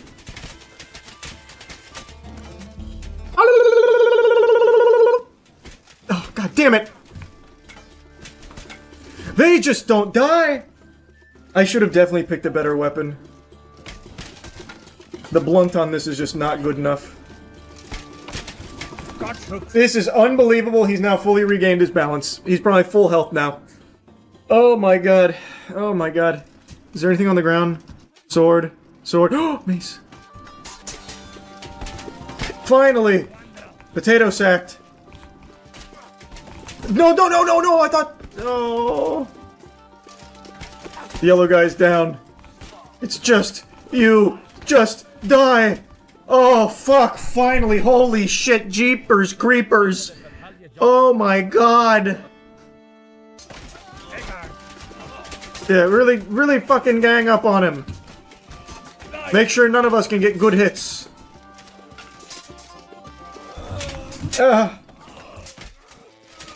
He's showing us his back. Finally. No way. Okay, thank you. Christ. This guy's gonna be the problem. Oh! Yep. Dislocated my knee again, I guess.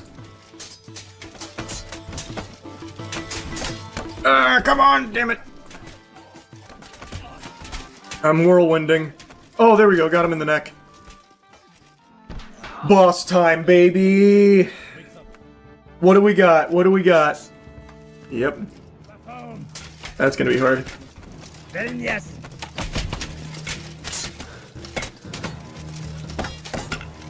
Okay, reset. I don't have good blunt. Really, any blunt. Oh! What? Wow, it's been a long time since I've been in the abyss. That's so sad. Oh, this is gonna be rough. This is gonna be fucking rough. Dark. He just refuses to die. I'm not gonna go candlestick. I don't know what boss I'm fighting. I don't remember. Oh, it's gonna be the fucking crazy psychopath armored guy. I'm cooked. Oh, that was unlucky.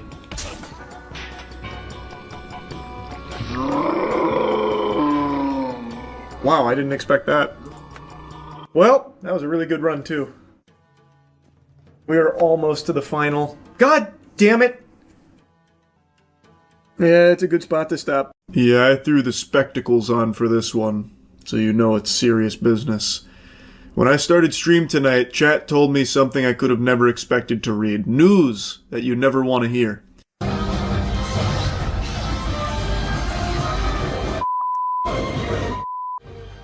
Chaos at the movies in Surprise this weekend after police say a man exposed himself and urinated inside the theater. During a screening for the new Demon Slayer film, one fan excitedly stood up and apparently unzipped his trousers and began peeing. Now, I've seen conflicting reports on if they were peeing on somebody or just peeing in general on something. Based on the charges, I'm going to guess it was the latter. It doesn't sound like they pissed on anyone R. Kelly style. It seems like he just started peeing on the seats below him, and then he just sat down as if nothing abnormal just happened. And as you can see here, patrons of the cinema were not too pleased with this display, so they got up and clobbered him. They fucking beat the piss out of him. It was a smackdown. This isn't, they only show you a snippet of it. They are walloping this man, and then when they're done, you can see him in like a Peter Griffin death pose, pretty much. I've seen people calling him the Piss Hashira, and that's given me a hearty giggle. Now, I recently mentioned that I just got a copyright strike for showing news footage, but I truly cannot do this topic justice without showing you some of this footage. So I guess I'm just gonna roll the dice here and hope that the news agency won't be upset at showing you some of these clips here about what unfolded. It is so fucking unhinged. The chutzpah to stand up proudly and piss in a crowded movie theater, just fucking tinkling, golden showering the seats beneath you is unfathomable. Like, this isn't even, he didn't even try and be discreet about it. He stood up and he is in the middle of this row of seats. He is in the middle of the section. Everyone was going to see him stand up, and I imagine instantly people were like, "Sit down, goober, what are you doing, douchebag? Take a seat." And then, like, taking a closer look, like, upon further inspection, like, "Oh my god, he's urinating. oh my God, he's fucking peeing over there. Yeah, it happened Friday night at the AMC Surprise Point. That's where officers responded to the disturbance. Witnesses told police that the man was confronted after he got up, unzipped his pants, and started peeing during a screening of Demon Slayer. Moviegoers confronted the man and started hitting him. The suspect, Limmel Hull, was later arrested and booked on charges of indecent exposure, disorderly conduct, and criminal damage. I may not be familiar with the Surprise Point AMC location, but I can tell you about surprises, and boy howdy was this probably a big one for everyone that attended this screening. Goodness gracious. When I saw this movie yesterday, my theater was filled to the brim. There wasn't a single open seat left. So if I was a betting man, I would put money that there were people in the seats next to him and people around the splash zone beneath him. Probably horrified that this guy just stood up, pulled his cock out, and then started peeing. Now, like I mentioned, I believe no one was hit with the biological warfare here. I think most people walked away dry, considering his charges didn't include, assault or something, which maybe would have been the charge that would arise from getting pissed on. I don't exactly know what it is. But since his charges were criminal damages, indecent exposure, stuff like that, it doesn't sound like anyone got, piss waterboarded. No one was, drenched and super soaked by him or anything. But I do think there's a possibility that maybe it just wasn't reported because maybe they didn't even know that they got hit. I feel like standing up and pissing like this, probably there's going to be droplets bouncing and splashing in places they don't expect, so maybe some people got it on their shoes or something and just didn't notice, because from the sound of things, he did a full-blown tinkle carpet bomb. I would wager a guess that the guys who went up and gave him the knuckle sandwiches were probably the ones closest to him when he did this. And I would also say that I'm surprised that he didn't get more charges added, considering that in this movie theater auditorium, there were probably kids around when he got up and just started pissing with his whole meat out and everything. I'm actually kind of surprised there weren't more charges on it. Hull appeared in court Saturday afternoon. He was later released. A witness tells us AMC gave everyone in the theater a refund. That's actually a pretty nice gesture from AMC with the refunds, but you can't put the piss back in the balls. What a crazy situation here. I actually cannot even imagine the state of mind someone would have to be in to do some shit like that. It seems he desperately needed to go to the potty, but I guess he just didn't want to excuse himself to the restroom. Maybe he was afraid that he'd miss something important in the movie. He didn't want to miss a second of the action. And even still, the decision to stand up and piss is fucking shockingly baffling. There's no good way of doing this besides just going to the bathroom. You're gonna miss a little bit of the movie. But why wouldn't you just pee your pants? You could piss your pants and nobody would know you did that in a dark auditorium. Maybe they'd smell it, eventually as the odor emanates. But it'll also be kind of hard to pin that on who exactly was the pants pisser. Why wouldn't he just pee his pants? That would also come with a myriad of excuses too, by the way, oh man, I had an accident, I didn't know I had to pee like that, or you could blame it on a condition or something. But instead, he made an entire song and dance out of him pissing. He actually interrupted the film so that way people would watch him pee. He called all the attention to his degenerate act. What a fucking sick freak. Anyway, though, I had to yap about this a bit. This one was shockingly wild. That's about it. See ya. I was going to turn on the desk light here to illuminate it a bit better so it doesn't look like I'm telling scary ghost stories, but I decided I kind of like this vibe for the topic. Because this is a scary topic. Too many people are sleeping on an incredible show. I'm not seeing enough glaze. I'm not seeing enough movement. I'm going to be honest. There is a show that I just finally finished, that only just recently ended, that I am just not seeing get proper nut care. I'm not seeing enough people fondling those balls. It's To Be Hero X. So far, it is my favorite anime of 2025. I do still have a couple others to catch up on, but I can't really imagine any of them somehow surpassing this in my eyes. I think the show is extraordinary. The first, 3 or 4 episodes had me under a very different impression for what kind of show this was going to be. Immediately, it's pretty clear that the animation is beautiful, and it's a show that uses multiple styles. So, it'll flip-flop between, an arcane vibe and then a traditional 2D anime style. And it does it with the snap of a finger. The best hero, the strongest character, X, you will sometimes hear snap his finger, and that's when it flips from arcane to some of the most breathtaking 2D animation you'll find in a show. It's not to, Demon Slayer Infinity Castle level, but it's really not far behind either. It excels in its visuals. So, it is majority 2D, but for the first arc, the first character you follow, Nice, it's mainly arcane-ish. And I think it is so cool when it flips back and forth. It is so creative. It doesn't feel like a gimmick or anything, because it doesn't need to rely on it. Like I said, it's mostly 2D, but it does go between them occasionally. And it is so unbelievably pretty. Now, don't worry, Puppet Pals, I am going to gush and grannies further on its visuals, but before that, I want to tell you what the show's about.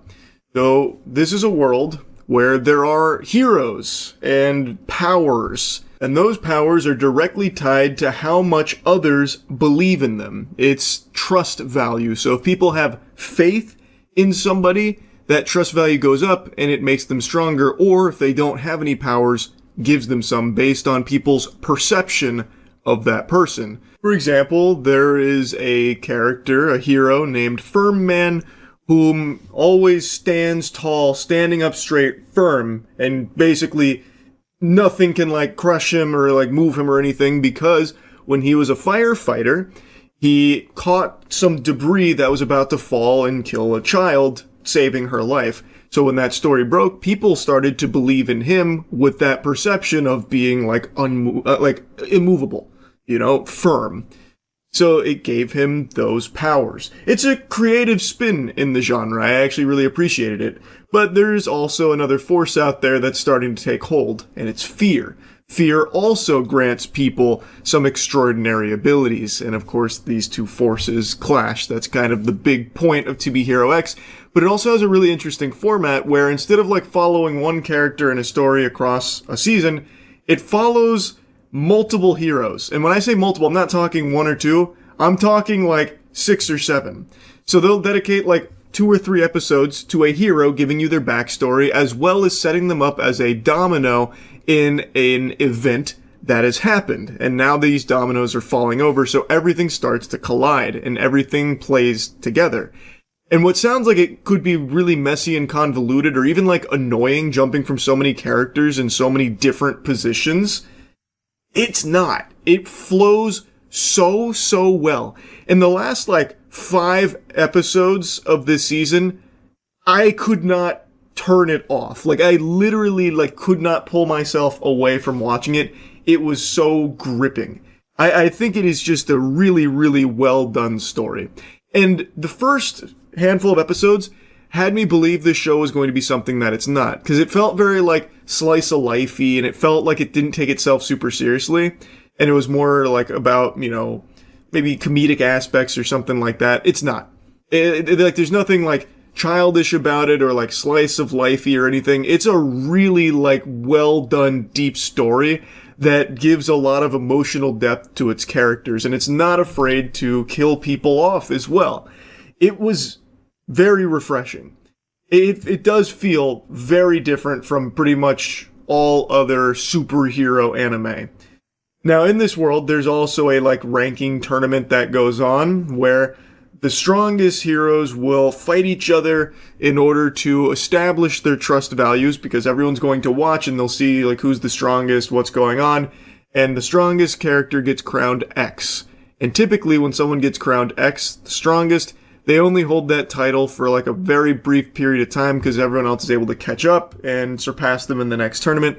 But the new X is someone we don't know a whole lot about, but he defeats people in an instant with a snap of his fingers. He's just victorious at all times. And this guy aura farms like a motherfucker. He is super cool. Like, he is such a cool character. He has very, very, very little screen time, but every time he is in an episode, he's like the highlight of it. And it just gets you glued to it. I really, like, I cannot praise this show enough. Like, it's not just carried by outstanding visuals. It is the complete package. But anyway, since I did mention the visuals again, I can't stress enough just how good looking this show is. I think this has the best fights of the year as well. Pretty much every single episode has a huge battle, like a big fight between characters. And they do not cut any corners. Holy shit. It is so well animated and well choreographed. They are like drawn out long fight sequences, just full throttle. And they are outstanding. Especially like Queen vs. Boa, I think is the best example. That whole episode is basically that fight. And it is so fucking great looking. Like, I highly encourage you to just like watch that clip of Queen vs. Boa. We are talking like Ufotable level animation to its action. It's so fucking good. Like, I really think that what they've done here is something special. And I am shocked more people aren't talking about it. Another thing about the show, it has really good music. It has boner jams. Like, I'm telling you, they use the music in some very hype moments and it elevates it to a new level. There is one thing though about this show that I really wish they didn't do as much of. Since they are telling so many different character stories, it's more of like an anthology than anything. Which, again, I actually really like the way they do it here. But there is one thing they do a lot that kind of got annoying towards the end of the show, where they will reuse the exact same scene that you've seen before and then sprinkle in like the new spin on it from the character's perspective. So for example, when they're about to go investigate an alien ship, this is a pivotal moment and you'll see it from one character's perspective, like when he was recruited to it, and then another. But instead of just showing you that character's perspective when they get introduced to it, they will reintroduce the entire scene to you. So they will repeat literally whole scenes sometimes because, again, they revisit it but from a different angle. But instead of just showing you that new angle, they show you the whole scene again and then add the new angle. So there was a lot of times where I was like, oh fuck, I've already seen this before, and I contemplated just like fast forwarding through it because, again, it's the exact same scene with no alterations until the character comes into the fold there for it. So I think they did that a little too much. Maybe that was for budget reasons. I would think that's probably why, because obviously they've already animated that, it's already finished, so if they reuse it, well, they save some money there having to do something a little different. I think that might be the reason, but it did get kind of annoying. Overall, I highly recommend the show, obviously. I do think it is underrated right now. I think this is flying way too under the radar. This is a show that I really would expect more people to be hyping up because there are so many, like, notable fight sequences. At the very least, I thought this would be something that people would be sharing, like, a lot of clips of from some of the bigger fights. So I'm really surprised to see that's not the case. So I really think this one, like, for me personally, is my anime of the year, and I really think a lot of people would really enjoy it. They maybe just haven't heard of it. So I'd say check it out. 2B Hero X slaps. That's really about it. See ya. I'm ready to go wherever there are women. Yeah, I'm ready to just give them all of my stuff. You're not gonna Oh, find... there's a woman in here! That's Oh, an no, it's a child. NPC. Gee. Go door to door if we have to. A woman! M! She's surrounded by these two. Follow me, Jackson. I'm right behind her. Let's see where she goes. Oh, she's going all the way up there. Yeah, it's worth it, Jackson. We have to steal her from Blakey Boy. Yell at her to stop. I am.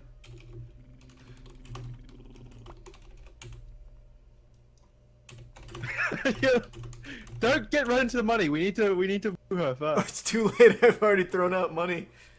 Tell her how we almost finished the dread mines. God, yeah, she's taking us on a wild goose chase, Jackson. Tell the panther to get in front of her and stop them. They're scouting from above. I hope that's her real... I hope it's her real life boyfriend. Ah!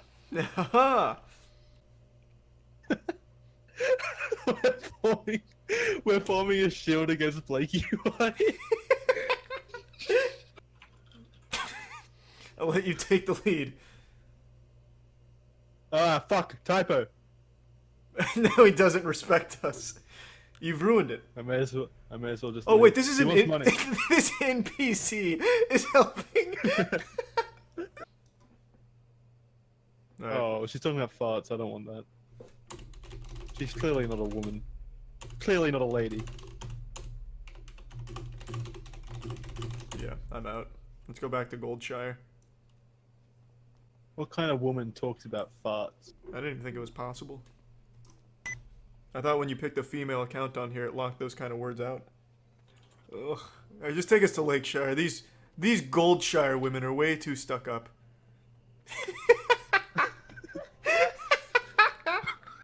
Oh, do you think we'd be able to get like a hand job behind a barn or something? Maybe. Ooh, another woman. Whoa! Whoa! I thought it'd be good to try the good cop, bad cop. There's a woman there. She's not worth it. Don't be distracted, Danny. She's not worth your charm. Could be. She might be saying something. She's looking at me. You've made contact? What kind of rendezvous?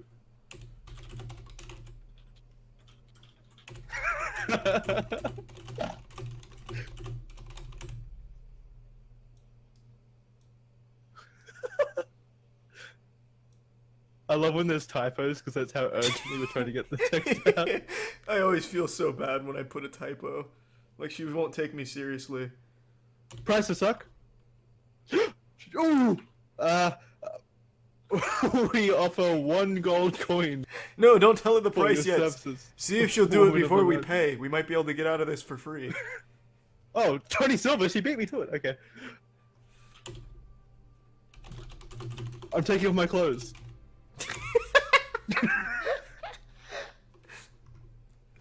How does this work, Jackson? I'm a virgin in World of Warcraft. There's like 6 guys going down. Oh no, an audience. You're gonna get banned on Twitch for this. Oh no, my pirate suit! How do I get rid of my pirate suit? Oh, there we go. Perfect.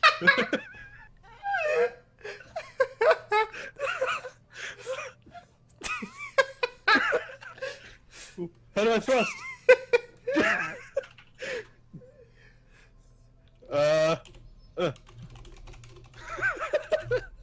How do I thrust? How do I? Someone tell me to how to sex. God damn it.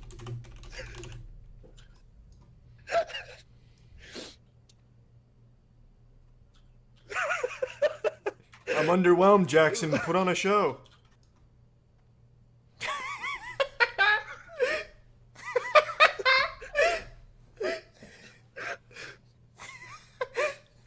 Already, she's gonna be here for like 10 minutes.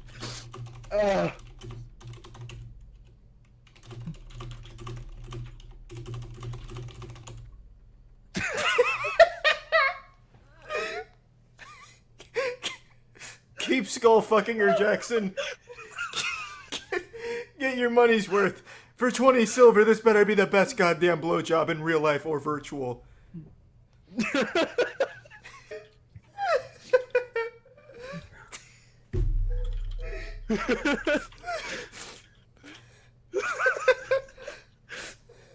I'll be fair. I'll trade with her. One of you can try to scam her.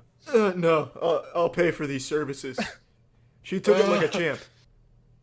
I'll sit here and watch Danny go. Danny's looking like Conan the Barbarian.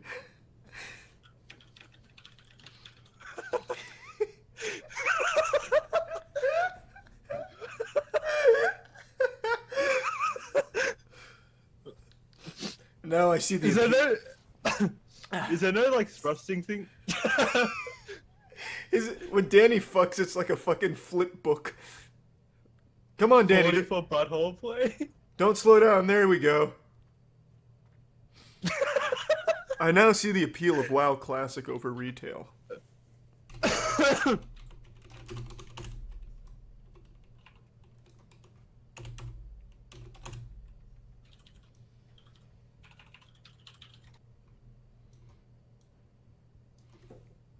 You're sitting underneath him?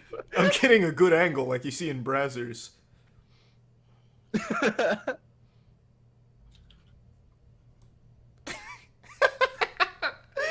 We look like the bicycle of women that Logan Paul rode in his music video. Get in here, Gallagher.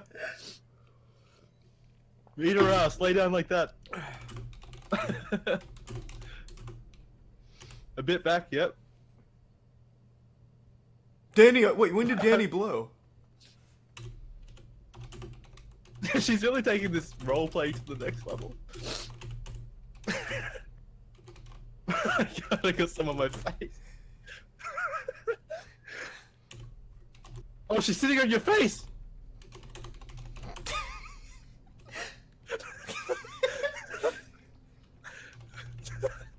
You both are already around.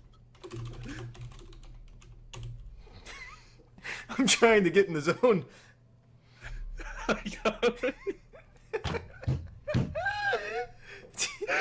I like to imagine we found the one sick degenerate that plays WoW Classic for this shit.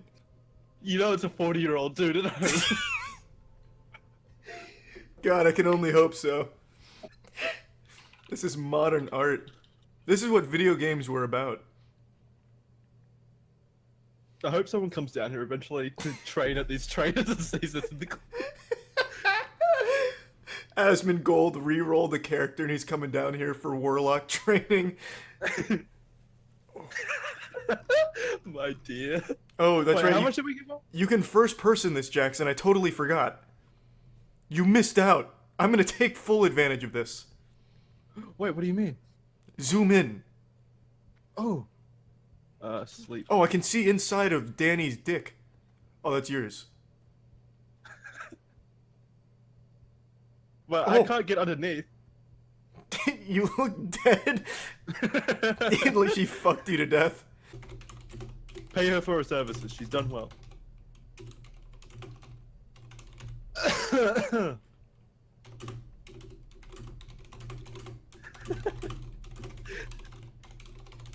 Not just with cum.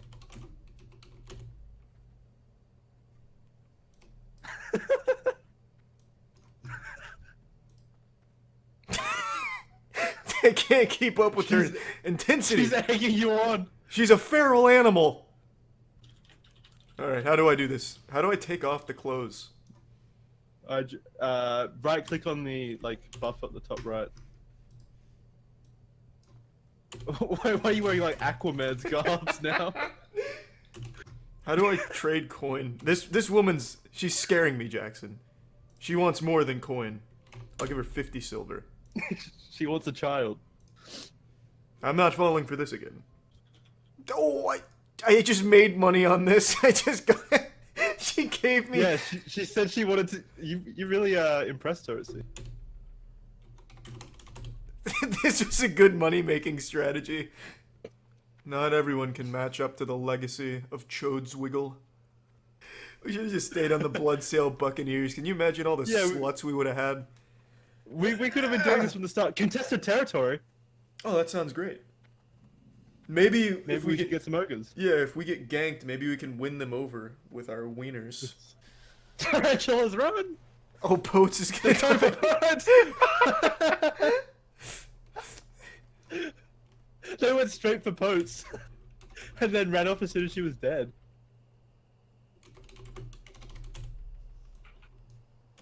Quickly lay down on her corpse. Keep it warm. So that's how the story ends.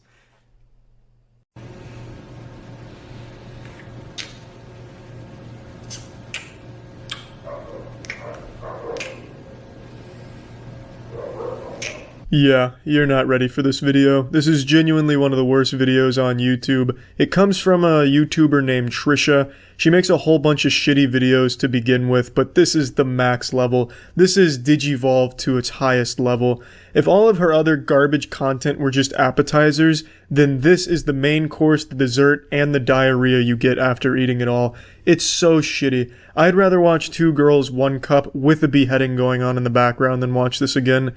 But I'm going to watch it again. I'm going to be strong for all of you, so that way we can all sit here and experience the dark side of ASMR. ASMR in its most vile and deplorable form.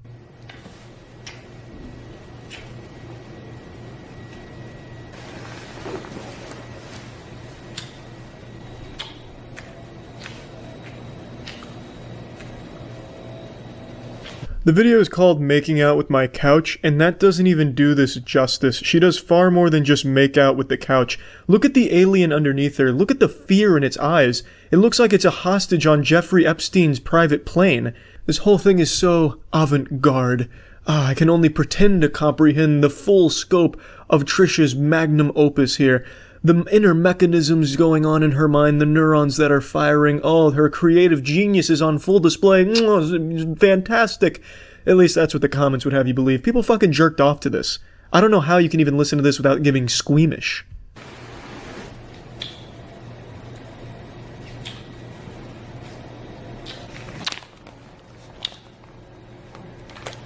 As you can see, the plot is really developing now. She's graduated from making out with couches to making out with tabloids, as the alien on the floor tearfully prays that the building engulfs in flames before it's his turn to face this ridicule, this punishment, this loud sloshing.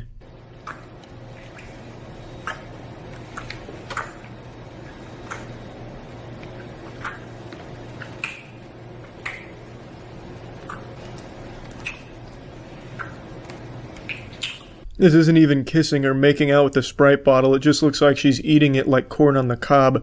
I bet there's a good handful of people that watch this and then thought to themselves, maybe I don't really like Sprite all that much anymore.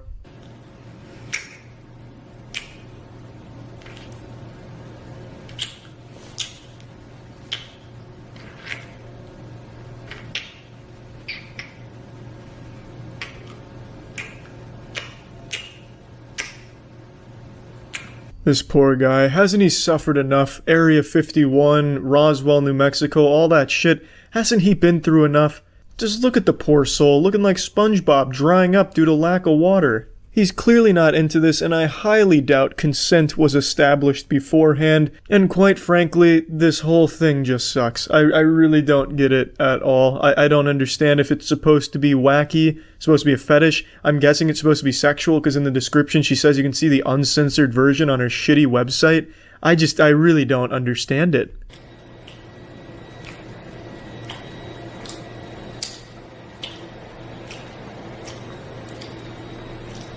When I was initially watching this, I thought I was looking at her overdose. That right there is a sign of just fucking heroin overdose hardcore. She just looks like she's filter feeding while lying on the couch. She's fading out of this corporeal dimension over to the other side, and she's doing it in the grossest way possible with those abominable noises.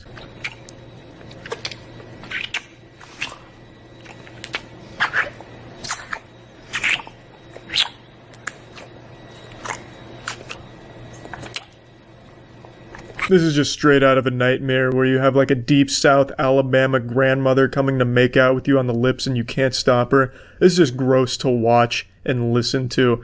It's as if her lips are the tentacles on an octopus and they're just suction cupping to something and just ripping it off, but she makes a much grosser sound than those do. I would rather listen to 2 dump trucks crashing into a whoopee cushion factory. I'd rather listen to 5 nails on a chalkboard for 10 hours than listen to this 5-minute video again. It's absolutely an attack on the senses, both visually and auditory. I'd have more fun watching a video of a public urinal at a gas station getting cummed into than watching Trisha's abomination here. This is just downright revolting. I can't even begin to understand what she thought she was doing when she was making this. like comedically or even sexually. It fails in every possible aspect imaginable. I watched an art piece where a woman cut out the vagina on a morph suit and had a bodyguard lift her up and carry her in a circle as she pissed on the floor, and that made more sense to me than Trisha's video does here. This is just unbelievable to me. She must have thought it was a good idea at some point. Yeah, I'll get an alien for a prop and make out with it. I'll make out with my hand. I'll make out with the camera. It's so lazy, even in its attempts to be weird. She doesn't even have good props. It's just whatever fucking garbage she found lying around her hotel room or wherever she is. It's weird and shitty.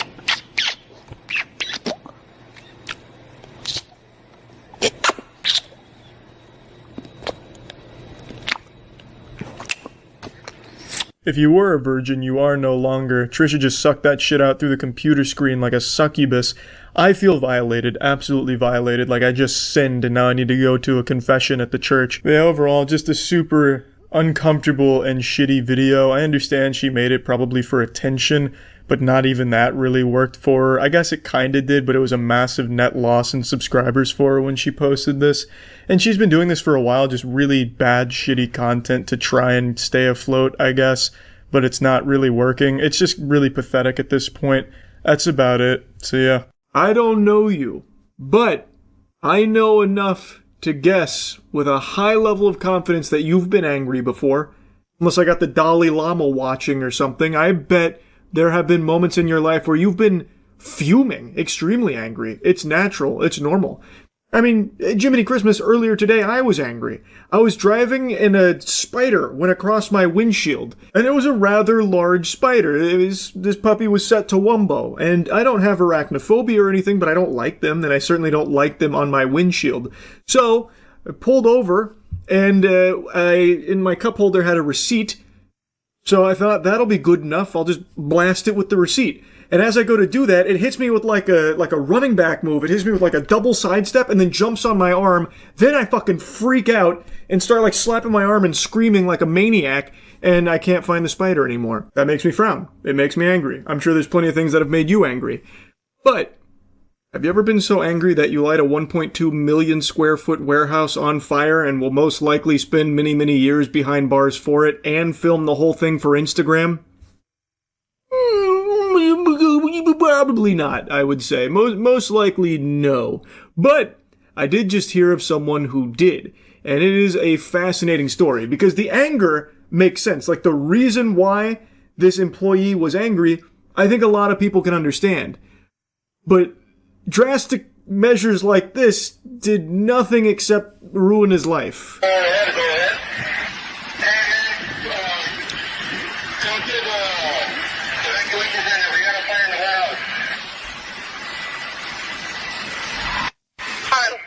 Should have paid us enough to fucking live.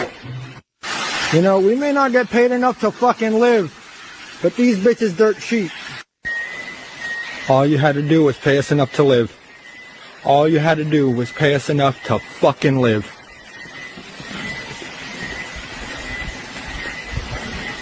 All you had to do was pay us enough to live. There goes your inventory. This is a Kimberly-Clark warehouse that apparently served 50 million people. It was located in California, and a disgruntled 29-year-old employee filmed these videos, posted them on Instagram of him lighting it on fire, and it completely fucking torched it. It like incinerated this whole facility. Pretty fucking stupid plan. Extremely dangerous. Could have easily killed people in the warehouse. The fire could have spread outside of the warehouse as well. It's California.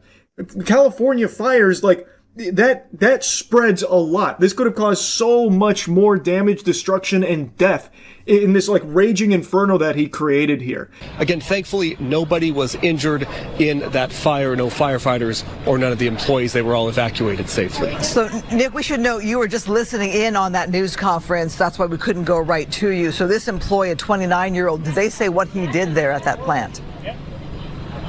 It's unclear exactly what he did. What we know is that they house lots of Kimberly-Clark products here. Again, this is a 1.2 million square foot warehouse here. So very large space filled with products. We know that they load the trucks up and distribute them. We don't know specifically what that man did. I feel like we have some strong evidence to what that man did. He filmed it himself. I'm surprised it wasn't streamed on Kick. This has become a very common phenomenon where people film or stream themselves committing crimes, in this case, arson. So he made it very clear what he was doing and why, the motive. He was upset with the pay, saying that all they had to do was pay him enough to fucking live, which is a very real problem, something I have yapped about for years, about how so many jobs right now in the country don't actually pay their employees a livable wage. And as things keep getting more and more expensive, it's not like the pay is being risen to try and help them, enable them to live. It is a huge problem. But the solution this guy cooked up in his noodle is not the optimal play, because now all he's going to do is land himself in jail. He's not going to be getting paid there. And on top of that, all of the workers at that warehouse, they are now out of work for who knows how long, and maybe they get canned because of it. I mean, this is a huge warehouse. This is going to take a long time to rebuild and get all that inventory and stuff back. Maybe they just start laying off employees that were working there. So now he has also ruined other people's income on top of that. So it's not exactly like the best plan that he's cooked up here, as shocking as that is to hear that arson didn't save the day. It is an issue. His anger is understandable, but this didn't do anything to solve it. It's not like that this company is all of a sudden going to have a come to Jesus moment like, oh, we didn't know that by underpaying our employees, it would make them frustrated. But now that an entire 1.2 million square foot warehouse been burnt down because of our folly, we will change our ways. We now see the light. Our third eye is open. Enlightenment. Time to raise everyone's pay.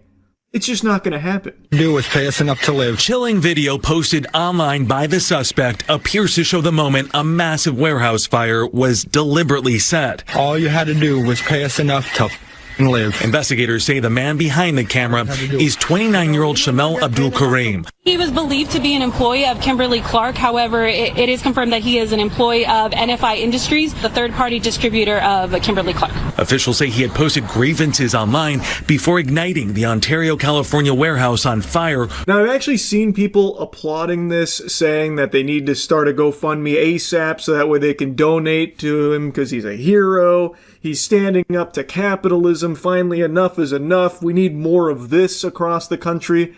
That's fucking ridiculous. That's like actual dangerous, stupid brain. Like, people are saying, oh, wah, wah, wah, crying over all this lost product from, billion-dollar corporation, that kind of thing.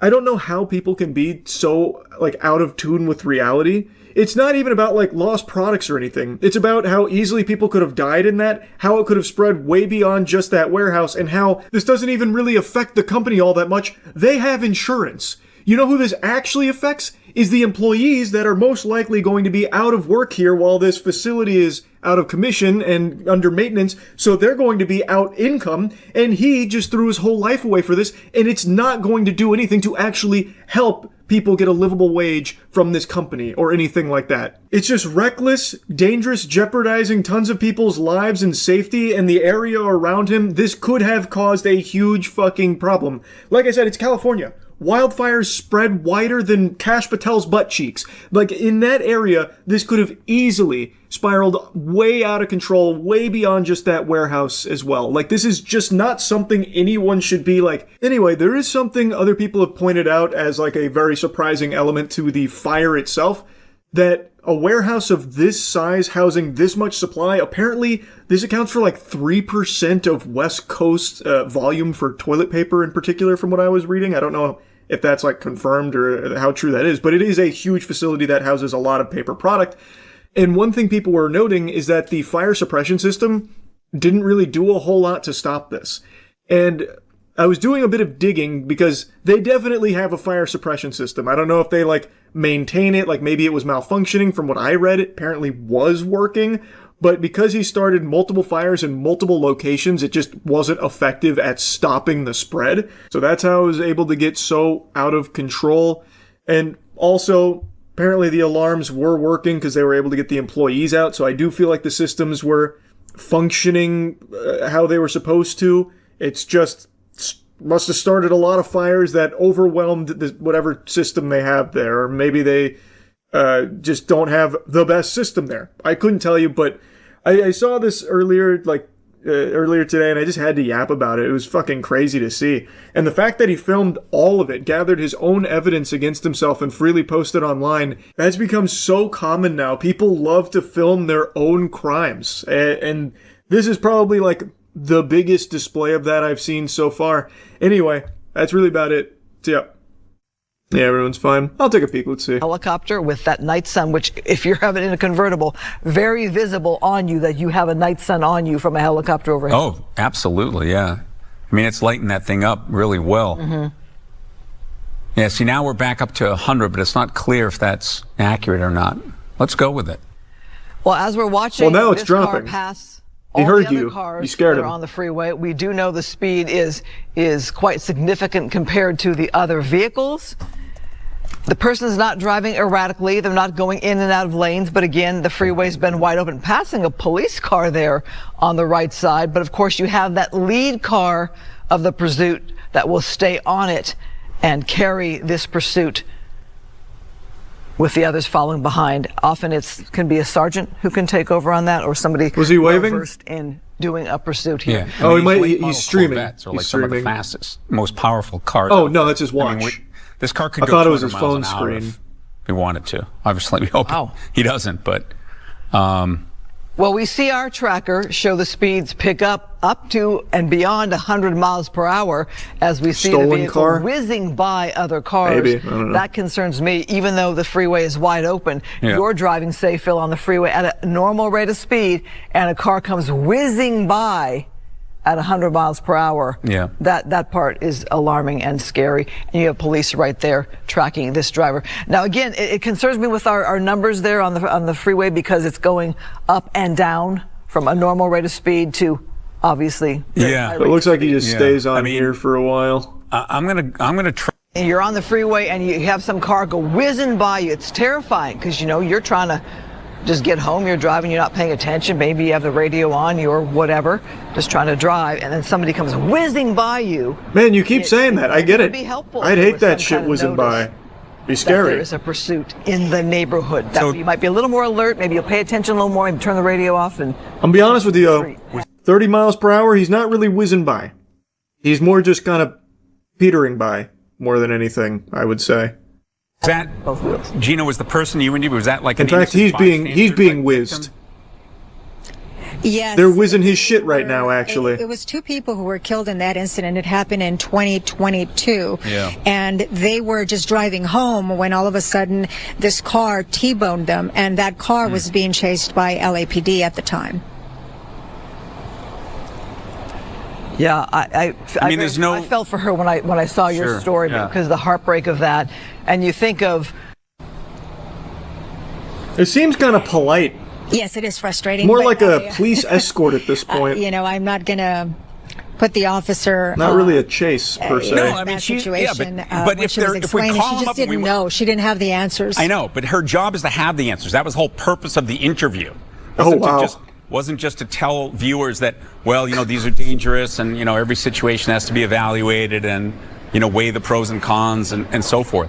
I think at this point, This guy's getting mad. we need we have this technology that's been tested and approved and we're waiting for funding or whatever, whatever Let me it might be. Just jump It's in like right it's here stopping because now. we are for the red light. Perhaps they stop for the red light, but noticing the speeds are way reduced here, sometimes under 10 miles per hour on these surface streets. And picking up now. Oh, they even go for a pit stop.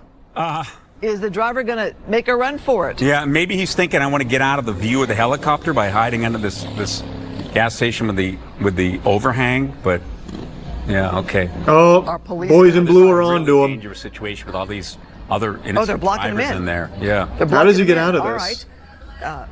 Yeah, red truck. Oh, the red truck just gave him the out. Right, quickly. Oh no! Wow. Oh shit! Oh, the driver was trying to put the top on, maybe? Up, yeah. For a little more protection? Oh, wow. No, now he's giving himself cover. Police attempting to move in there, attempting to at least block him in, yeah. Well, you know what? You got to stay out of the line of fire. So Right. I can understand why a law enforcement vehicle didn't maybe block them in from the front. Right. With someone He's incognito now. We lost that him. driver right now trying to put that top up, trying to It's get a not little going to more go up at protection. that speed. Well, they pulled over. At what speed, Pulled brother? over here. Yeah, he so Are stopped. they trying to secure that top? 0 miles per to hour? Continue the drive with the feeling of a little more protection. Looks like they were able to do that, doesn't it, Phil? Yeah, it looks like maybe it's back down again, right? Phase 2 of Bumblebee. So, yeah, Bumblebee's not a Corvette, bro. Just because they're both yellow. So, from talking with, our Dennis Zahn Gross, and man. the other experts that we've used in the past, I mean, they're boxed in. they're very concerned about. Whoa! Oh, oh God! He blasted the. What the hell? That poor tree. Another vehicle and wedged there with that. I guess the street. Okay. Mother Nature is undefeated. Imagine being the innocent motorist right next to this driver. Okay, driver is signaling they're done. But if I'm law enforcement and I see you try to do this, I'm a little wary. You're not gonna. We've seen cars trying to put on the gas and get out of there like that. Absolutely, yeah. Oh wow. Oh, it's a person with a child. Jesus, Children that in the must back be of that terrifying. Oh, terrifying for them. That's what I just said. I'm sure police are giving them commands either onto the road there. And okay, Phil, you want to navigate this one here for us? Well, there you see it. I mean, he was trying to get around traffic, accelerated up onto the sidewalk, thought he could. Yep, they got him. That was a tree. That was a tree. It got the assist. He hit the only tree in all of California here, it seems.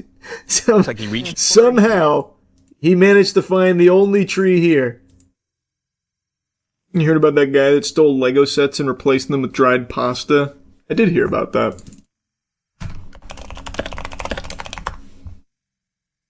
And new here at 6, Irvine police say they have busted a serial thief targeting high-end Lego sets. Officers telling CBS... Happens a lot, actually.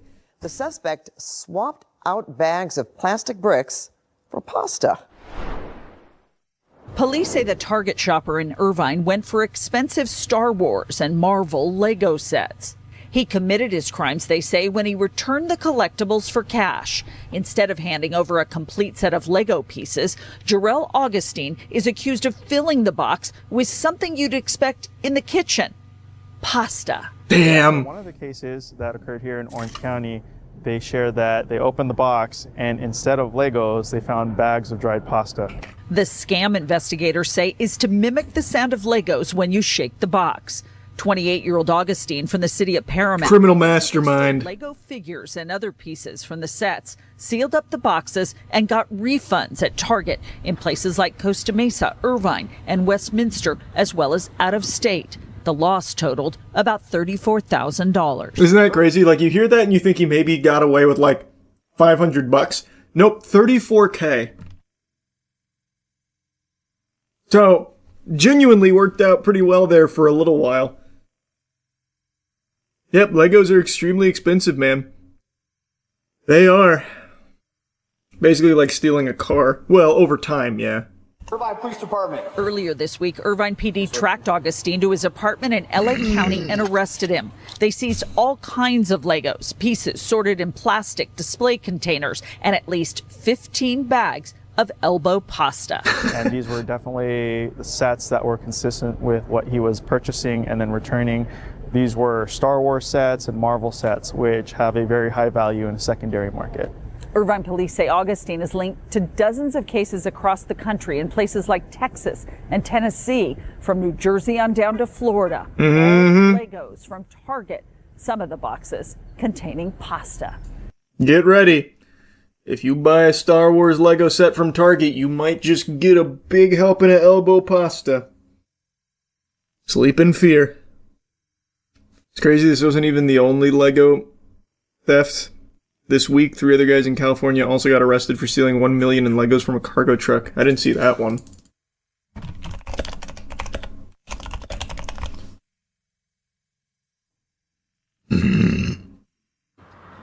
Two people facing charges this afternoon accused of stealing $1 million in Legos. Yeah, that's what it looks like. Assignment editor Mike Rogers at the desk with how deputies in Kern County made the bust. Mike? Yeah, you know, Juan and Amy, these Lego thefts have become so popular and so common lately because of the rarity of some of these Lego pieces that are being stolen. This one, though, was stolen out of an Amazon truck. Take a look at the pictures released to us by the Kern County Sheriff's Department. They say they caught 2 box trucks speeding off from this Amazon trailer after allegedly stealing $1 million worth of Legos. Damn. Back of it. Now, the truck, we're told, was headed from Texas coming here to Southern California. $1 million clams and Legos. The suspects stole, as I mentioned. How quickly could you even possibly sell that?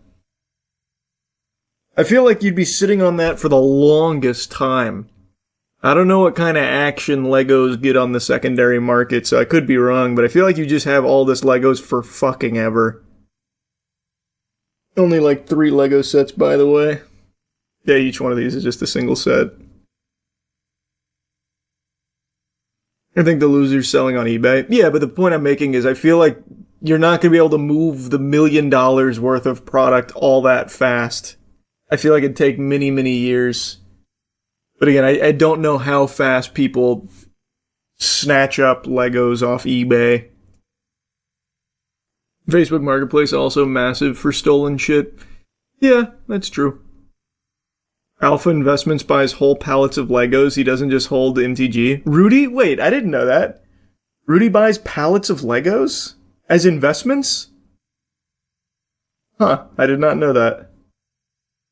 Reaching Pokemon TCG scalping levels of degeneracy. Well, it's everywhere, yeah. Pokemon's the worst, but this kind of shit's everywhere. Yeah, Xenoverse 3 got announced. I don't think they have like a teaser or anything. I think it was just an announcement. Oh, they do have an announcement trailer.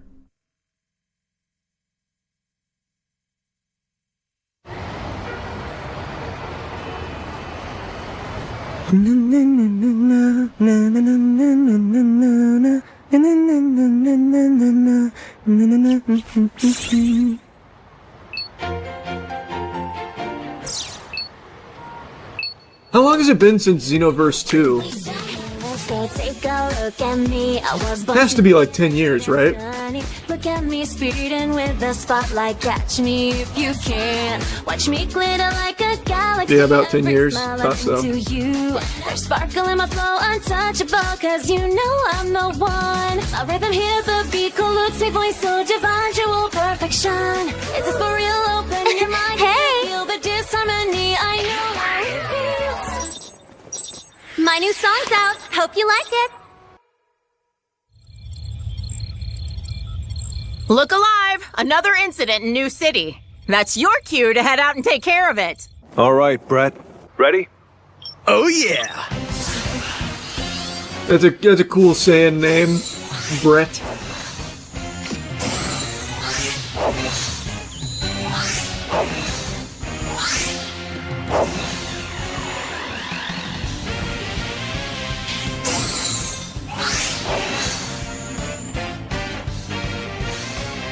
Nice! Go!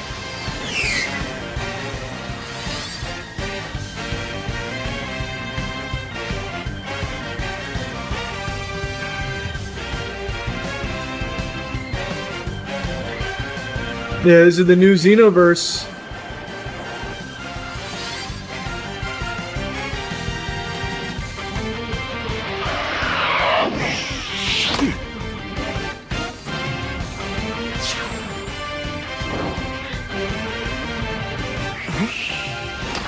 Hey, partner!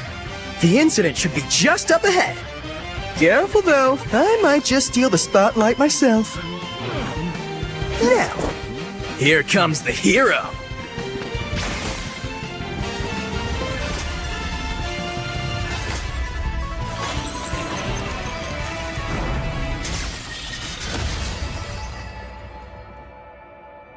That's pretty cool. They're dusting it off. How is there still a minute left? Do they show gameplay?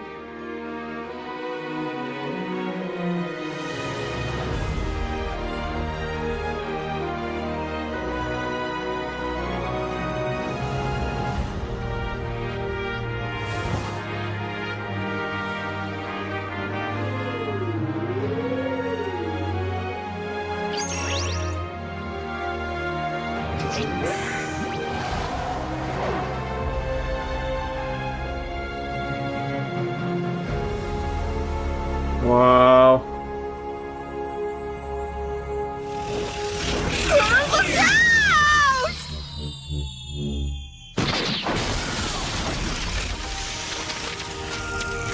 That's gonna hurt tomorrow. Wow, you really caught me off guard. You okay?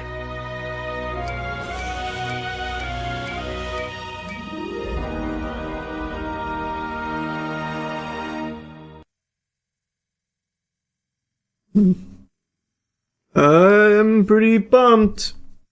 I hope it's good. I will say, though, they have not evolved the character animations in fucking at least 15 years. It's crazy how much those have stagnated. That's a little disappointing. Is what it is, though. Probably just art style for the cinematic. No, I promise you that's not the case at all. This is just the very standard style. If it ain't broke, don't fix it. It's not about fixing it, but maybe spruce it up a bit. Bro, we've had this exact same, like, character model style for literally probably 15 years. Surely there's room to polish it a little bit more. But I'm still excited for more Xenoverse. There are some stories that are so powerful they transcend the bounds of time. No matter how many years pass, these stories are still talked about, they're still discussed, and they are still remembered. Like the Epic of Gilgamesh, the Iliad, Journey to the West, my battle against that wasp when playing Elden Ring many moons ago, and now today, the story of 7 dogs that escaped from a meat truck in China and walked 10 miles home to their owners. Actually a crazy story that sounds like it's ripped straight out of a Disney film from the 90s. So the story goes that on March 16th, a man named Lou noticed a group of dogs that were walking in formation along a roadway. He found it peculiar, so he started recording them and even tried to lead them to safety, but the dogs ignored him. This video has now racked up over 200 million views, and apparently these dogs were stolen by thieves working at a dog meat shop, and they busted out of the truck and spent a couple of days walking 10 miles in unison back to their homes. They were led by the corgi, who would occasionally look back to ensure that no one went astray. Lou said, "They resemble a band of little brothers in distress moving in unison, nothing like stray dogs." They did eventually return to their owners after this journey here. Apparently, one of the dogs in this group, a German Shepherd, had an injury. They had unfortunately gotten hurt along the way. So they formed kind of like a protective barrier around the German Shepherd and moved together like that. Kind of like out of, fucking 300 or something, where they plant the shields around them up top and in front to block the arrows and everything. It's actually unbelievable, assuming all of this is true, and based on all of the evidence, it does appear to be true. So here's the video that really blew it up. Now, I couldn't find it with original audio. I can only find it with, like, Facebook royalty-free music attached to it, and I decided just to mute it because I don't think it really adds anything to it. But here you can see the group moving out in unison. It does seem like they're trying to, like, shield that German Shepherd in the middle there. And, like, at first I thought it was AI generated. Like, I thought it was just some bogus AI short that they slapped a sob story on. No different than, like, Reddit karma farmers who will just take a picture of their PlayStation 2 and be like, "Man, I still remember my father before he went off into space and then blew up from a cosmic alien attack, giving me this PlayStation 2, and I know it's a little out of date and old fashioned, but I can't help but keep playing this in his memory. Can I get some updates in memory of my papa?" Like that kind of garbage where it's just a bunch of barnacles. So I thought that this was fake. But the more I looked into it, the more sources that were coming out to confirm that it is legitimate. According to the sources out there, After the dogs rejected Lou's help and he was unsuccessful in trying to, get them to safety, he then shared that video online and urged local authorities to step in and help. It was at that point they got the UAV online here from the local Bitter Coffee Stray Dog base that reported that the dogs come from the same village, typically roaming freely together and having formed strong friendships. In response, the base dispatched several volunteers and even a drone to track the dogs and facilitate their safe return home. So they got the cavalry out there in order to get the dogs back safely from the sound of things. One volunteer claimed that individuals operating a dog meat shop had stolen the dogs, suggesting they may have escaped from a truck, though no witnesses saw their departure. So that component of the story about them escaping from a truck destined for a dog meat facility, which would have obviously spelt their doom, isn't fully confirmed. That hasn't been verified yet, though that seems to be what most sources are indicating is likely what caused them to be so far away, is that they were stolen for that purpose. And I guess it could make sense if they do frequently travel together, as the claim states. If they were all together and then someone just came through and got all of them at once, that would explain how they got the whole kit and caboodle here. But again, it's not fully confirmed or anything like that. But what is true is that this group of 7 dogs was traveling for quite a while, covering miles of distance to get back to their village, to get back home. And they did it all together as like one coordinated troop. It's fucking incredible, actually. Assuming, of course, it is all true, which, again, all the sources I can find seem to agree that it is. One of the owners has apparently come forward talking about the relief. They were the owner of the German Shepherd and the Golden Retriever, stating how happy they are to have them back and fortunate that they were able to return to them. I also saw a couple other images capturing their journey. So yeah, I personally believe that it's real, and man, that shit is crazy. Like, I'm very happy that they made it back safely. As of now, this is all the information that's available. I'm hoping there'll be some additional information and a follow-up investigation trying to find the thieves that were responsible for taking the dogs, and hopefully they'll be brought to justice. It is a crime, what they did. It is 100% a crime, so hopefully they get punished for it. Anyway, even though this is a story about dogs finding their way home, there really is just something inspirational about it to a certain degree, to see this kind of gumption, to see them band together and go over the course of a couple days, many miles home against all the odds and get back safely all together as one unit is really just something super incredible. So yeah, I just wanted to yap about it a bit. That's it. So yeah. Occasionally a new movie will come out and it's a bit of a stinker, and sometimes we'll even have a 0% on Rotten Tomatoes or other review sites, but it usually only lasts a few hours. It's very rare for a 0% to stick, usually after about a Concorde's length of time, so roughly 2 weeks. You'll find it sitting like at 10% or 20% or something as more reviewers go see it. That is not the case for Psycho Killer, however. 0%, and it's been 4 days. And the audience score isn't stellar either at 33%, which is the most shocking part to me, because that is exceptionally rare. That's a fucking unicorn right there to see an audience score that low on Rotten Tomatoes. They will give anything glowing reviews. For comparison, even just recently, Strangers Chapter 3, which is one of the worst finales to the worst trilogy ever made, has a 50% from the audience. Doesn't matter what movie comes out or how objectively dog shit it is, a movie could come out that actually rips your nipples off and face fucks you in your chair, and it'll still have like a 50% for audience score on Rotten Tomatoes. Yet somehow Psycho Killer is so bad that even the audience score is extremely low. So, the question needs to be asked. Does it warrant that? Is it actually a 0% bad? Well, strap in, sports fans, because I've just returned from the cinema after watching Psycho Killer, and I can tell you that, maybe not a 0%, but maybe like a 10. It's bad, like it's not good. It's really not good. And what's crazy is, and I know this is what a lot of people are pointing out, this is from the mind of the writer who brought us Seven. Yeah, that Seven, the timeless classic film, Seven. I don't know what's happened since then. I don't know if the Monstars came through with the basketball and sapped his writing ability, but he really squeaked out something embarrassing here with Psycho Killer, unfortunately. And right away, I've got to make fun of the name of this movie.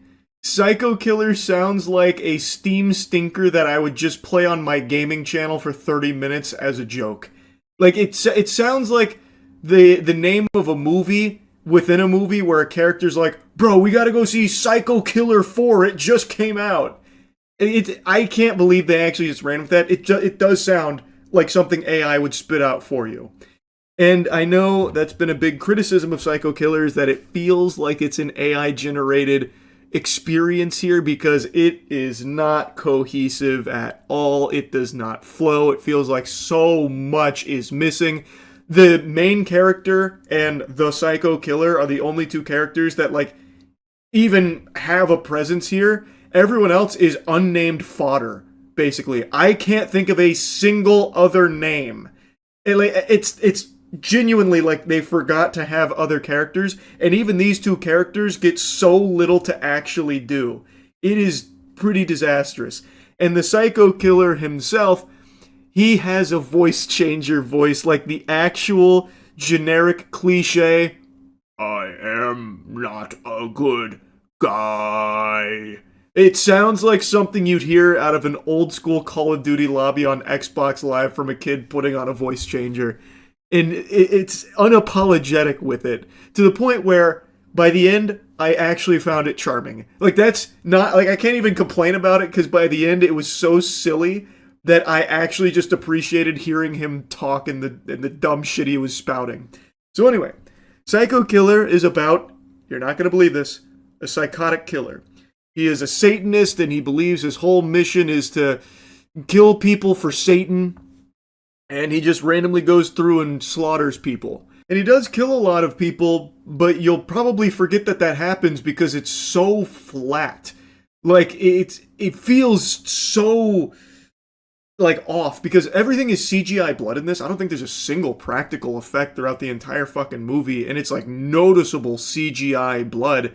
And it's, like, the laziest kills, like, when it comes to a slasher, typically they try and get, like, creative to unnerve and disturb the viewer. Here, they didn't bother. So, like, he just shoots a guy, CGI blood splurts out, that's it. Hits a guy with a hammer, some CGI blood, they cut away, that's it.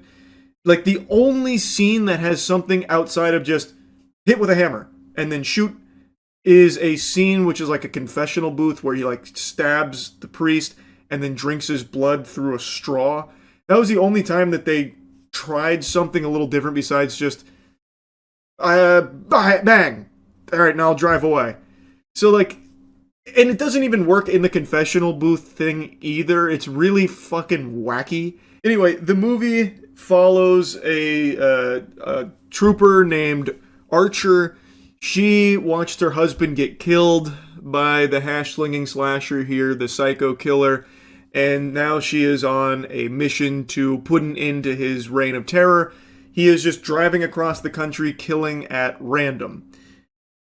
Except, the end of the movie, from out of fucking nowhere, they have this idea for how to wrap it up that is so fucking ridiculous.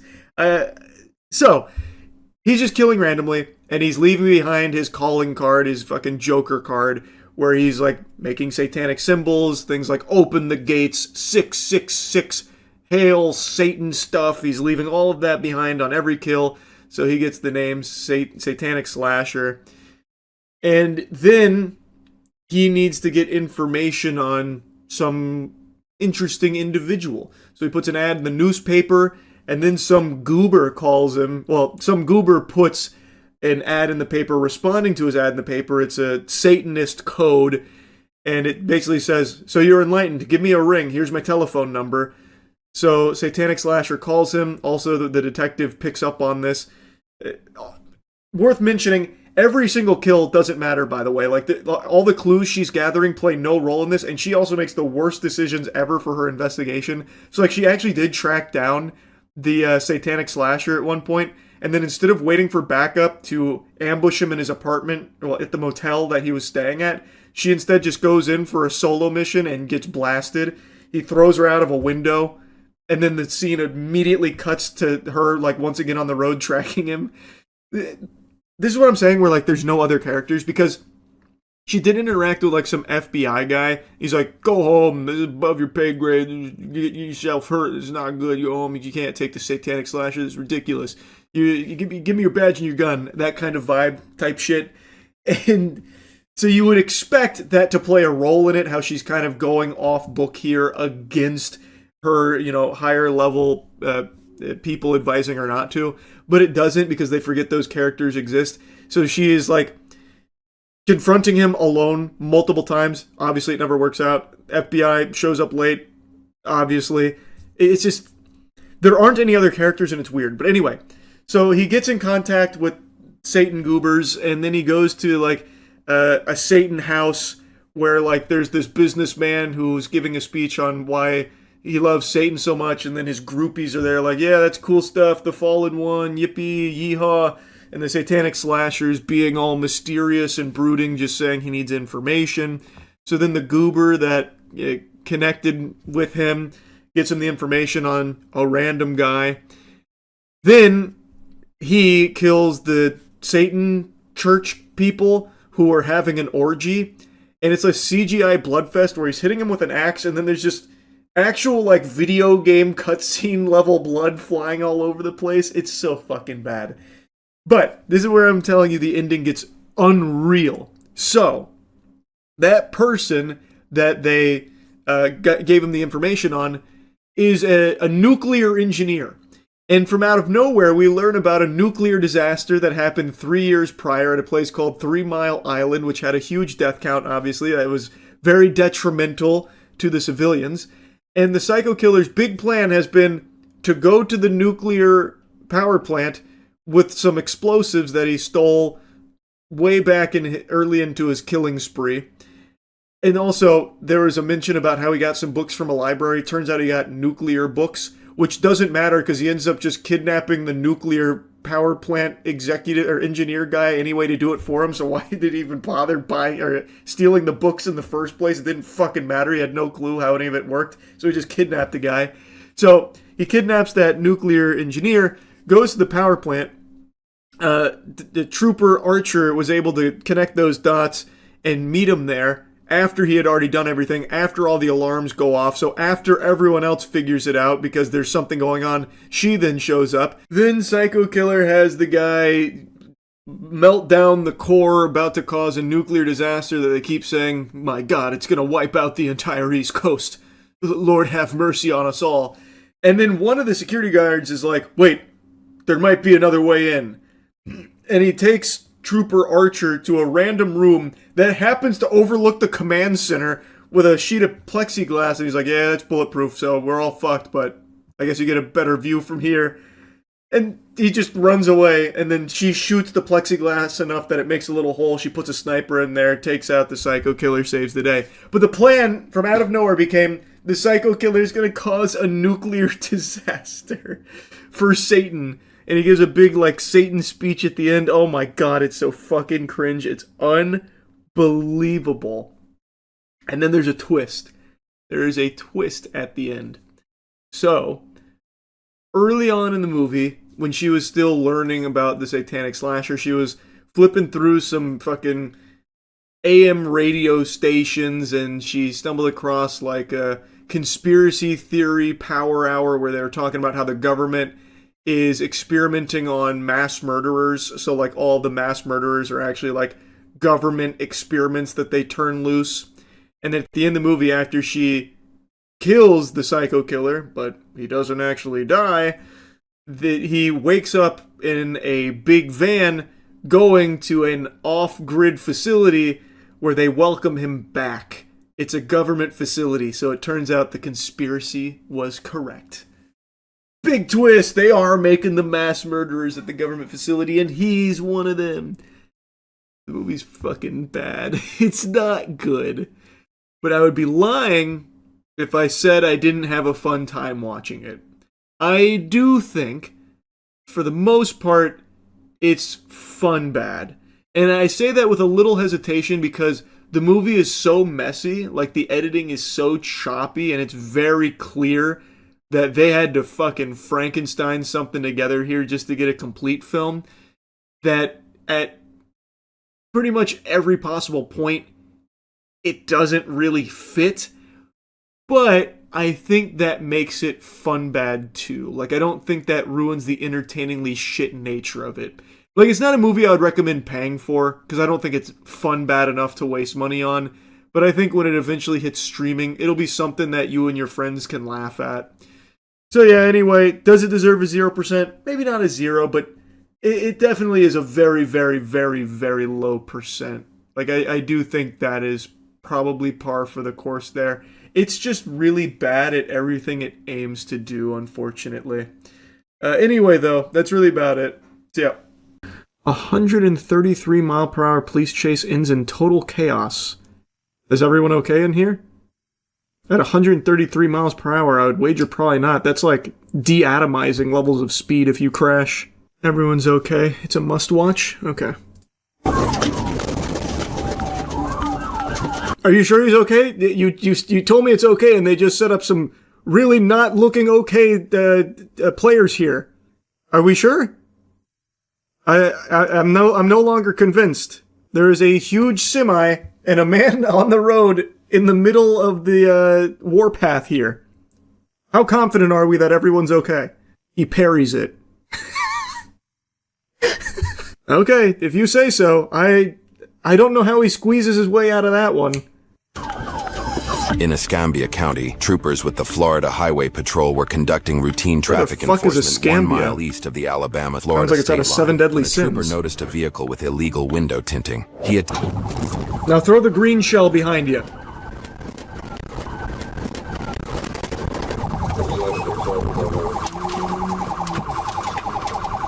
Man, he's spinning those tires.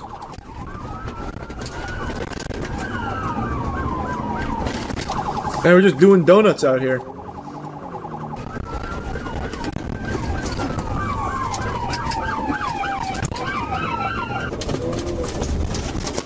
Man, oh, good lord, how many officers are in there? Holy.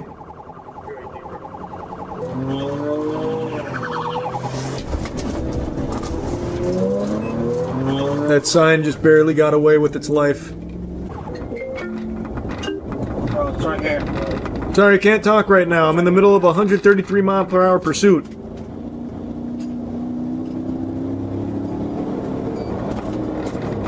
Oh. Oh, they're scaring him. A pit maneuver at that speed would probably send that fucking car to space.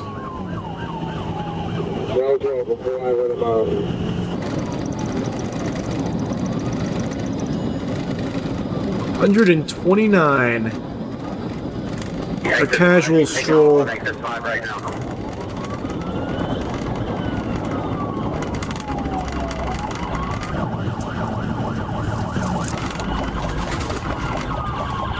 Oh shit!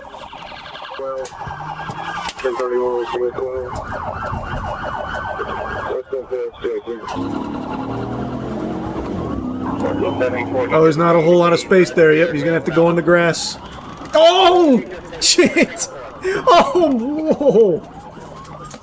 Was that on purpose, you think? I bet that guy was just like peeking over like, man, what's the holdup up there? Son of a bitch! Holy!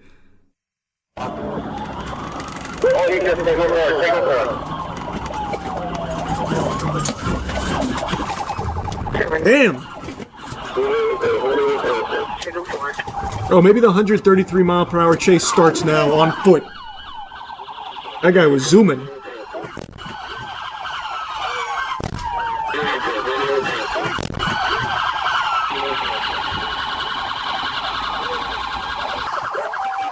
Oh no. Oh, it was a miscommunication. The officer forgot he had cocaine in his fucking chest pocket. Oh, it's chaos. It's chaos.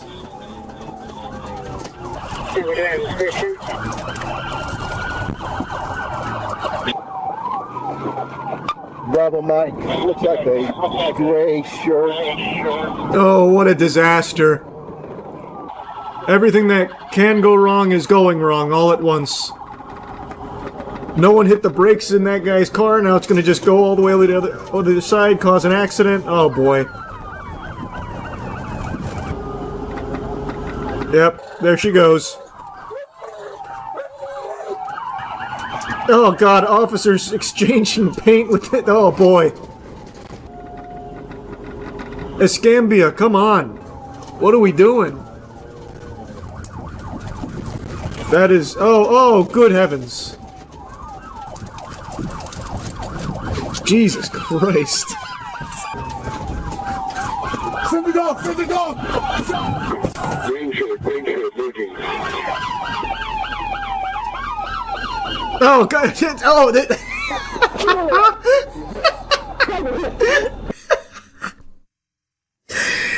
Oh for 2 on the K9 unit today, unfortunately. That's gonna be a turn in your badge and gun type moment right there, I think. Attacked one of the officers, and then went straight to the something over there by the tree. Oh boy. Then they had to get a different dog on the case. This guy came in there with like the pseudo Goldberg spear technique. A little high though.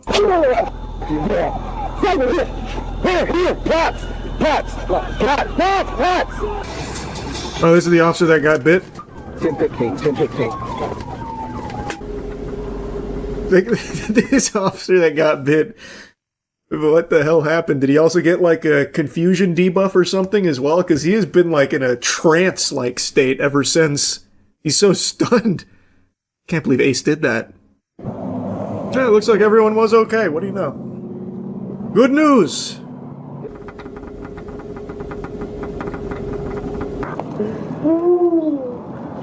Makes you think it was a good idea to run, man. Stand up, stand up, stand up, stand up. Okay. Your arm doesn't affect your legs. So stand up. The scene of an accident and reckless driving. The charge of reckless driving was later dropped. A judge... Of all the charges... What? Oh, I guess this is the... okay. I didn't see this one at the top. I guess they just wanted to stick with that one instead, but I feel like reckless driving could have also stuck around. I feel like you got pretty strong evidence on the old reckless driving, I gotta be honest with you.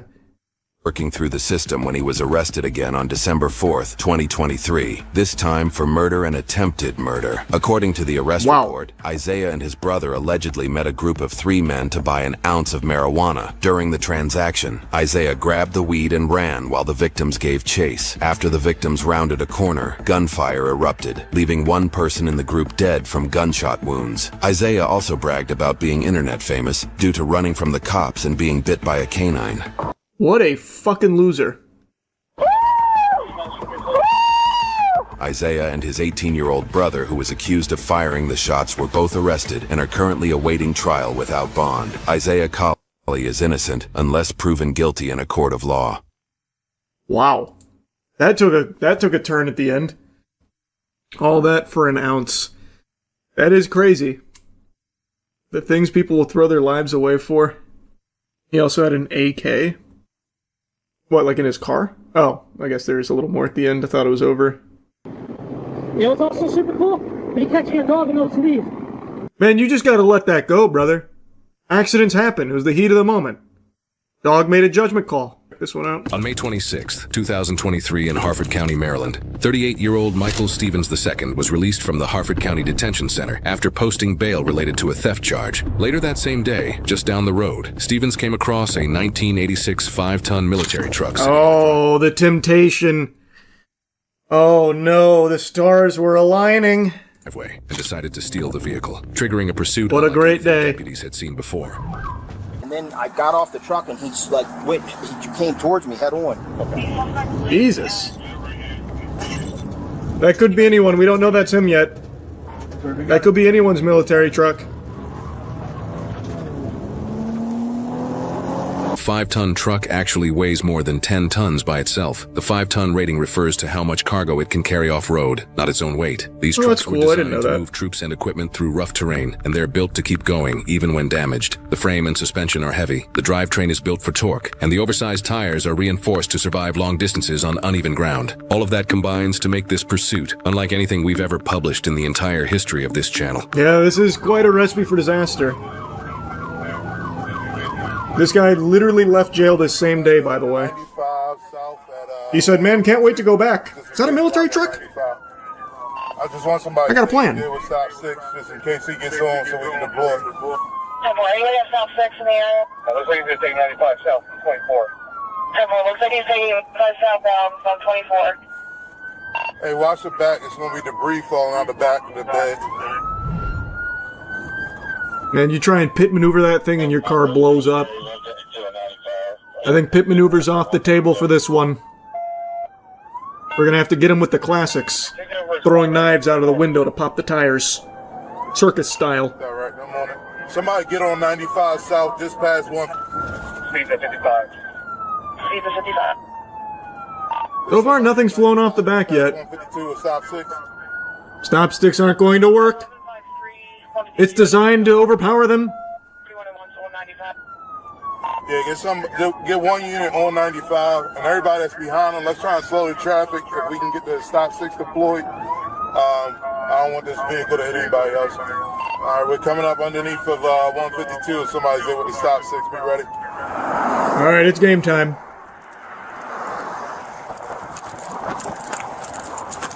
Good hustle. Nice. Excellent speed. Good work. Coming up on top 6. He's cooked now.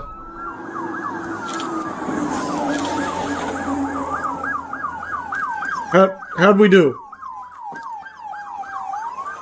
Looks like you hit one time. We got one tire. Not bad, not bad.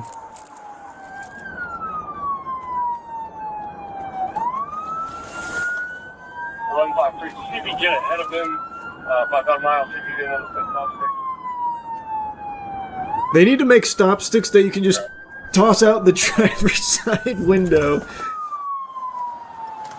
Wait, here we go. We got more.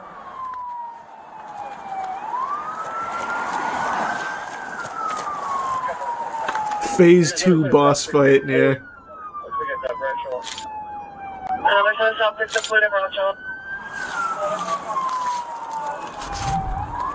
They gotta use the harpoon more often. That doesn't get enough exercise. Did we get him? Oh no, just missed. Just missed. Just be ready to jump if he comes at us. Be ready to jump. Watch yourself, he might try and hit you. Get out the road, get out the road, get out the road. Oh wow, wait, he actually is just going for, oh my god. He scared him away. Where are we heading? He's swerving a little bit. He might be getting tired, he's falling asleep. Unit up, a couple units up ahead with the stop sticks. We'll head to Jersey, we'll have to keep y'all safe. Let's try a different tactic. Oh, wait a minute. Oh, shit!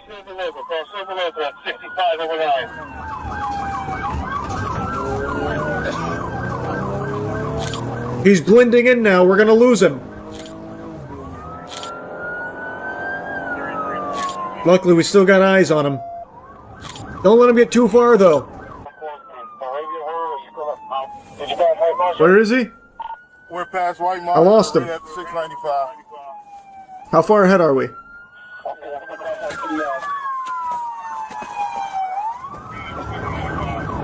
Oh, it's game time. Oh, he's taking cover behind the civilians. Oh, they got him. Big stop stick moment.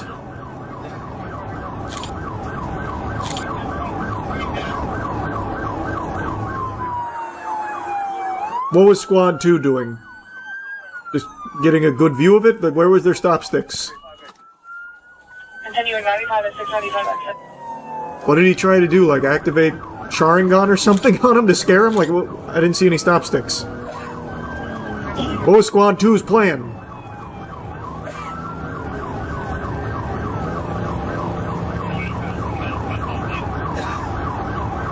His Conqueror hockey failed. Got it. Yeah, no, that's a damn shame. Don't deploy anymore.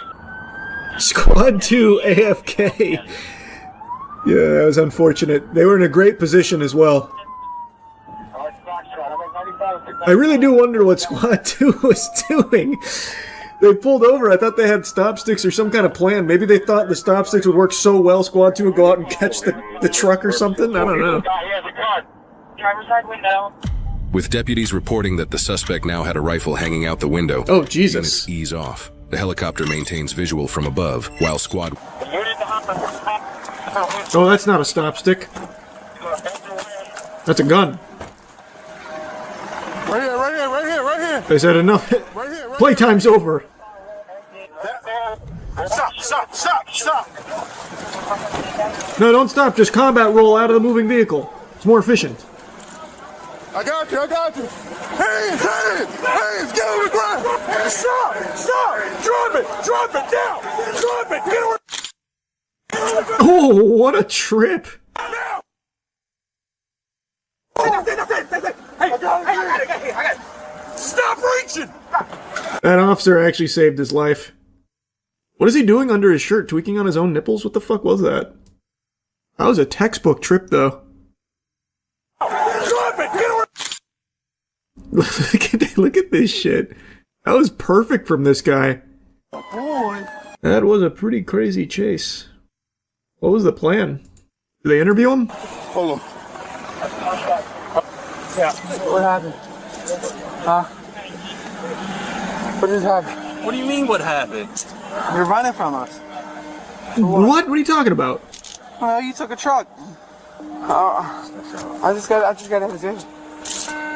Because I released some detention center. Maybe he's been framed. That's a good boy. Maybe they really did get the wrong truck. Where'd they end up catching him on foot at? Imagine they see another military truck just drive by. He broke. They got him right at the mouth of the alley. Okay, I didn't see it. How the fuck do you mistake a rifle hanging out of a truck for something? What else could it even be? That was a crazy call from the officer then. He's got a rifle hanging out of his truck. That false alarm, actually. That was his arm. The stolen military vehicle was returned to its owner, and no bystanders were injured throughout the pursuit. As of the latest available good records, news. Stevens has not been sentenced in this case, and he is innocent unless proven guilty in a court of law. Wow, yeah. Still not. They're still gathering evidence. It could have been anyone in that military truck. Huh. It's a tricky case. There's a lot of factors to consider. Maybe he really was framed. That would be perhaps one of the most unbelievable things to ever unfold in human history. The vast majority of numbers you see on the internet aren't real. The accounts that you interact with, the posts that you see, oftentimes aren't even made by a human being on the other side of the keyboard. The cyberspace is dominated by bots. And unless you've just woken up from a coma, this isn't news to you. Everybody knows that now. It's an accepted part of cruising the World Wide Web that the shit you see is artificially inflated. And it's become a huge yapping point, a massive topic, specifically dead internet theory, and diving even deeper into the minutia of bots, cannonballing into the deep end of the pool, you will find viewbots, a topic that often gets very aggressive and accusatory because it is so prevalent across streams in particular, on Twitch, on YouTube, on Kick.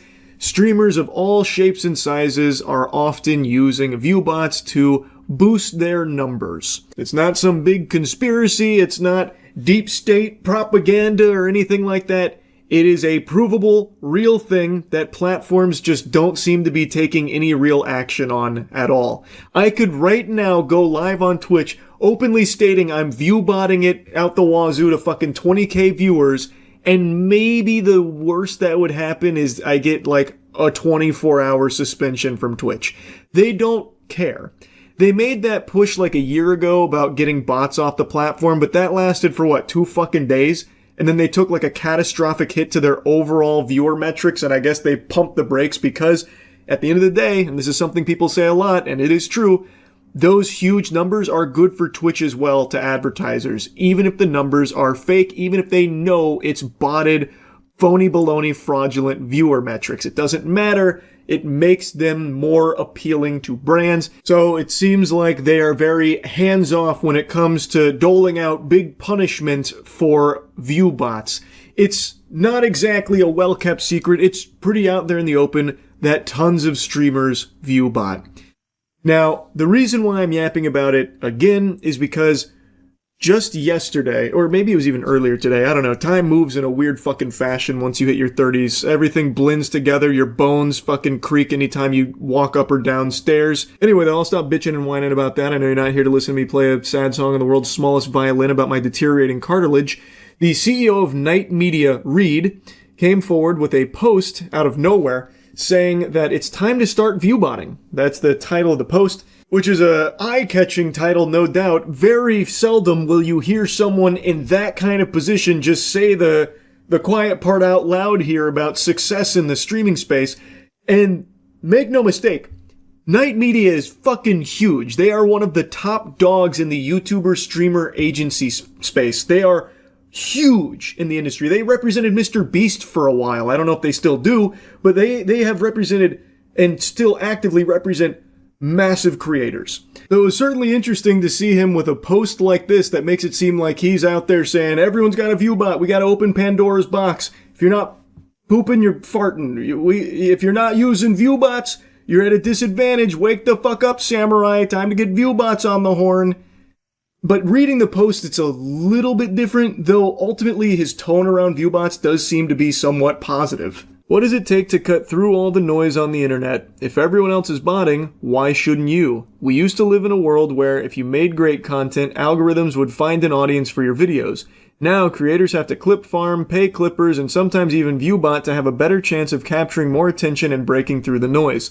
This is especially true on platforms like Twitch, where viewbotting can surface you on the front page of popular streaming categories. Off rip, this is some turbo doomer shit because it kind of positions it as like your only option if you're just getting started. Oh, there used to be a time where if you made great content, you could get found, but those times are way behind us in the shitter now. It's gone. That's a era long forgotten, like the saber-toothed tiger. Now, if you want to cut through the noise, you gotta clip farm, pay clippers, or Lord help us, even viewbot. You gotta get down and dirty in the pig pen. It's the only way. When that's not true. You can still make great content and get found. It does happen. I think the best example of that is Queso. I would be shocked to learn Queso viewbotted at any point in his life. I don't even think the guy could find a viewbot website or provider. I genuinely don't think he would even know where to begin with something like that. And he has blown up solely because he makes good content. He cut through the noise. And this is something I've always said, luck is a huge part of it. It is. It just is. But what he is right about is that in the current day and age, there is an alternative that doesn't rely as much on RNG, and that is pay to win. You can stand a better chance of standing out in the oversaturation of content creation by paying for viewbots to float your stream to the top of categories, or pay for viewbots on other socials where you're spamming clips from your streams so you could boost up numbers on, you know, a wacky moment or something and have it like explode elsewhere because you inflated the numbers through viewbots, so then people could find your stream and maybe organically grow it that way, but you still viewbotted in order to boost a clip that led people to the stream. Like, there are paths that don't rely as much on luck, because if you just have money to start and just start buying views, it does help put you in front of more eyes. It's something that's very common, especially on Twitter. But at the end of the day, I just don't like this mentality that Reed kind of encapsulates here of, well, everyone else is cheating, so I should too. And he's trying to make like a strong argument that everyone else is doing it. Content alone, it could be the most slapping, banging content ever. It's not good enough. It's all about the distribution method now, which is dominated through bots and shit like that. So really, you gotta think about this strategy of using bots. I just don't like how he's positioning bots as a strategy instead of calling it what it really is, which is cheating. Like, yes, you can gamify the distribution and shit through bots. Everyone fucking knows that. But I just don't think it's something that should be outwardly encouraged. And it's really weird that the CEO of Night Media, one of the biggest agencies in the space, especially for streamers, is having this kind of viewpoint. Like, his title isn't exactly indicative of his thoughts, because he does say, like, this is a problem, this is an exploit, but he speaks about it like, this exploit exists, so you have to use this now. It's like, you really should, like, almost that it's a necessity. And I just don't like that perspective nor that mentality. I just think there's a reason why this topic on viewbots is always so passionate from so many people, because viewbots fucking suck. Nobody likes that. It is just a completely dog shit norm right now. And I don't think it needs to be even more normalized. But it's not some requirement or anything like that. Reed then goes on to make a mention of advertisers and viewbots. Do advertisers have any way of tracking botted engagement, and why isn't Twitch cracking down on this at all? Those are two really good questions. The answer to do advertisers have a way of tracking botted engagement is a big, nobody fucking knows. My gut tells me there's no way advertisers would have any clue, because how would they? How would they distinguish between authentic and real viewers through just a number plastered on a stream? It'd be entirely on Twitch to take care of the bots and get that number to be where it's like the authentic viewers and not just like, fraudulent ones. I don't see how they could ever possibly know what's real and what's fake based on just the publicly available information. And I doubt Twitch is behind the scenes saying, okay, so your advertisement was played in front of 1 million concurrent viewers over the course of this campaign. Of that, about 15K were real human beings. We really appreciate your business.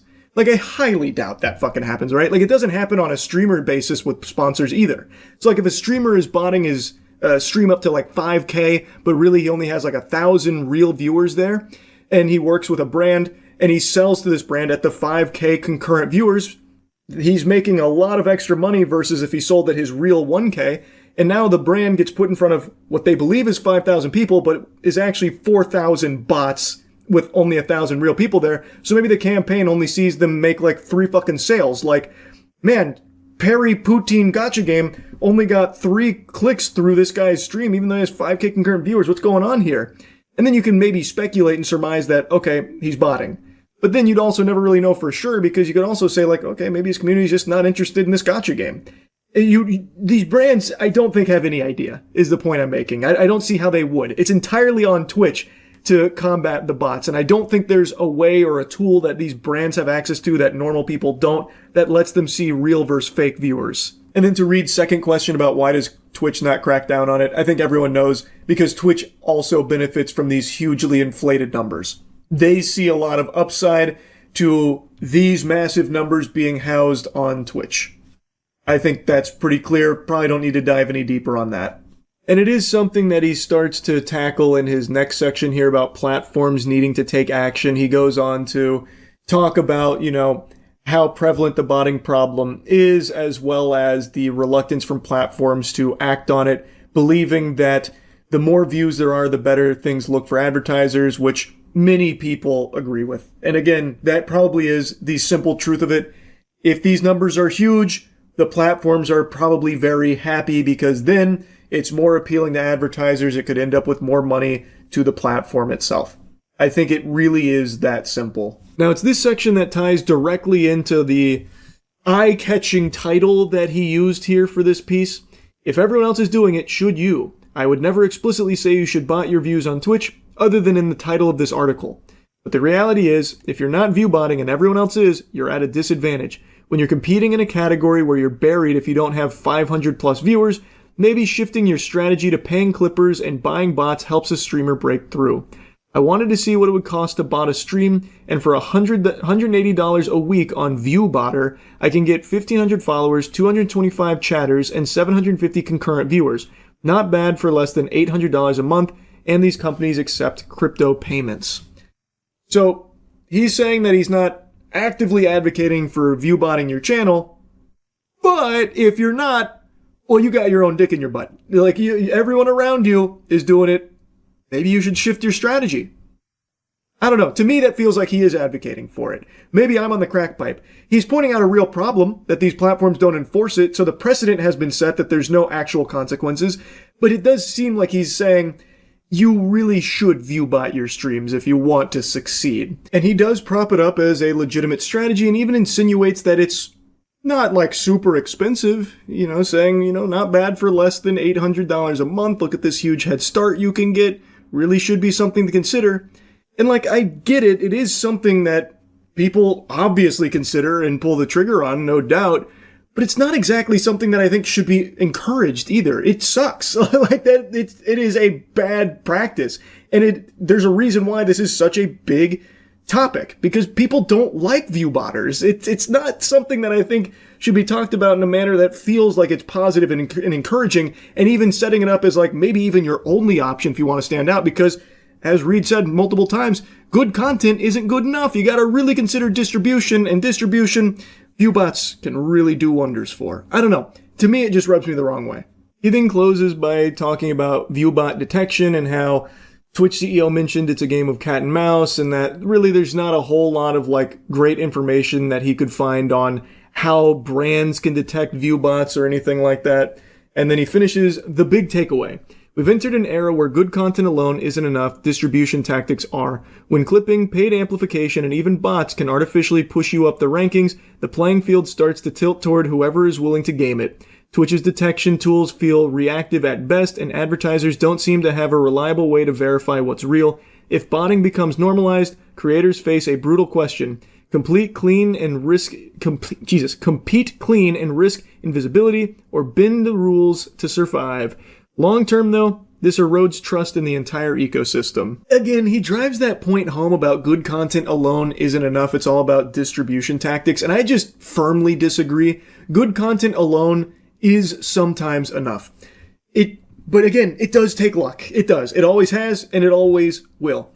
Distribution tactics, though, he's right, can be gamified and boost your shit and immediately give you a better chance, so you're not overly reliant on luck. If you'd rather focus instead on pay-to-win mechanics through clippers and viewbots and stuff like that, then you would be entering the Thunderdome competing head-to-head, toe-to-toe with countless others who are doing that daily.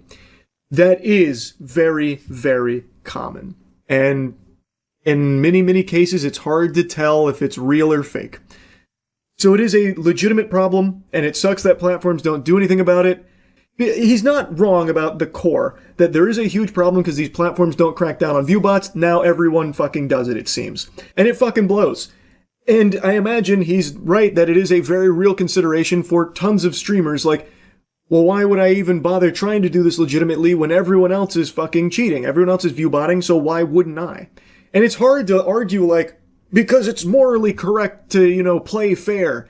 It would be hard to make someone be like, okay, then I'll do that and go nowhere unless I get fucking crazy lucky. When the alternative is apparently cheap viewbots that give them a better chance. It's something that he's not wrong about in his assessment here. Again, I just find it weird that it feels like he's speaking on it almost positively, you're at a huge disadvantage, you really need to think about this strategy that actually isn't all that expensive if you want to compete on an even playing field. Because at the end of the day, I don't think viewbots are something that should be encouraged. I don't think it should be twisted to the point where people consider viewbots like a strategy as opposed to just cheating. Because viewbots are bad for everyone. There's a reason why it's such a passionate topic for so many people. Because it sucks. It sucks for the people that aren't doing it, and it sucks for viewers too. Viewbots are just shitty overall, genuinely. So, it's not something that I'd like to see more people start being yeah, let's start really thinking about doing more viewbotting, as if there's not already enough. So, anyway, this was a very interesting post, to say the least, and I just wanted to yap about it. That's really about it. See ya. Good morning, traveler. You're looking awfully well rested. I'm jealous. Wish I could say the same.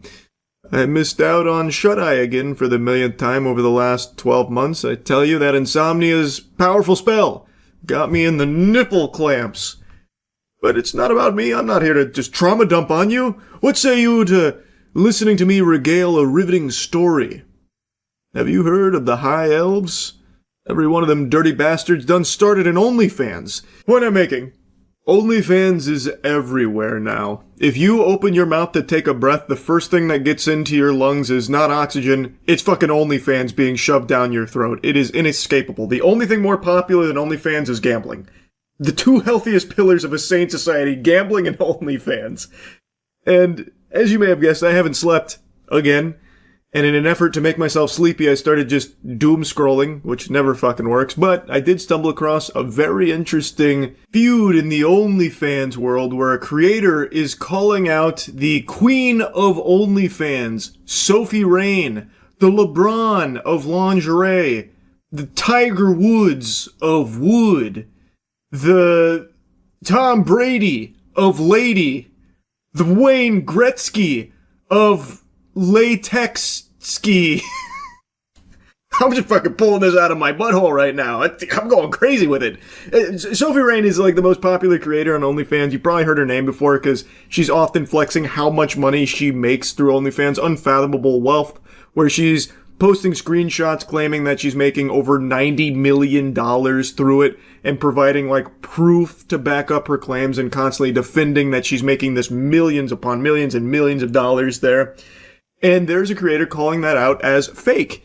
And this creator actually has receipts to prove it. It feels like pretty strong evidence that those might not be accurate. And not only is she calling out Sophie Rain, but some people that are closely associated to Sophie Rain who are allegedly doing similar things with fake screenshots with their earnings being fudged. Hey Piper, I saw you deleted this fake statement since we saw the typo and you've replaced it with this new fake statement. And you've added another million onto your net. I don't blame you. It's your first day on the job and we all make mistakes. I blame your management. The same management the Bop House uses. That's known for lying and scamming all their fans. I really hope you do better because the shit that you bitches do is not cool. This is that initial tweet screenshot, allegedly. Big whoopsie-daisy there. You can see that she forgot to get rid of the other money sign there. So that's clearly incorrect. And she deleted it and then posted another one with that error fixed. Piper Raquel's name is one that I've heard pretty recently because it's a pretty controversial story here where she was like a kid star or child influencer, some shit like that. And then very soon after she turned 18, she started an OnlyFans page to do OnlyFans content. And then starts flexing how she made $1 million in 24 hours. And then, no, it's actually $2 million, her first couple days on the job, that kind of thing. Which I know has happened before, like with Danielle Bregoli, Bad Baby. I know when she turned 18, she started an OnlyFans, and a bunch of those fucking weirdo freaks were like waiting, salivating on bated breath for her to open that OnlyFans, and they all gave her a bunch of money. I know that happened. It's just so fucking weird. Also, apparently she had paid a visit to the Bop House to collab with them when she was still 17.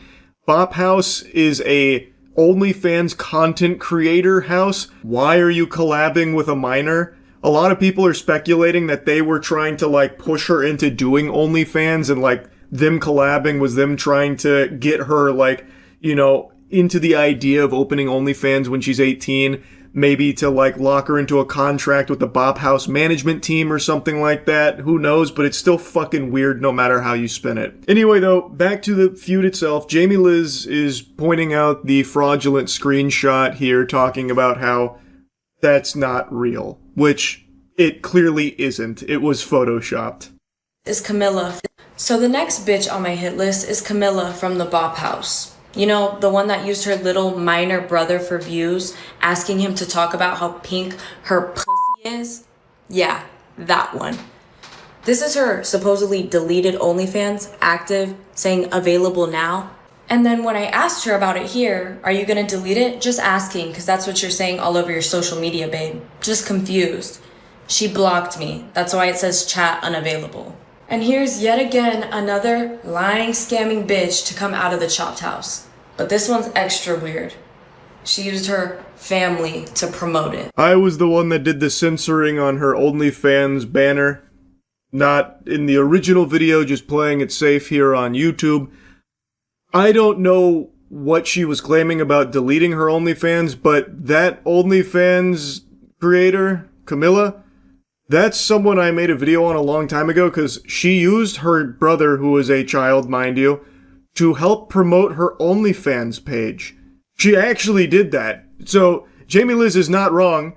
That did happen, and that shit is extraordinarily weird. Borderline a crime, by the way, to have children promoting porn, right? Like, you would think that's probably big time frowned upon. How does it feel to have a sister that has an OF? My friends always ask me if it's pink, but I don't really know what they mean by that. NANI? Do you know? Jesus Christ. Click the link in my bio. I can't. Marketing so innovative, Ubisoft is going to take a page out of her playbook pretty soon. So, that shit is indefensible. Now, Jamie Liz mentions that, calling it weird, which it definitely is, and then she's referencing, I guess, Camilla talking about how she's deleting her OnlyFans, but it doesn't seem like she actually is, thus she's scamming viewers. I'm guessing this game would be like, I'm deleting my OnlyFans, so come subscribe now while the content's still up, otherwise you're gonna miss out and it's gone forever. I'm just taking a guess, I'm spitballing because I can't actually find where she was saying that, but I have found a lot of people talking about it, so like a bunch of Reddit posts. In the least surprising news, Camilla has officially left OnlyFans to start selling people AI scam courses. Man, she is really just an absolute winner. Jackpot all around. Awesome. Going from OnlyFans to AI scam guru courses.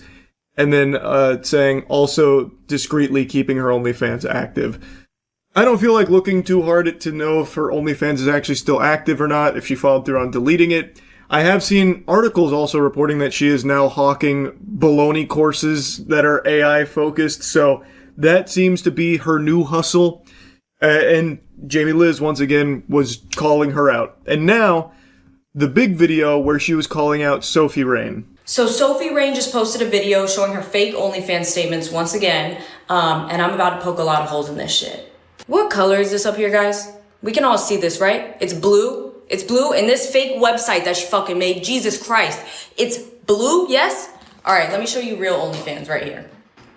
Up here, white.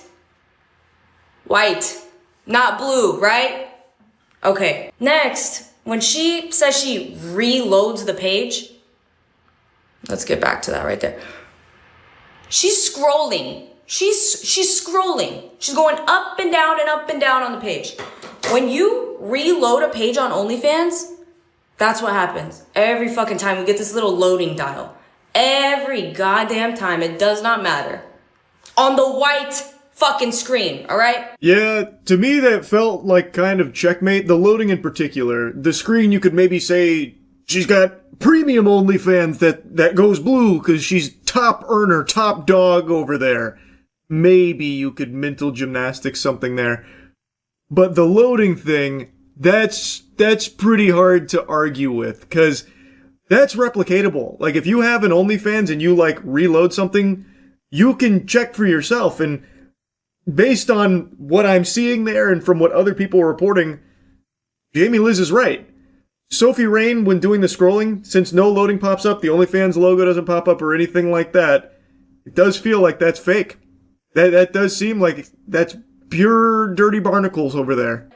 If this was really OnlyFans.com, down here, it would say OnlyFans.com, bro. You cannot zoom in and get rid of the browser when you're looking something up. Do you guys see this? You guys fucking see this? It does not say OnlyFans.com. Right here, OnlyFans.com. Let's load it again. Real fucking page. Load it again. OnlyFans.com. You scroll a little bit, yeah, it gets smaller. It doesn't disappear. You can't zoom in and make the fucking browser disappear. Are we kidding here, guys? Are we believing this shit again? I'm not gonna lie. I had no fucking clue that the browser stayed up the entire time you were on web pages, but Jamie Liz is right. Wait, I checked it myself, not on OnlyFans, but like, I just went on Google and I tried like scrolling around, I tried zooming in, and there was nothing I could do to just get rid of it. It does stay there the whole time. So if she really is on OnlyFans, Sophie Rain, if she is on OnlyFans and reloading like she claims she is, it would be there. That's pretty solid evidence, I would say. And I will also mention a lot of people, myself included, have been extremely skeptical of Sophie Rain's earnings. $90 million through OnlyFans in what, like 2 years or something? That is like inconceivable. And she blew up because she was like inundating Twitter with her ads. So she was having like rage bait being posted about her from all of like popular meme accounts constantly, daily, just trying to flood people's timeline with her just to keep her name out there. So it feels like it would be par for the course if she is also using these earnings, these crazy high numbers, to keep her name out there, keep it in people's mouths, to make people familiar with Sophie Rain's brand. And it is like eye-opening shit. You hear that an OnlyFans creator is making $90 million. She's making more than NBA player salaries. You start to pay attention to it. So the faking earnings does feel like it could be very in line with her marketing strategy, or if it's not her strategy, her management team's strategy, whoever's responsible for it. I just find this shit incredibly sad and embarrassing that you have lied so much that you have to keep lying and keep lying and keep lying to cover up your lies, bro. Are you that insecure about what you're doing that you gotta fucking fake statements? You gotta tell everyone you make all this fucking money? That's how insecure you are, bro? I'm sure any OnlyFans model could probably look at Sophie Rain's proof here and weigh in if it's legitimate or not, because everyone's OnlyFans earnings page is going to look similar. The only difference is going to be numbers. And since Jamie Liz does show like what the page should look like, and it's vastly different from Sophie Rain's, I'm inclined to believe her that Sophie Rain's is horseradish. Now, to Jamie Liz's statement here at the end that she's lying and faking these earnings coming from a place of like insecurity, I don't think that's what it is. Like I said, I think this is all just part of her marketing strategy. And I also think because she's like the face of the Bop House, I'm assuming she's also like an owner in some capacity of like the management team that's managing people like Piper Raquel. She's also using this as a way to lure more people into an OnlyFans career. By having these numbers constantly flaunted, there are tons and tons of girls that are going to see this and believe that this is like a really viable career option to make a lot of money very quickly. So they'll follow Sophie Rain and Piper Raquel's example. So I think this is also a way for her to try and get potential clients to sign with the Bop House or something like that. So her and her team can make more money off of them and their contracts. I think the whole thing is pretty scummy. It also preys on people that are in a desperate situation, which is a lot of people in the current day and age, where someone might see all this money that Sophie Rain and the Bop House is generating, these huge numbers that may or may not be accurate, and they just say, fuck it, I'm gonna do an OnlyFans too, and it doesn't go the same way it did for them. It is a scummy thing to do. And I think Jamie Liz is right to call it out. 100%. Now, again, I don't know a whole lot about OnlyFans, but what she's provided here seems pretty strong. Anyway, though, that's really about it. So, yeah.